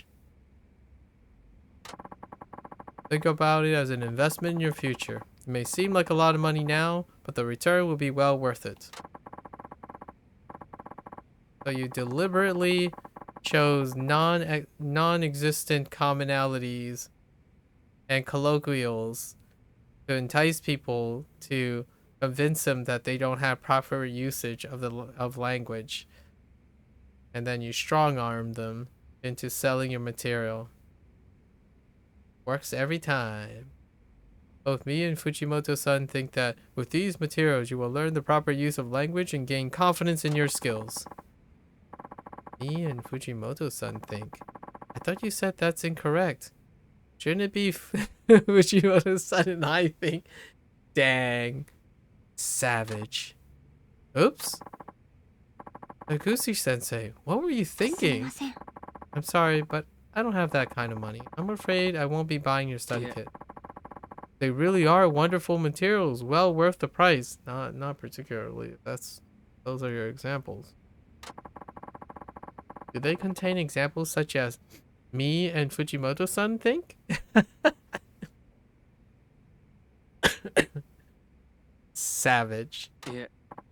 Oh, well, that was just a simple slip of the tongue on my part. I'm sorry, but I'm afraid I have to be going now. I really did enjoy the lesson, though. Thank you very much for your time.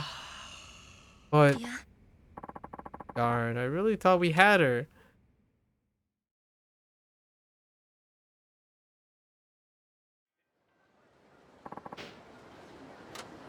Yeah, let me confirm.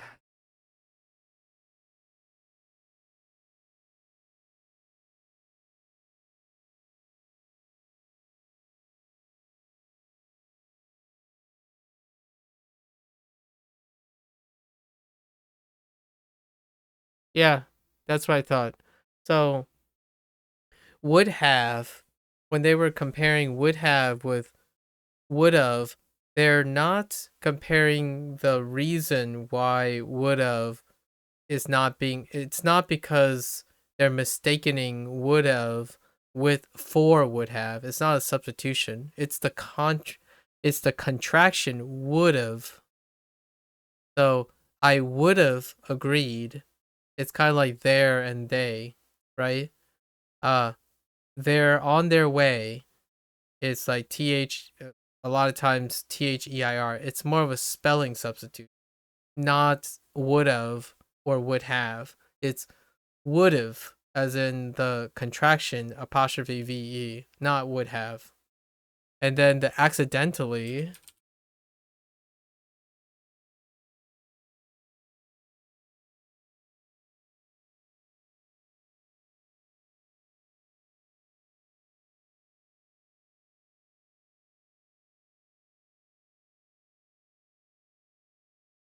yeah. So it is often written accidentally, like literally that. So it is literally written accidentally as a informal writing. But accidentally is the enunciation, is the pronunciation of it. So in this case, that example is difficult to know since you're imagining them speaking and writing, like you're reading it. So you could say she accidentally dropped the pizza, but genuinely when you read it, it's she accidentally dropped the pizza. So it's not, those are not great examples. But those are great examples for discussion, for sure. Whether they're proper or not is debatable at best. The first one is a diction problem. Like usually that's colloquial versus formal, but the other ones aren't. I disagree with the other ones. It's a bit of a stretch, but it's a really fun topic. I would love to go over those things a lot because accidentally is the correct spelling of accidentally, the enunciation. So you actually pronounce accidentally for when you read accidentally originally, but no longer. It's accidentally, and it's also written that way just to be safe. Like even if you say it, it's still acceptable. Would've, they were going way off base in my opinion. It's would've, so they should have used would've for its place because I have no idea what they were getting at there about would have. I would have written it that way in the first place, as opposed to thinking about the contraction would have. So it's thinking about the proper use of contractions. Typically in formal writing, you would not use contractions often, but when you're speaking, you would use contractions properly most of the time.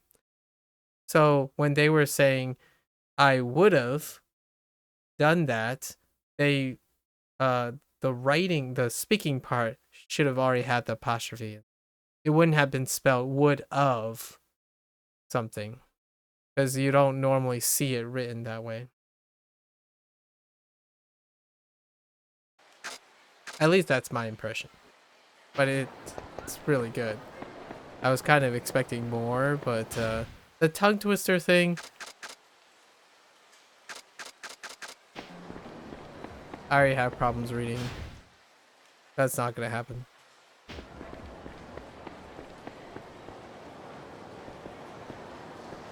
It was like, what, 5 seconds? I wouldn't have been able to done that without being prepared.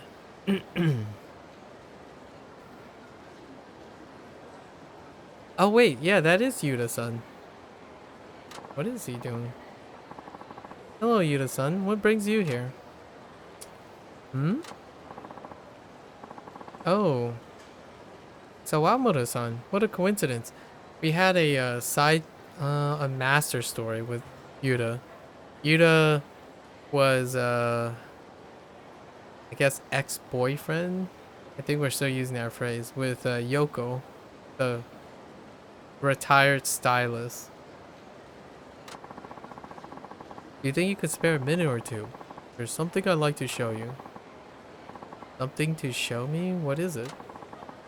Take a look at this. Stalker? A photo of me? I saw a junior high school student with it on the street. I know for a fact this didn't come from Dynachair. Someone is stalking and secretly taking pictures of you, then selling these photos without permission. Someone's taking pictures of me, and I honestly had no idea. The work of a paparazzo? No doubt.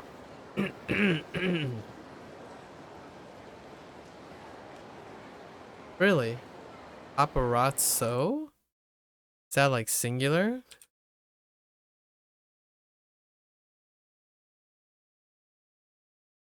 What? Paparazzo. Singular. No. A freelance photographer who pursues celebrity. Paparazzo is a celebrity photographer. You might see a paparazzo snapping pictures of you. Okay.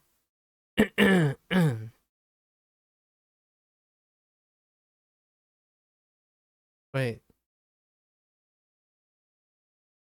Wait.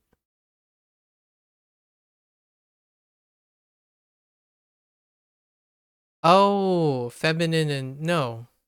What? I don't understand paparazzi then. Paparazzo, paparazzo is masculine. There's paparazza. But where the heck did paparazzi come from? Tend to make a no. Does that mean they? Like, huh. I have no idea. Any Italians in the house?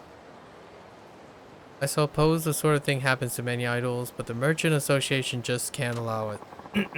It would damage our reputation to have unauthorized photos like this one being sold on the street. I want to get this no good creep out of our town, and I'd like to get your cooperation, Sawarumo-san, if I may. By acting as bait. My cooperation, but what can I do? Well, its paparazzo might be pointing his camera lens at you from the shadows this very moment. That's how close he might be at any given time. So if you ever get the feeling someone is watching you, it might very well be this paparazzo. Please be vigilant at all time, especially on the street. And if you happen to notice this paparazzo, could you please give me a call? How many times are they gonna make me say that word? I'll drop everything and come running. Well, Dynachair really should be the one looking into this. But yes, of course. I'll do what I can to help. Wonderful. Just promise you won't try to apprehend him yourself. We don't know what kind of man we're dealing with here. It could be dangerous. All you have to do is call me. I'll take care of the rest. Alright? Thank you. Remember, stay vigilant and take care. Thank you, Sawamura-san.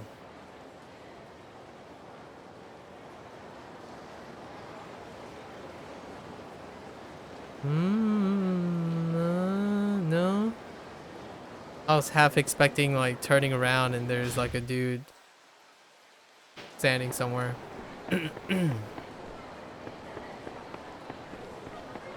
Alright. What's this?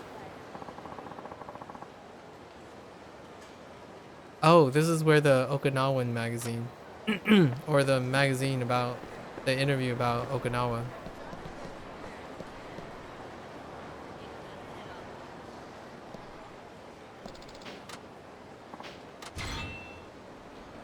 Okay. Almost time. Let's go in. Is this the like the room interview thing? I'll give some really fun answers in case any of the kids see it. Okay. So fun answers.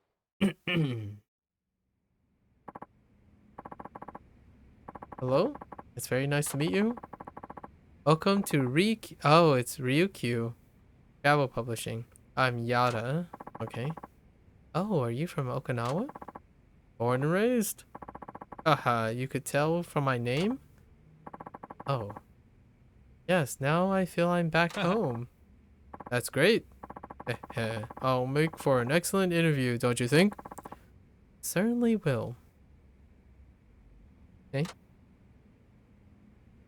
Are we sitting in the... Okay.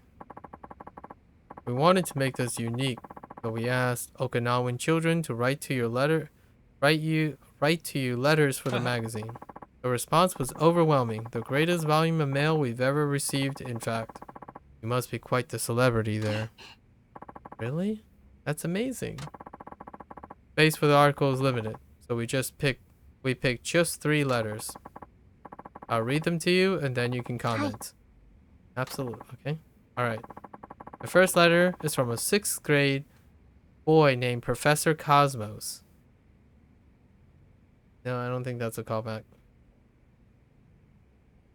I don't know what the professor's name was. That's a pen name, I assume. Yes, all 3 letters are written under pen names. I guess Professor Cosmos is a fan of outer space, huh? Anyway, here we go. Dear Sawamoto-san. Sawamoto-san. I saw you dancing on TV. Wow, you're so cool. I'm not athletic like you. I can't even do 1 pull-up. Honestly, a great significant number of people can't do 1 pull-up. And the other kids make fun of me. What should I do? Huh. I had the same problem when I was a kid. So, any advice for Professor Cosmos? Prove them wrong? Don't worry about it too much? Make fun of them right back? What?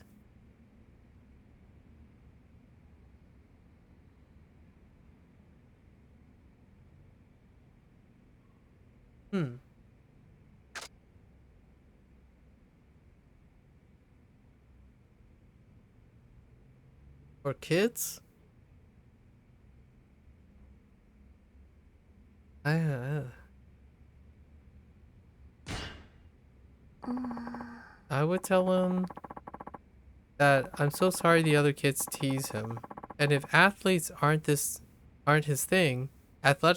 thing, maybe he shouldn't worry about what they say. After all, from the sound of his pen name, he likes outer space. Why not focus on that instead? Who cares about doing a pull-up when you can impress the other kids with your knowledge of space? That is incredibly wholesome. Very smart thinking. I think Professor Cosmos would be encouraged by that. Well said. Now then, on to letter number 2. This is from I Heart Riona, a middle school boy. This is Mitsuo. That's Mitsuo. Oh, wait. Wait, what age was the other kid? It could be Shido. Or maybe Taichi? Did they say junior high school? Oh, no, but Taichi's not into outer space. I mean, Shido. This one is definitely Mitsuo. What? Okay. The other one was a red herring. This one is Mitsuo. Haha. Yeah, that pen name got me by surprise too. What a romantic fella. An Okinawan boy with a crush on a girl named Riona. Could it be Mitsuo? And Professor Cosmos said he was in 6th grade. Could that be possibly Shiro? Okay. Yeah, it is. It is the kids. I was like, I mean, the only kid that could possibly like outer space is Shiro. Yeah, 6th grade. Sawamoto-san? Oh, sorry. Oops, I better focus. Here's what it says. Dear Haruka, I've been watching you on TV and rooting for you, but I kind of get jealous of everyone else on TV. They're all so good looking. There's a girl I like, but I don't think she likes me. Do you think it's because I'm not very handsome? Feels bad, man. He's rooting for you. Must be a big fan. Haha. He sounds like a passionate guy. As for his romantic dilemma, looks aren't the only thing. Put some effort into your parent. Forget about this guy. Forget about Riona. Sure, looks are a big part of what first attracts us to a person. The entertainment industry certainly puts an emphasis on looks, that's for sure. But they aren't the only thing, and when a person truly likes someone, it has much more to do with personality, I think. So, I personally like this response because it's not about the best thing and the only thing. It's about the emphasis and the inclusion of everything. And then knowing what is reality versus knowing what your opinion is. In my opinion, you know, that's kind of awkward because I was going to say in my opinion. For example, how kind the person is or how trustworthy. Character can play a bigger role than appearance in context. Even in the entertainment industry, it counts for something if you're attractive on the inside as well as on the outside. What I'm trying to say is, if you really like this girl, show her the quality of your character and see what happens. Good luck.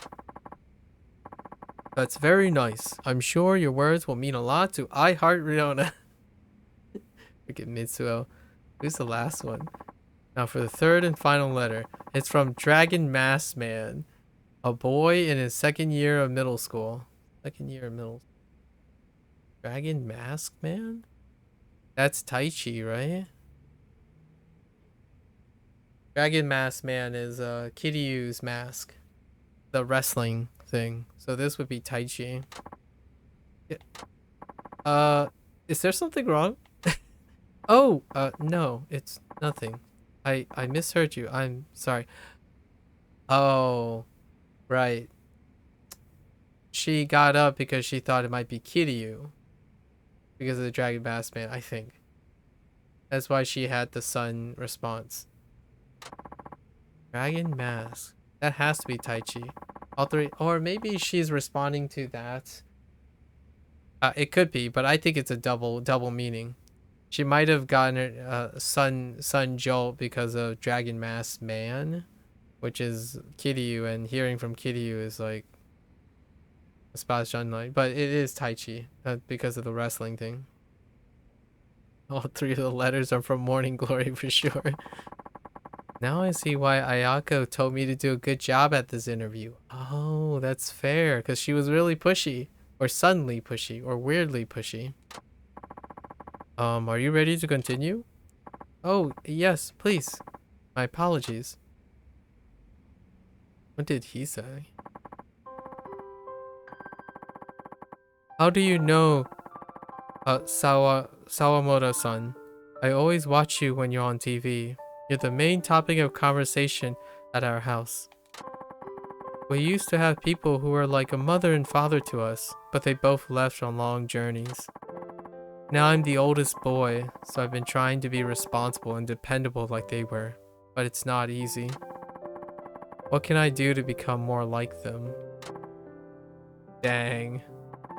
Wow. He sounds like a very mature and thoughtful young man, wise beyond his years. Any advice for him, Sawamoto-san? That little music touch? Oof. That hit different. Just keep doing what you've been doing. Those two people will be back soon. Just try and hold on a little longer. Ooh. I mean, honestly, 1 and 3 are kind of similar. But one is suggesting to cope. And the other is... music.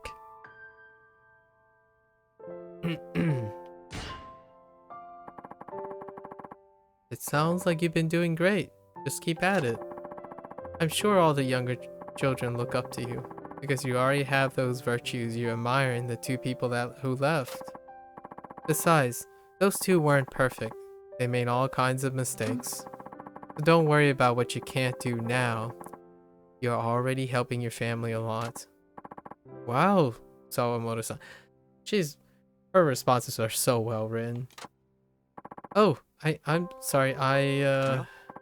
No, please don't apologize. I think Dragon Mask Man really needed to hear something like that. We'll print it exactly the way you said it. No edits. Oh, wonderful. Yo. This was great. So, they kind of did this with Kiryu too. During Kiryu, when he was sending money back for Christmas gifts, they were reviewing the kids too. Those were some fascinating answers. Thank you for coming. And thank you very much for having me. You gave some fantastic answers. I'm sure the children who wrote the letter will be thrilled. Oh, I hope so. Would it be possible for me to read the rest of the letters that were sent in? Oh, sure. I actually have them right here. I have them sent to your agency. No, I'd like to take them with me now, if that's alright. Are you sure? There's a lot of heavy paper to carry around. It's okay. I'm stronger than I look. You got it then. And here's some compensation for your time. Wait, can we read them?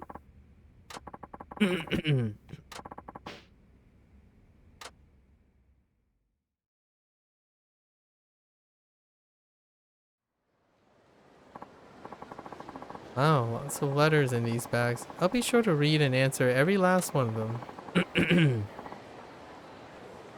Those pen names were so silly. Did they really think I wouldn't figure out their true identities? They remind me of someone else I know. That's a callback to how Kiryu decided on his pen name. They couldn't talk to me directly, so they wrote letters. That's really cute. That's incredibly cute.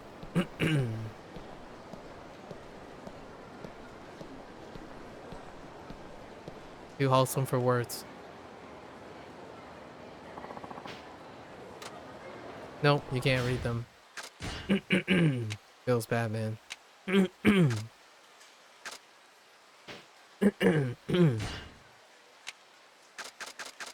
There's a dragon mask, by the way. It's not actually on her. It's just a shared inventory. The dragon mask.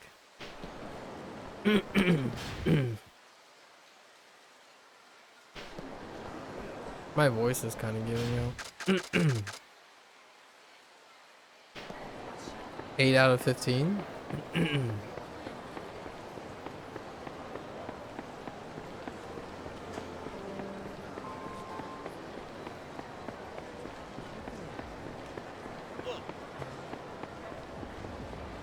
Wait.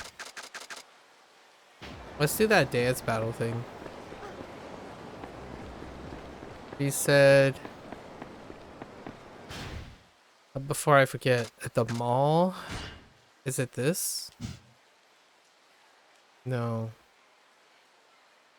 Oh, here it is. So it's... like, here?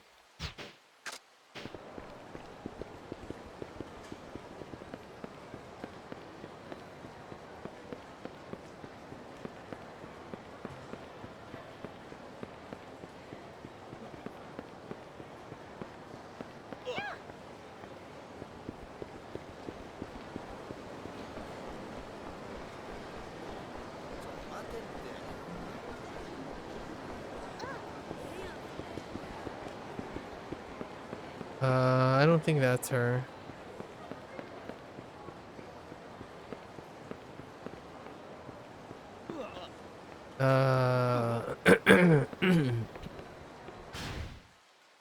Nope.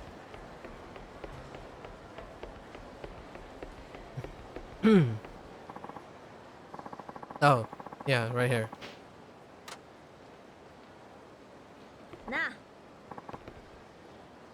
That outfit. Hey, over here. Are you Haruka Sawamura? That idol everyone's talking about? Her outfit. And that other girl's outfit. Oh, yes. I'm Haruka, but I don't know about the everybody's talking about part. As if. You're the talk of the town around here, didn't you know? I kept hearing about this idol dancer who's on the Princess League, and how she's been taking down the dancers around here one by one. Oh, really? Sorry about that. Huh.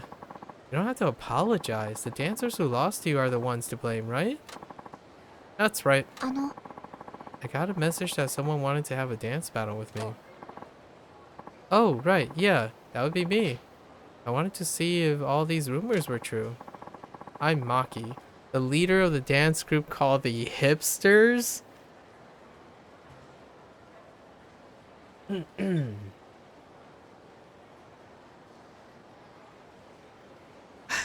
Alright, the Hipsters. I don't think that hits the same way. That definitely does not hit the same way, depending on your age. That there's a very clear divide on calling a dance group the hipsters. Sorry, boomer joke. I really hope you'll accept my challenge. The genre is hip hop. Oh my gosh, of course it's hip hop. Freaking hipsters. Hip hop. Yeah, I don't suppose you do much hip hop, being an idol and all. But that's the only kind of dance I do. I'm injured right now too. I won't be able to, just normal. I won't be able to give 100%, so I guess that makes us about even. What do you say? Want to take us on? Take me on. Fair enough. Hi. Alright, let's go. Not waste any time. Freaking hipsters. So good. Freaking hipsters. よろしくお願いします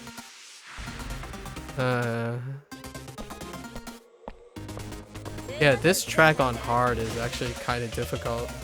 But it's on normal, so it's fine.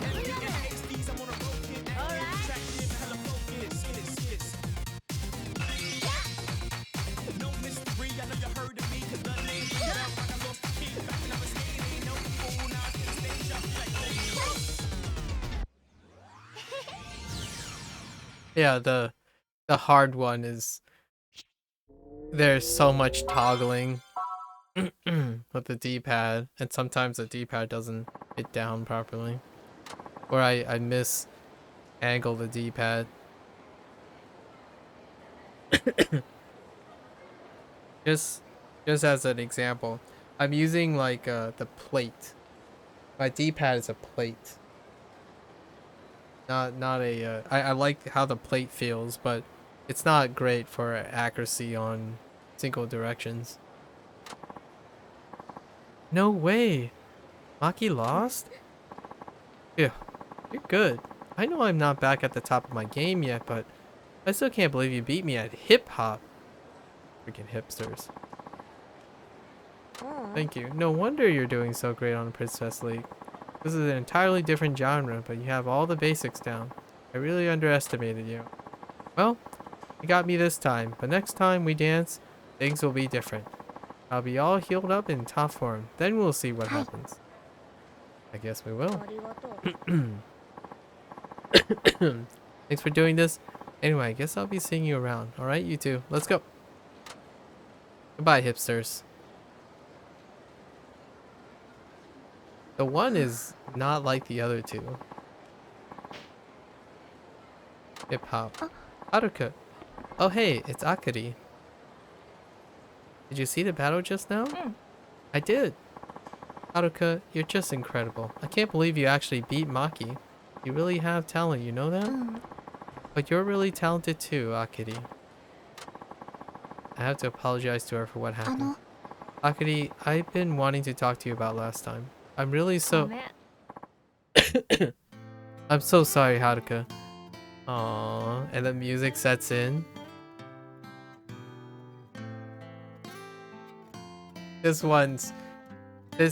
track is so good for the like the emotional gathering. Next to that piano one.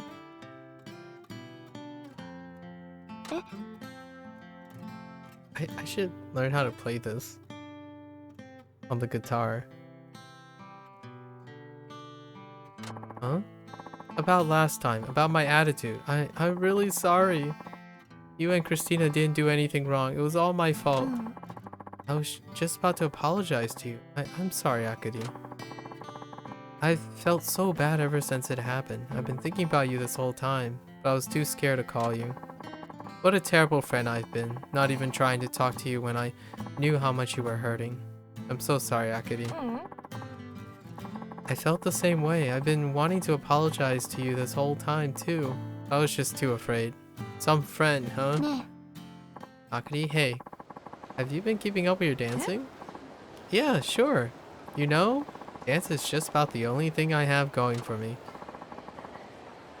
That's a red flag. But, well, I'm really glad to hear it. Hey, enough about that. Let's go back to being friends, yeah? Yeah. Well, now that we've made up, what do you say we go get something to eat? My treat. Are you sure? That sounds great. Okay, let me just go grab my things and I'll be right back. Alright. That resolved very quickly. Huh. Haruka-chan. Wait, we know this person? Wait, is this the one of the game things, the like work contracts that we bumped into, the refuse to lose thing? Oh, Yui-chan. It's been a while. I think the last time we saw each other, oh no, it's not. I think the last time we saw each other was at school. At school, excuse me. Was at school when we ate lunch together. I think you're right. I haven't even gotten any emails from you lately. I missed you. Sorry about that. I just figured you were busy with work and didn't want to bother you, you know? I'm back. Oh. Oh no, third wheel. Akari, let me introduce you. This is Yui Namiki. She goes to our school too. Being a transfer student, I didn't have any friends at first, but Yui-chan went out of her way to be nice and talk to me. Sure, Yui and I already know each other. Oh, okay. You do? Yep. Akari-chan and I live really close, so we always see each other on the way to and from school. That's how we became friends. But I didn't know the two of you were friends. What are you guys up to right now? We're just about to go get something to eat. Want to come with us? Really? You don't mind? Of course we wouldn't mind. Let's go together. All three of us. 3 musketeers. Hey, what do you two say to okonomiyaki? I wish I could say that to friends. All I could say is, hey, you want to get some Chipotle? We can't just willy-nilly throw out, hey, you want to go get some okonomiyaki? So you two have been doing dance battles together, huh? I knew you were into dance, Akiri-chan. I bet Haruka-chan's pretty good, huh? She's incredible. She even beat Maki from the hipsters. You should have seen it. It was amazing, right, Haruka? Does Yui even know the hipsters? Does Yui even dance? Gave me a real workout. If she hadn't been injured, I don't know if I would have won. Nah. We got this. Yeah, right, Haruka. You should have more confidence in yourself, girl. You're a pro now, remember? I guess you're right. Well, let's see. Hey, Yui, your okonomiyaki is burning. Yikes, it's starting to smoke. Aw. Oh, I always wanted to do one of these. The self-serve ones. With the with the cooking surface. I forgot what the cooking service thing is called. But like the surface. What did I? Oh, I can't even remember the last time I went out to eat with friends. I feel so happy right now. That's a deep cut. I can't remember the last time I went out to eat with friends.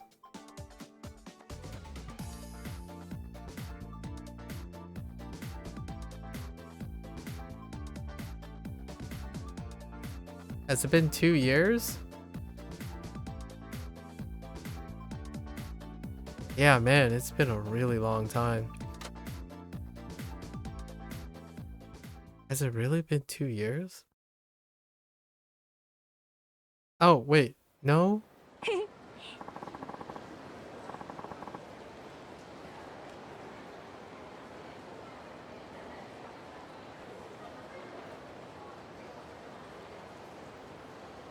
Huh.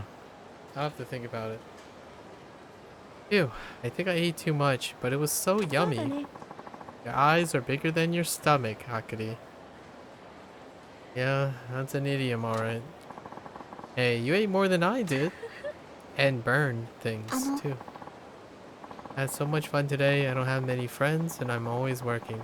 So I never get a chance to do anything like this. That's why this day meant so much to me. Do you think if you two are ever free, we can maybe do this again sometime? There's a deep cut in there. Haka, are you hearing yourself right now? Huh? Of course we can. As a matter of fact, we're dragging you out again with us next time. Like it or not. I mean, we're friends, right? That's right. Gosh, you two. Like, that's great. You recognize when someone needs a breather. Silly girl, getting all serious on us. Well, we have to go. But remember, we're coming for you soon enough. See you later. Yeah, I'll email you, okay? That's kind of adorable. That's one of like your casual slice of life things. It sure is nice to have real friends.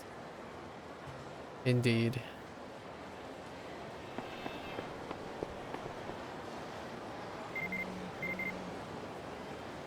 Okay. I wonder if that was intentional. So Akari said, I had no idea you and Yui were friends. The three of us, I've always really impressed when I see you dance. And then she says adios, right? I mean, it's not close enough. It's not close enough. Okay, that's Yui. You're probably busy, so I don't want to bother you too much. I'll send you another email sometime. Okay. Getting emails from friends sure cheers me up. I feel like I can work even harder now. Oh. Hey, Akari here. Are you busy here? I have a favor to ask. Another dance friend? Can you meet them in the same place? The mall. Wait. Which one is the outdoor mall? Wait. What? We went here once. Which one was it? Was it...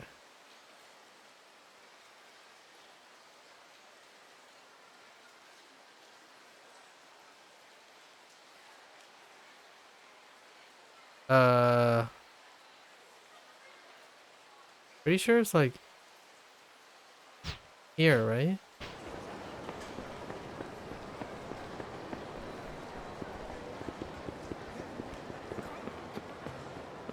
I don't remember. Is it the same place? Like here somewhere?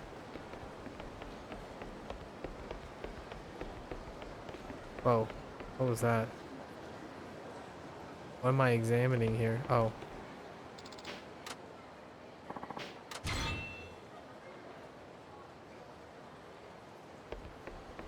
Mall? Cannot compute. I cannot compute right now.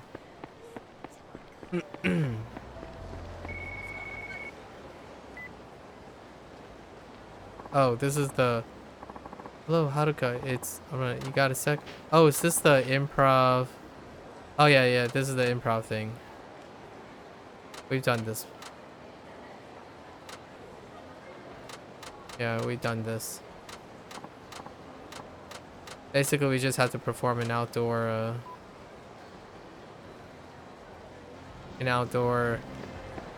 advertisement for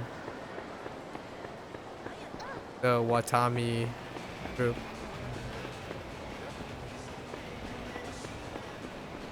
I don't know where the outdoor mall is. I don't know.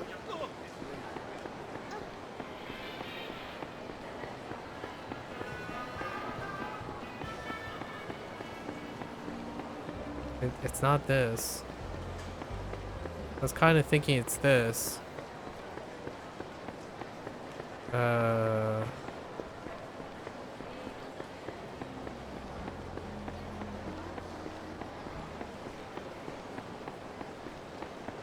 Hello? Hello? Hello?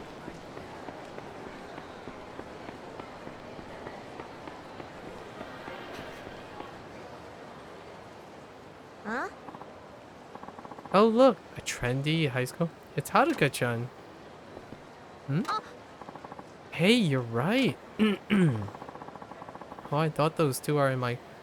Oh, okay. They're in your classmates. Hey, it's been a while. We've been watching you on TV, you know. Still, where have you been? You hardly ever come to school anymore. Must be crazy busy now that you're getting so popular. Oh, well, I don't know about that. Uh-oh. I haven't been to school in so long I can't even remember these girls' names. What do I do? We're just about to go and have some okonomiyaki at that restaurant over there. Want to come along? Me?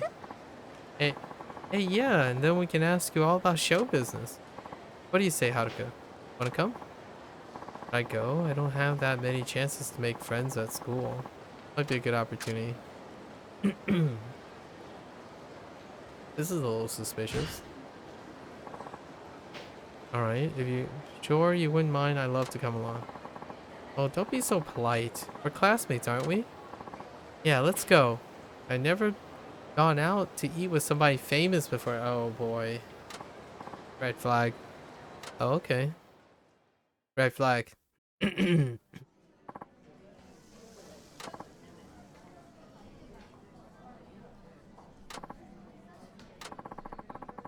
Guess I should get them talking. What should I talk about? What were your names again? So, how's school? What do you mean, how's school? Oh, well, I haven't been able to attend very much lately. Well, nothing's really happening. It's gonna be winter break soon. Huh. Nothing happening. That's not true, Madoka. Yamamoto asked you out, didn't he? Well, that's not even important. I got a boyfriend already anyway. Okay, this girl's name is Madoka. Better not forget. Okay. You say that, Hiromi. But you're turning things up with Shino-senpai. Texting him all day long. Well, her name is Hiromi. I don't even text him that much. Okay. Good. Secured the names. So, you know how skin dries out in the winter? That's why you gotta take care of your lips? Keeping them plushy and kissable? Okay. It's no biggie during school, but you don't want to be on a hot date and puckering up with bone-dry lips. You want them cute and tempting, yeah? Okay. Oh, no doubt, no doubt. You agree, don't you, Haruka-chan? Oh, yeah, my lips get chapped all the time. Me too. Me too, Haruka. Yeah, but you know, there's all kinds of lipsticks. You gotta choose wisely, you know. You know, Kana-chan? She uses Bentendo's Marouge? Or Maroge? Marouge? That's not Jet. Saw that on TV, didn't you? Is that why you're all about Marouge? I don't know. Lately. Hiromi, you use Appleton, right? Yeah, Appleton's the bomb. It's super glossy, so it makes my lips all shiny and perfect. Uh, uh, I don't remember what. Huckabee? No. Bumblebee? I don't remember. Chapstick. I remember having chapstick for the winter. I don't know where it is right now.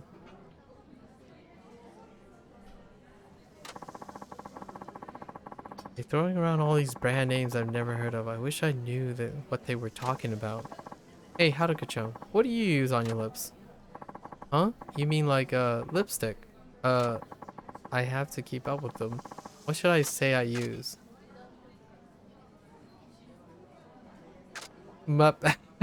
Plush. I mean, they did mention that, I guess. I use Appleton. Oh, really? That's the same as me. Yeah, cool, huh? Had to lie, but no harm in a little white lie, right? Oh, but Marouge is good too. You should definitely give it a try sometime, okay? Well, we couldn't pick Marouge because, Haruka didn't remember. Sure, sounds great. I'll put Marouge on my list. You don't even have to, though. Appleton's the best. Can't go changing it because we're Appleton girls. Eesh. Like the guys saying we're Osu guys. Sorry folks. I think that went well. Maybe we can be friends after all.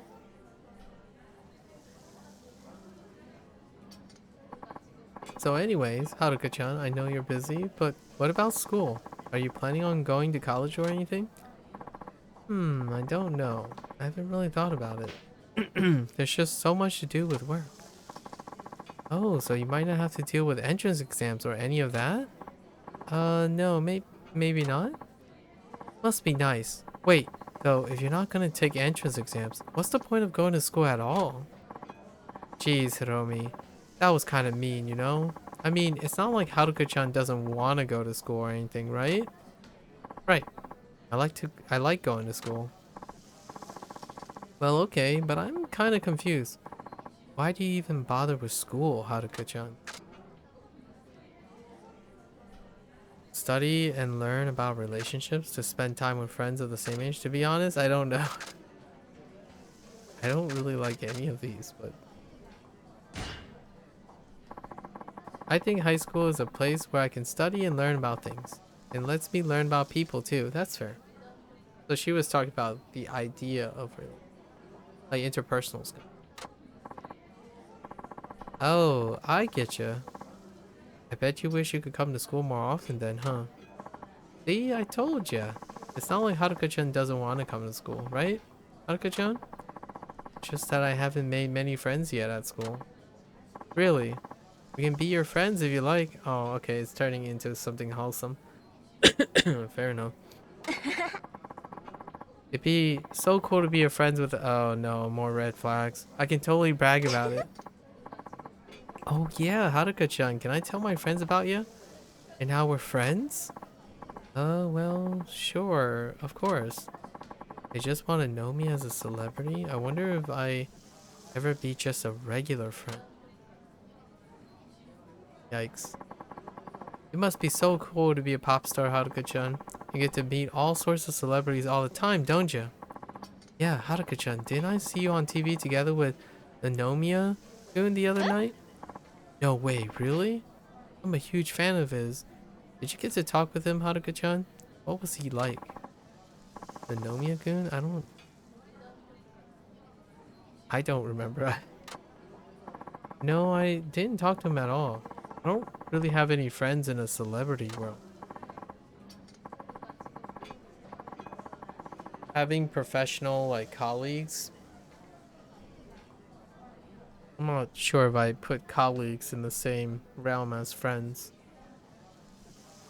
Or maybe not yet, but if you play your cards right, maybe you even date Nanomiya-kun someday.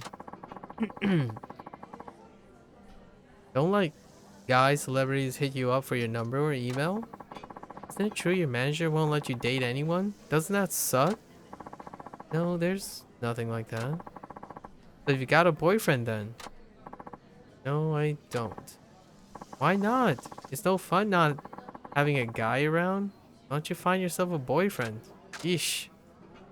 Romance isn't a part. I'm concentrating. I'm too young for a boyfriend.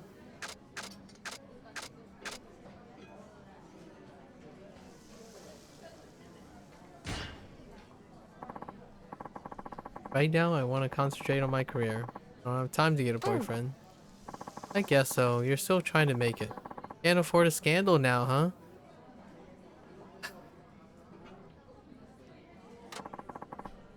And when you're a star, they put you on a diet so you can't eat what you want, right? Okay. Yeah. When you put it that way, maybe this being a star thing ain't all that fun. Oh no, work is fun. It does feel great when you have all those people cheering you on. Oh, but your fans. Aren't they mostly like creepy otaku guys? Wolf. Yikes. That doesn't really bother me. That's enough, Madoka. I'm your fan, Haruka-chan. You're gonna keep at it, right? Oh, yeah. Thanks. They only see them as fans. That's a yikes. That was so yummy. Well, I guess we better get going. That was a lot of fun, Haruka-chan. Thanks for coming along. I don't get to see you much in school, so I'm glad we got to hang out. You're all right by us. Here, I want you to have this. I think it as a sign of our new friendship. Cool, thank you. Alright, see you at school. Yes, see you later. Sorry, we gotta rush. We'll be meeting up with our boyfriends. Oh, that's alright. I understand. Bye now. Starts so early. Synchronized walking. Phew. Guess I managed to. Not that easy fitting in with other high school girls. Yui. Oh, Yui-chan. Those two girls are in your class, aren't they? Did you guys go eat okonomiyaki together? Yeah. I'm jealous. I wish I could have gone and spent some time with you. Everything alright, Haruka-chan? Well, it's just those girls were talking about all kinds of stuff. I just couldn't seem to keep up with the conversation. Maybe it's because I don't have a regular high school girl life? But with my job and everything, I guess I just don't really fit in. Aw, you don't have to be worried about that, Haruka. Not everyone's like those two girls, you know? Huh? Different people like to talk about different things. I bet you aren't the only one who feels like she can't keep up with certain subjects. Yui's goading out. You really think so? Actually, I know so, because I'm the same way. I have a hard time finding something to talk about with other people. But not with you. No. You shouldn't have to work so hard to keep up with others, right? All you should have to do is be yourself. And that is where all the red flags came from earlier. I like you just the way you are. That's the Haruka-chan I want to be friends with. You really like me just the way I am? Just the way you are. Hehe, I'm so glad I ran into you, Yui-chan. If I hadn't, I would have been feeling down right about now. By the way, you are a regular high school girl, you know? That's how I think of you anyway.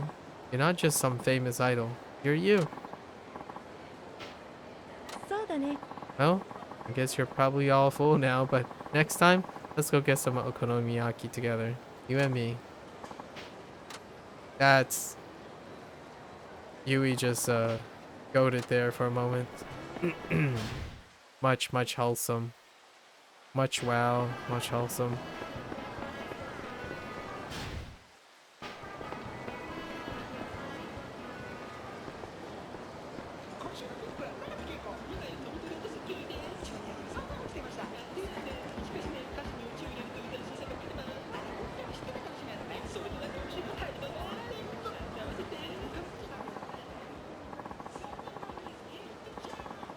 Let's see.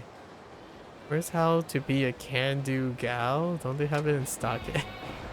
I was listening to the... I'm gonna be honest, I have no idea where this thing is.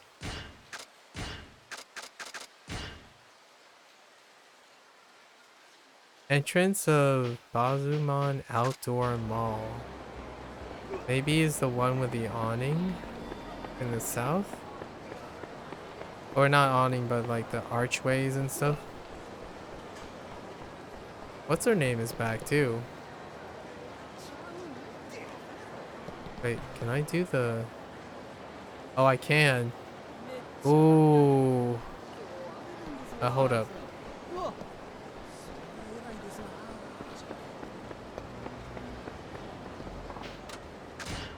I'm a scared. Just slightly a scared.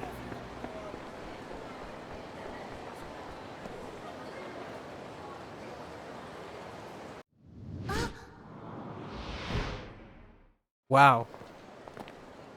さあみんな、トップアイドルのこの私が超絶ダンスを見せてあげるわ。よう動くな。超絶ダンスやって。はいはいはいはい。みんな、はい。ついてきて。はいはいはいはいはい。ほうほうほうほうほうほう。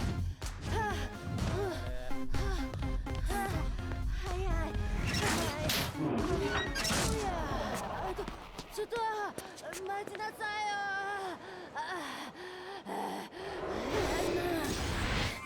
技を見せてあげるわ。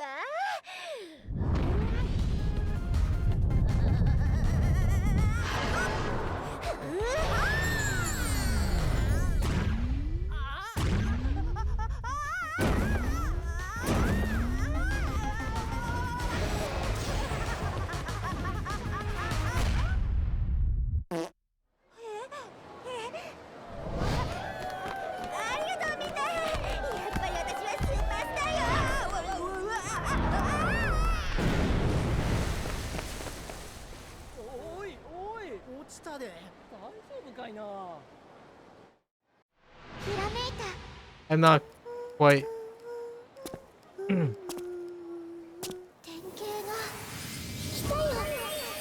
Oh, she also has a unique animation. Okay, she just did a backflip. Okay. Going off amazing. She's like, oh, there it is. There's the rainbow prism thing. And then what does this do? Oh, a lot of bonus points?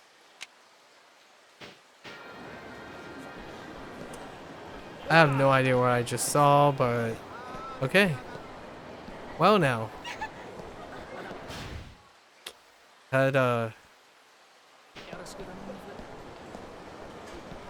That took a little digesting right there. Just a wee bit just a wee bit. Oh, here it is. Yeah, that's a sign. Hakari? Where's your hipster friend? Oh, there they are. Yes, that's right. And Akari invite you for me? I'm Aya of the dance group called the House Queens. Nice to meet you. Nice to meet you too. I've heard all about you. I can hear you've been lording it over ever since you beat Maki. I haven't been lording it over people. That's right. Haruka wouldn't do that. What a terrible thing to say, Aya. Well, never mind. It doesn't really matter to me either way. I'll just get straight to the point. I want to have a dance battle with you. The genre is house. Fair enough. Normal inputs. Yep, it's what I do, but I bet it isn't your best genre, so I'll give you a handicap. How about it? You in? Give me a handicap. Hi. I need to like change my loadout. It would be kind of nice.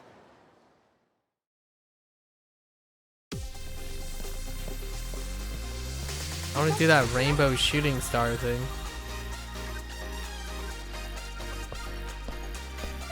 行くよ。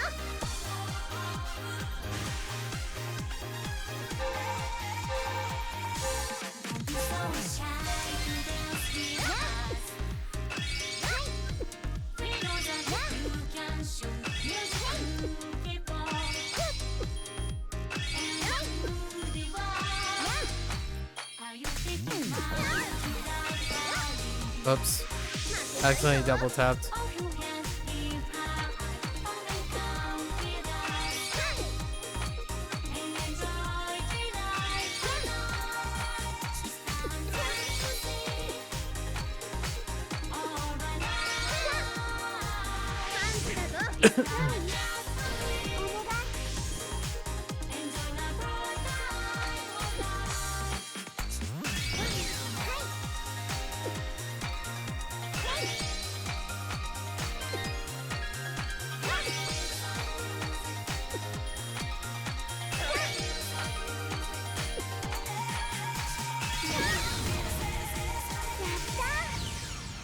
I'm not sure if I heard that track before. Guess it's been a while.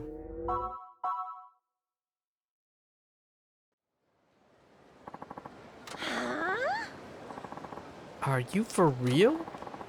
Can't believe I said lost. Dang straight. I gave you a handicap, but you wouldn't beat me anyway. But you would have beat me anyways. There is the would have. Beat me anyway. All that talent. Who could blame you for lording over people a little? I most certainly do not lord over people. I was just teasing.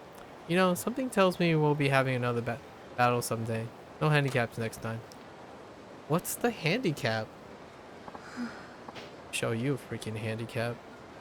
Yeah. Unbelievable. First Maki and now Aya. Got some amazing talent, girl.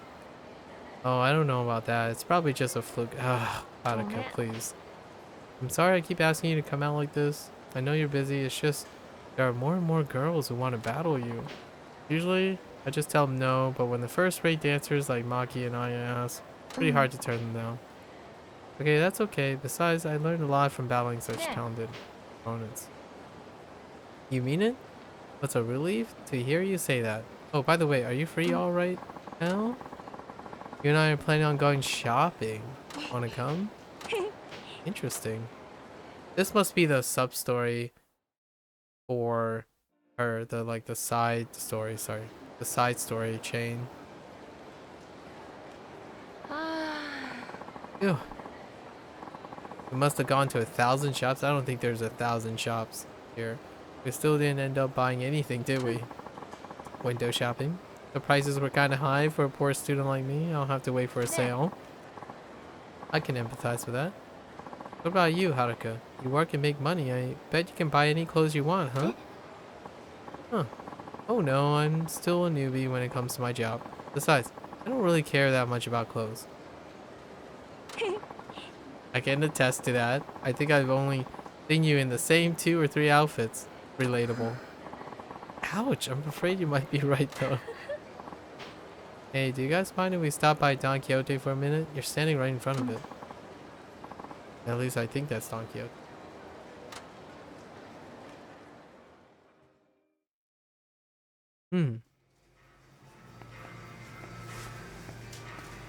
Interesting. Whenever I come to Don Quixote, I always see millions of things I want. Someday, when I'm rich, I'm gonna buy everything in the store. Let's buy the whole place out, huh? That's right. Then I'll have all the snacks and drinks I could ever want, 24/7. Fair enough. Are you all done shopping, Yui-chan? Yeah, I'm all done. I bought detergent and all kinds of other stuff we need at the house. Aww. Oh, that's right. You do the housework for your family, don't you? That's right. I have 3 little brothers. Dang. And now that mom's gone, I do all the cooking, laundry, and cleaning. Dang. Oh, I didn't know that. What about you? Do you buy anything? Are you ready to leave yet? Yeah, we're ready to go.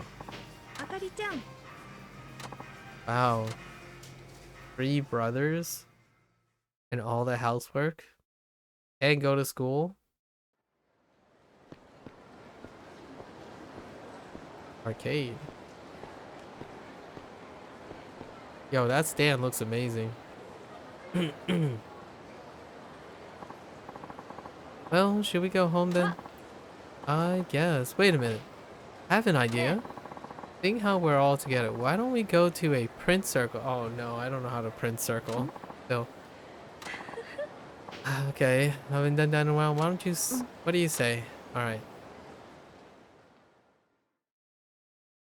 I don't know how to do a print circle. I hope it comes out well. Oh, okay. Is it done printing yet? Not quite.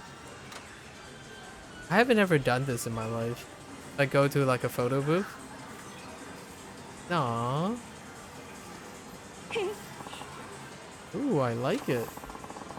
I haven't taken a print circle picture with friends in ages. How about you, Haruka-chan?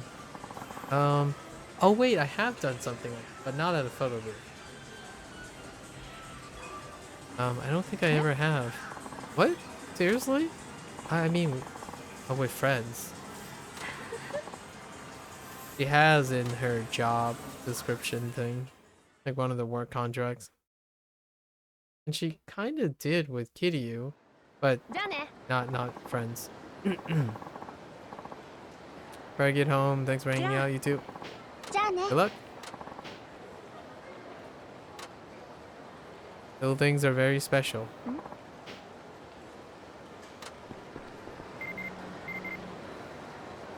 Lady Panther? Are you? I've heard rumors about it. I want a dance battle.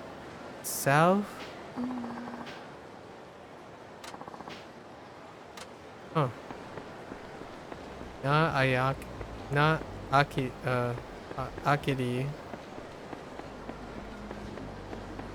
Okay.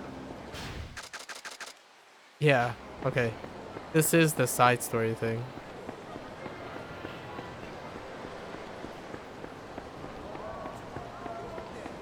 We haven't even gotten to the batting one yet. Shinada has a batting one. I don't even know what Akiyama's side story is, if he even has one.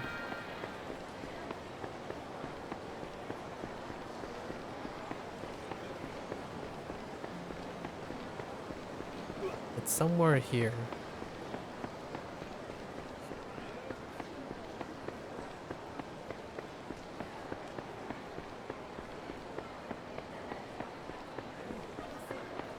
Is it here? Not parking lot? Somewhere here.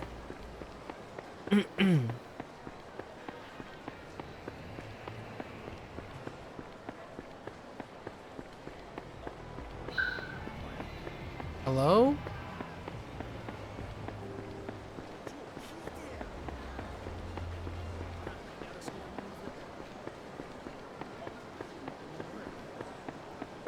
In here?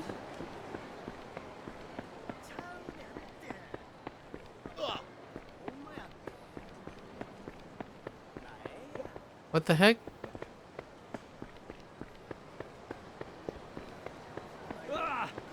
Lady, where are you?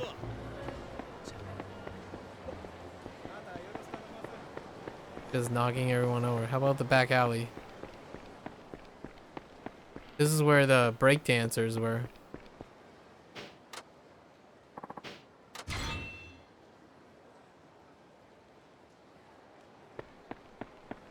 No?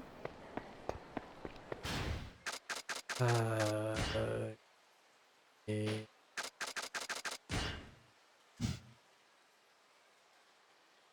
So it's here.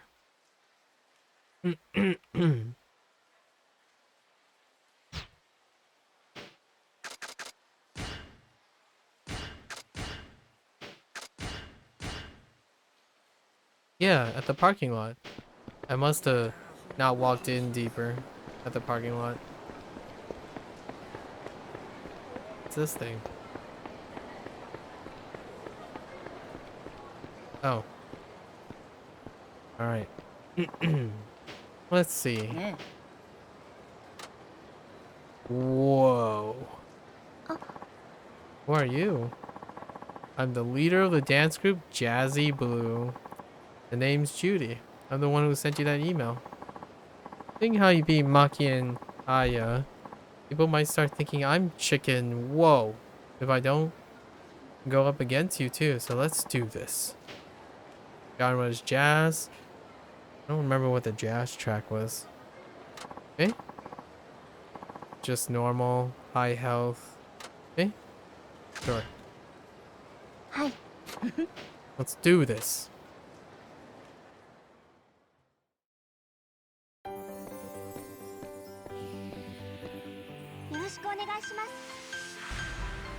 Oh, it's this track, okay.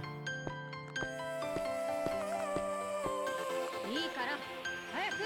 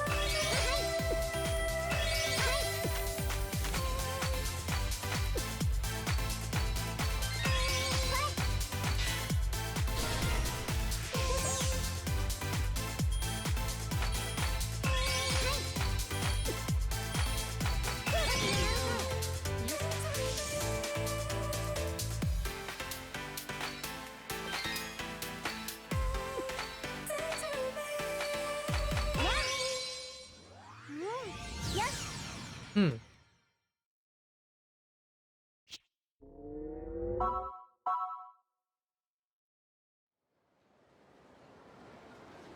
Ah, it's fine, Haruka. Stop pretending. Did Kiri-san really just lose? Darn straight. Huh. Now I see why Christina thinks so much of it. Oh, you know Christina. Of course. There's hardly a single person in the dancing world who doesn't know who Christina is. Really? I don't like him very much myself. I mean, how can anybody trust the guy's judgment if he can't even appreciate how good Akari is? Oh, interesting. Akari's my friend, you know? Okay, so maybe she's not the most flamboyant dancer, but she's precise and she looks good doing it. She has a solid foundation, so just come out of her shell a little more. She'd be a great dancer. That's what I thought anyway. Now she's gone and quit dancing? It's a real shame. It really, really is. So she lied. What? Akari quit dancing? Yeah. Aren't you two supposed to be friends? You mean you didn't know? She told me she was still dancing. Knowing Akari, she probably didn't tell you the truth, because she didn't want you to feel guilty. After all, you can't say you're completely unrelated to the to the reason she quit, right? You know what I'm talking about. I do. And I better go talk to her face to face. That sounds good. I mean, you're friends, right? Oh, and could you give this to her for me?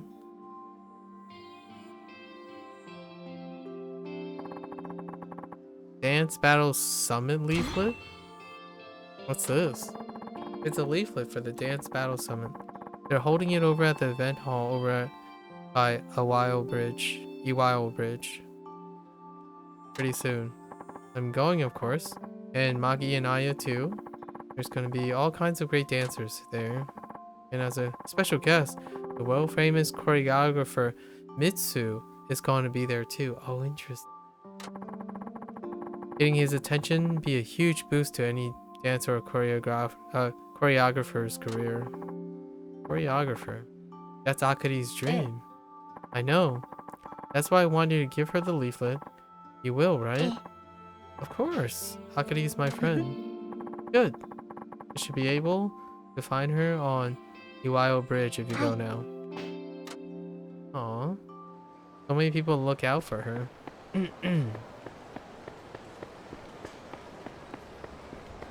I really need to set my, like, abilities, though. This is the only way I can see setting my abilities. Like the heat settings. Let's do Rainbow Shooting Star. Heal. I guess heal will be on A.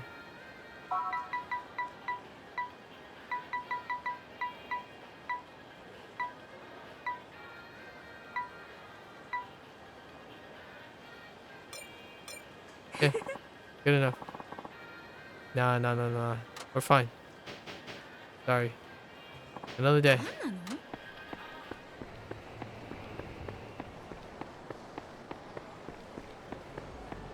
I want to see what this shooting star looks like.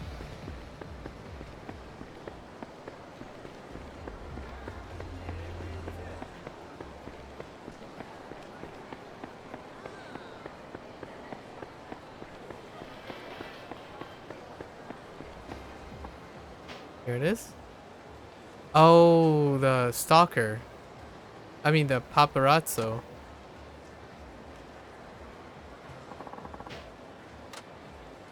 Fine. Who's taking... But take one step and you'll realize it. Without moving. Okay. That's... Wow. Can you be any more obvious? That must be him. I better... Hello, Uda here. Is that you, Sawamura-san? Yes. I found the paparazzo. He's wearing a fishing vest. Great work. And what is he doing now? Oh, he took off. He's heading southwest Fukuji. Alright, good luck. Oh, you're going after him? Wait, are you really chasing after him? Oh, no. No. It's okay. Yuta will take care of it, right? Now, for now, we're just gonna try to do the Ayaka thing. I mean, Akari thing.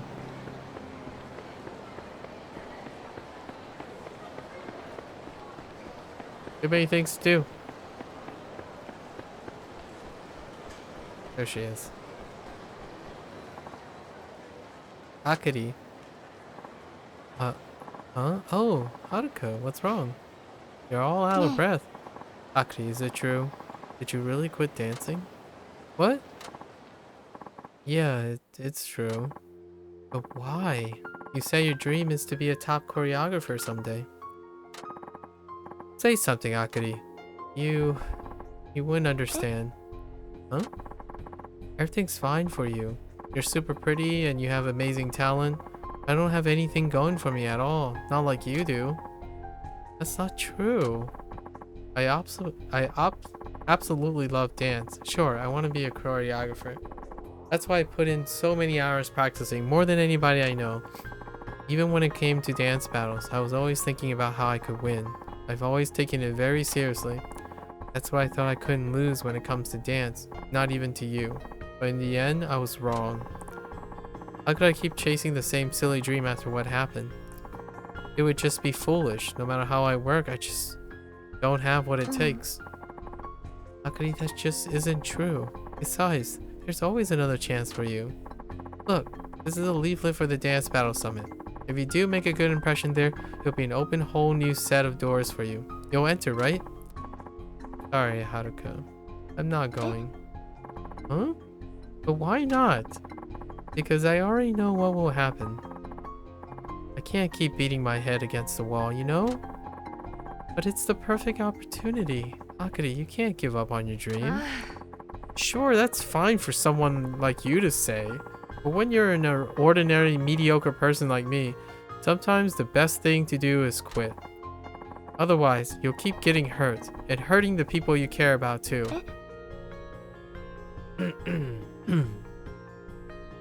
What? The first time I talked to you, it wasn't just because I wanted to be friends. You're an idol, so I thought you might have connections and be able to get me that much closer to my dream. That's why I approached you, for my own selfish gain. That time with Christina too. I thought surely I must be a better dancer than you. I thought you'd make me look good if I went up against you in front of him. I told myself Christina would be impressed if he saw me beat a pro, and that's why I brought you along. So she's pushing Haruka away to protect her. That's the next level self-deprecation. I know. I'm the worst. I mean, stooping to something that low all for the sake of my dream. And to top it all off, I didn't even succeed. So now you get it, don't you? Now see how destructive it can be when a fool chases their dream, right? That's why I gave up dance. Haruka, I'm so sorry for all the rotten things I did. I'm sorry I used you. It's fine if you hate me now. I don't deserve to be your friend. Good luck with your career. Remember me when your dreams come true. I know you can do it because you have real talent. You have it. Well, I guess this is goodbye, Haruka. Akari, wait. I don't care about any of that. I'm glad you talked to me that day. Really glad. You know what I'm like. My personality. Besides, I'm always working. Yui-chan is the only person who ever went out of their way to talk to me. I've been really lonely. But I told myself that's how it is for me. That it's my fate. So when you talked to me that day, when you brought me along to all kinds of places, when you showed me how much fun dancing could be, I was really, really glad. I don't care why you talked to me that day. I'm just happy you did. It doesn't matter how we got our start. All that matters is that we're friends now, right? But we can't be friends now. Every time I look at you, I'm forced to relive all kinds of bad memories. Fine, we don't have to be friends then. Huh? But even if you don't consider us friends, I want you to at least remember one thing. Friends or not, I want you to know that I still like you, Akari. I like you and I care about you. I'll be there at the Dance Battle Summit. I hope you'll be there too. You love dance and becoming a top choreographer is your dream. Come on, say that you'll dance with me one more time. Dang. So she didn't have a really fast 180. White lies. Yui-chan, did you hear everything? Yeah. I see. Do you think Akari will show up? I don't know, but I sure hope so. He loves dance more than anybody, you know?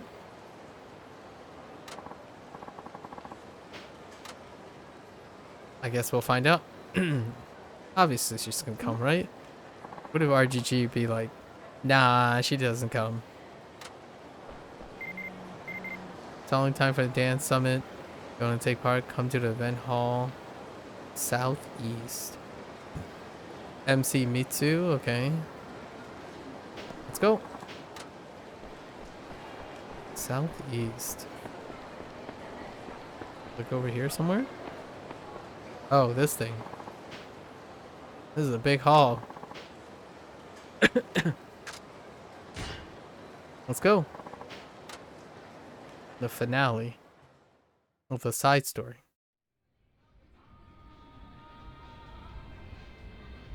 Shure PP.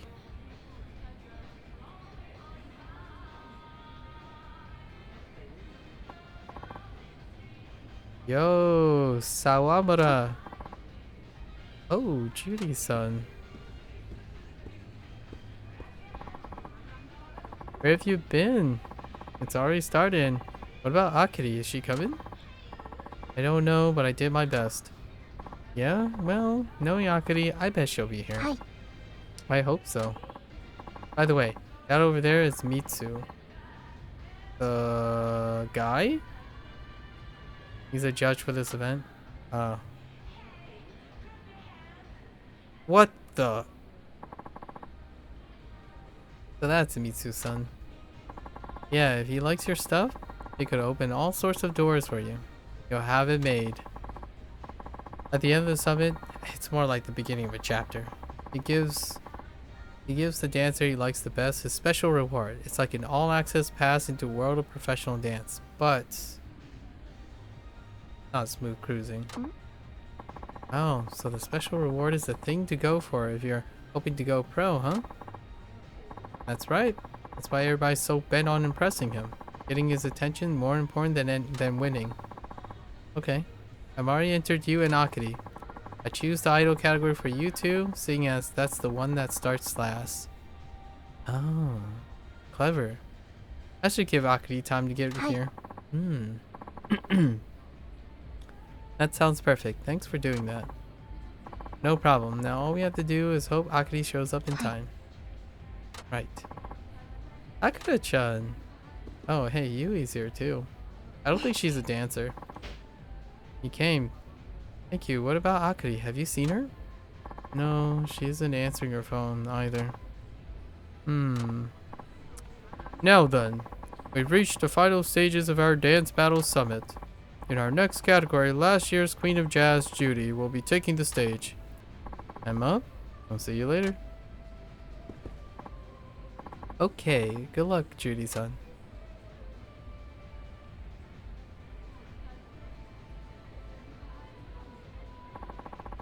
I hope Akari hurries up and get here. The idol category is going to start soon. I hope so too.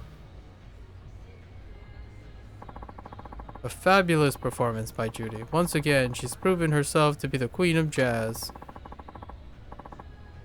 So what do you think of Judy's dancing, Mitsu-san? Solid performance.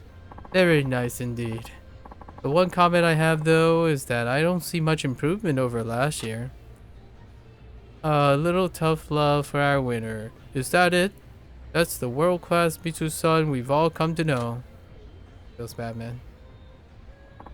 And now, for the very last category of Dance Battle Summit, we'll be topping things off and going out with a bang. It's time for the idol category.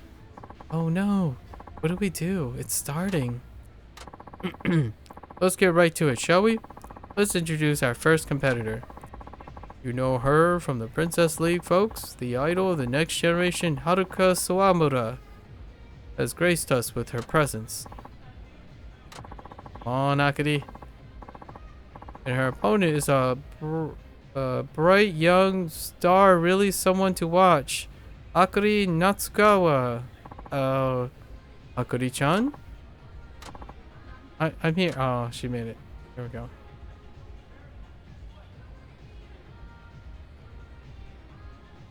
There she is. I was expecting it to be VO'd.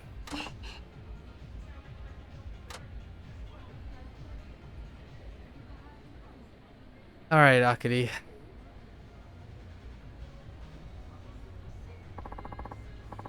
I'm sorry I'm late, Haruka. That's okay, Akari. I knew you would come after all. I love dance more than anyone. Right. I really want to thank you later for everything you've done for me. But first, we dance. And you better not go easy on me, girl. Let's give it everything we've got and really enjoy ourselves. You got it. Let's go. It's man. You watch them grow up, and resolve problems on their own.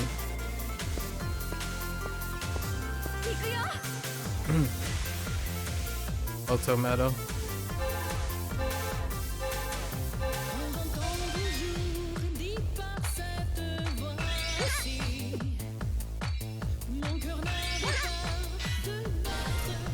Backflip!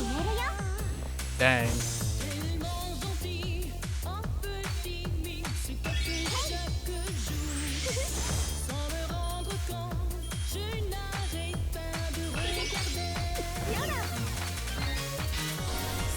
Backflip!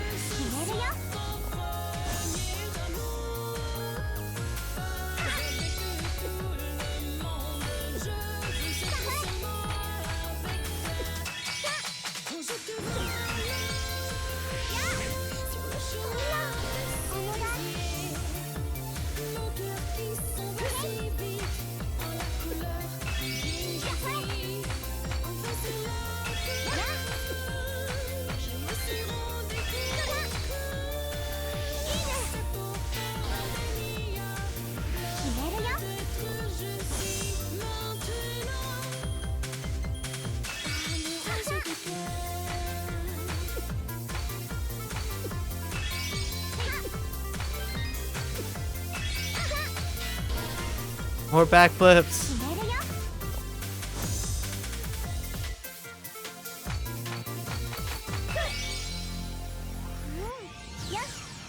I don't know if that boosts my score all that much. That's fine. My singing is still not capped. Oh, okay. A bond between dancers was the name of the achievement. What a great battle that was, and the winner is Haruka Sawamura. You sure are amazing, Haruka. Like I always said, you have some real talent. I mean, she basically did 5 backflips, so you know. But you won't beat me again. I love dancing and I'm going to practice and practice. Next time we battle, I'm going to win. Good. I'll be looking forward to it. And me too?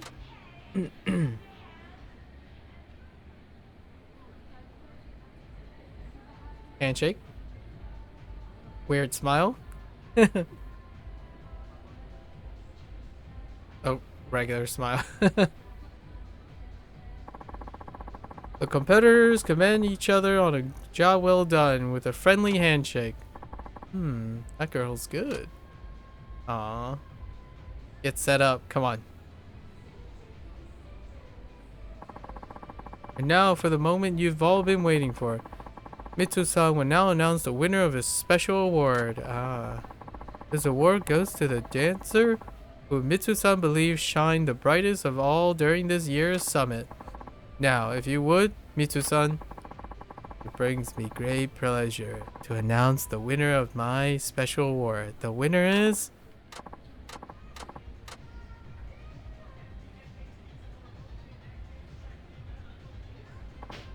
a dancer from the idol category. Akiri Natsukawa. Huh? And there you have it. The special... Wow, that was a big fanfare sound. The special award winner, the star we're sure to see great things from, is none other than Akiri Natsukawa. Give her a hand, ladies and gentlemen. Hey, I won the special award? Congratulations, Akiri-chan. I'm really happy for you, Akiri. No way, I can't believe it. Congratulations, Akiri. Haruka. Hey, Mitsu-san is waiting for you on stage. Get up there and take that first step towards your dream. Right. And it all works out. All neatly tied up. Tell us, Mitsu-san, what was it about Akiri that made you choose her? Well, let's see. First of all, I really saw a huge amount of improvement since last time. Last year, she seemed a little more than a machine. It was very precise, no doubt, but she lacked that certain spark.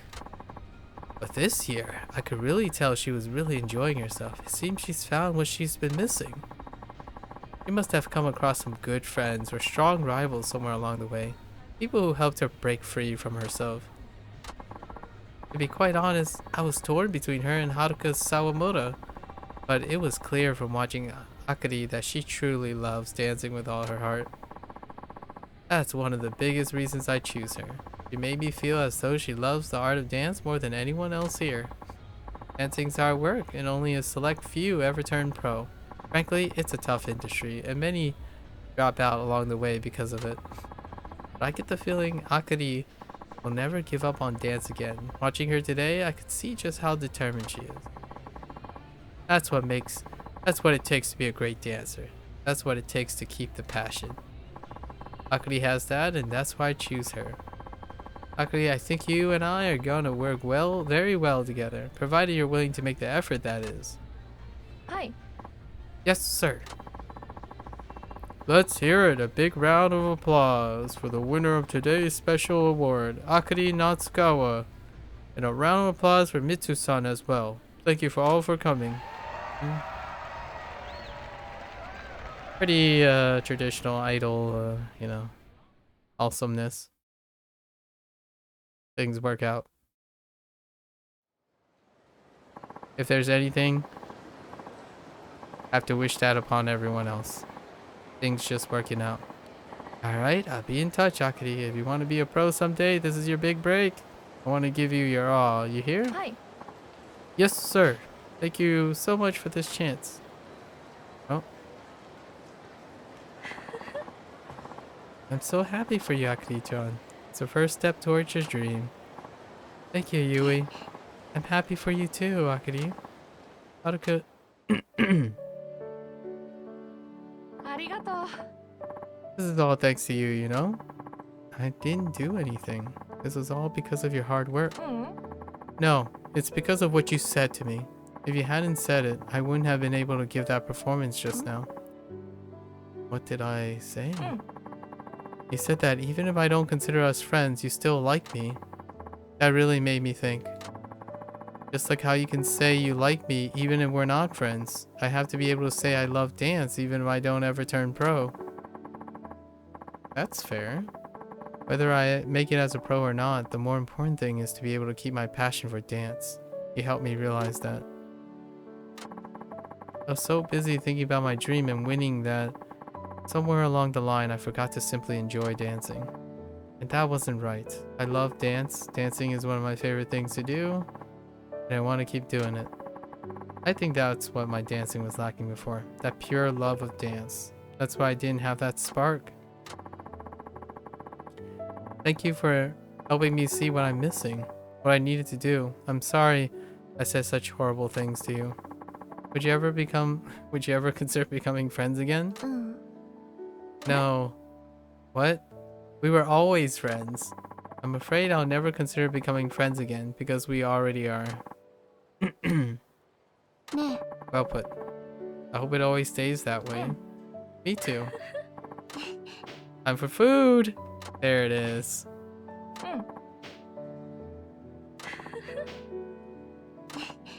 Alright. Sure glad Akari is our friend. How else are we gonna get free Okonomiyaki? ちょっと Hey, is that the only reason? Nice, Jess. Oh, there you go. Wrapped up. Looks at the photo. Well done.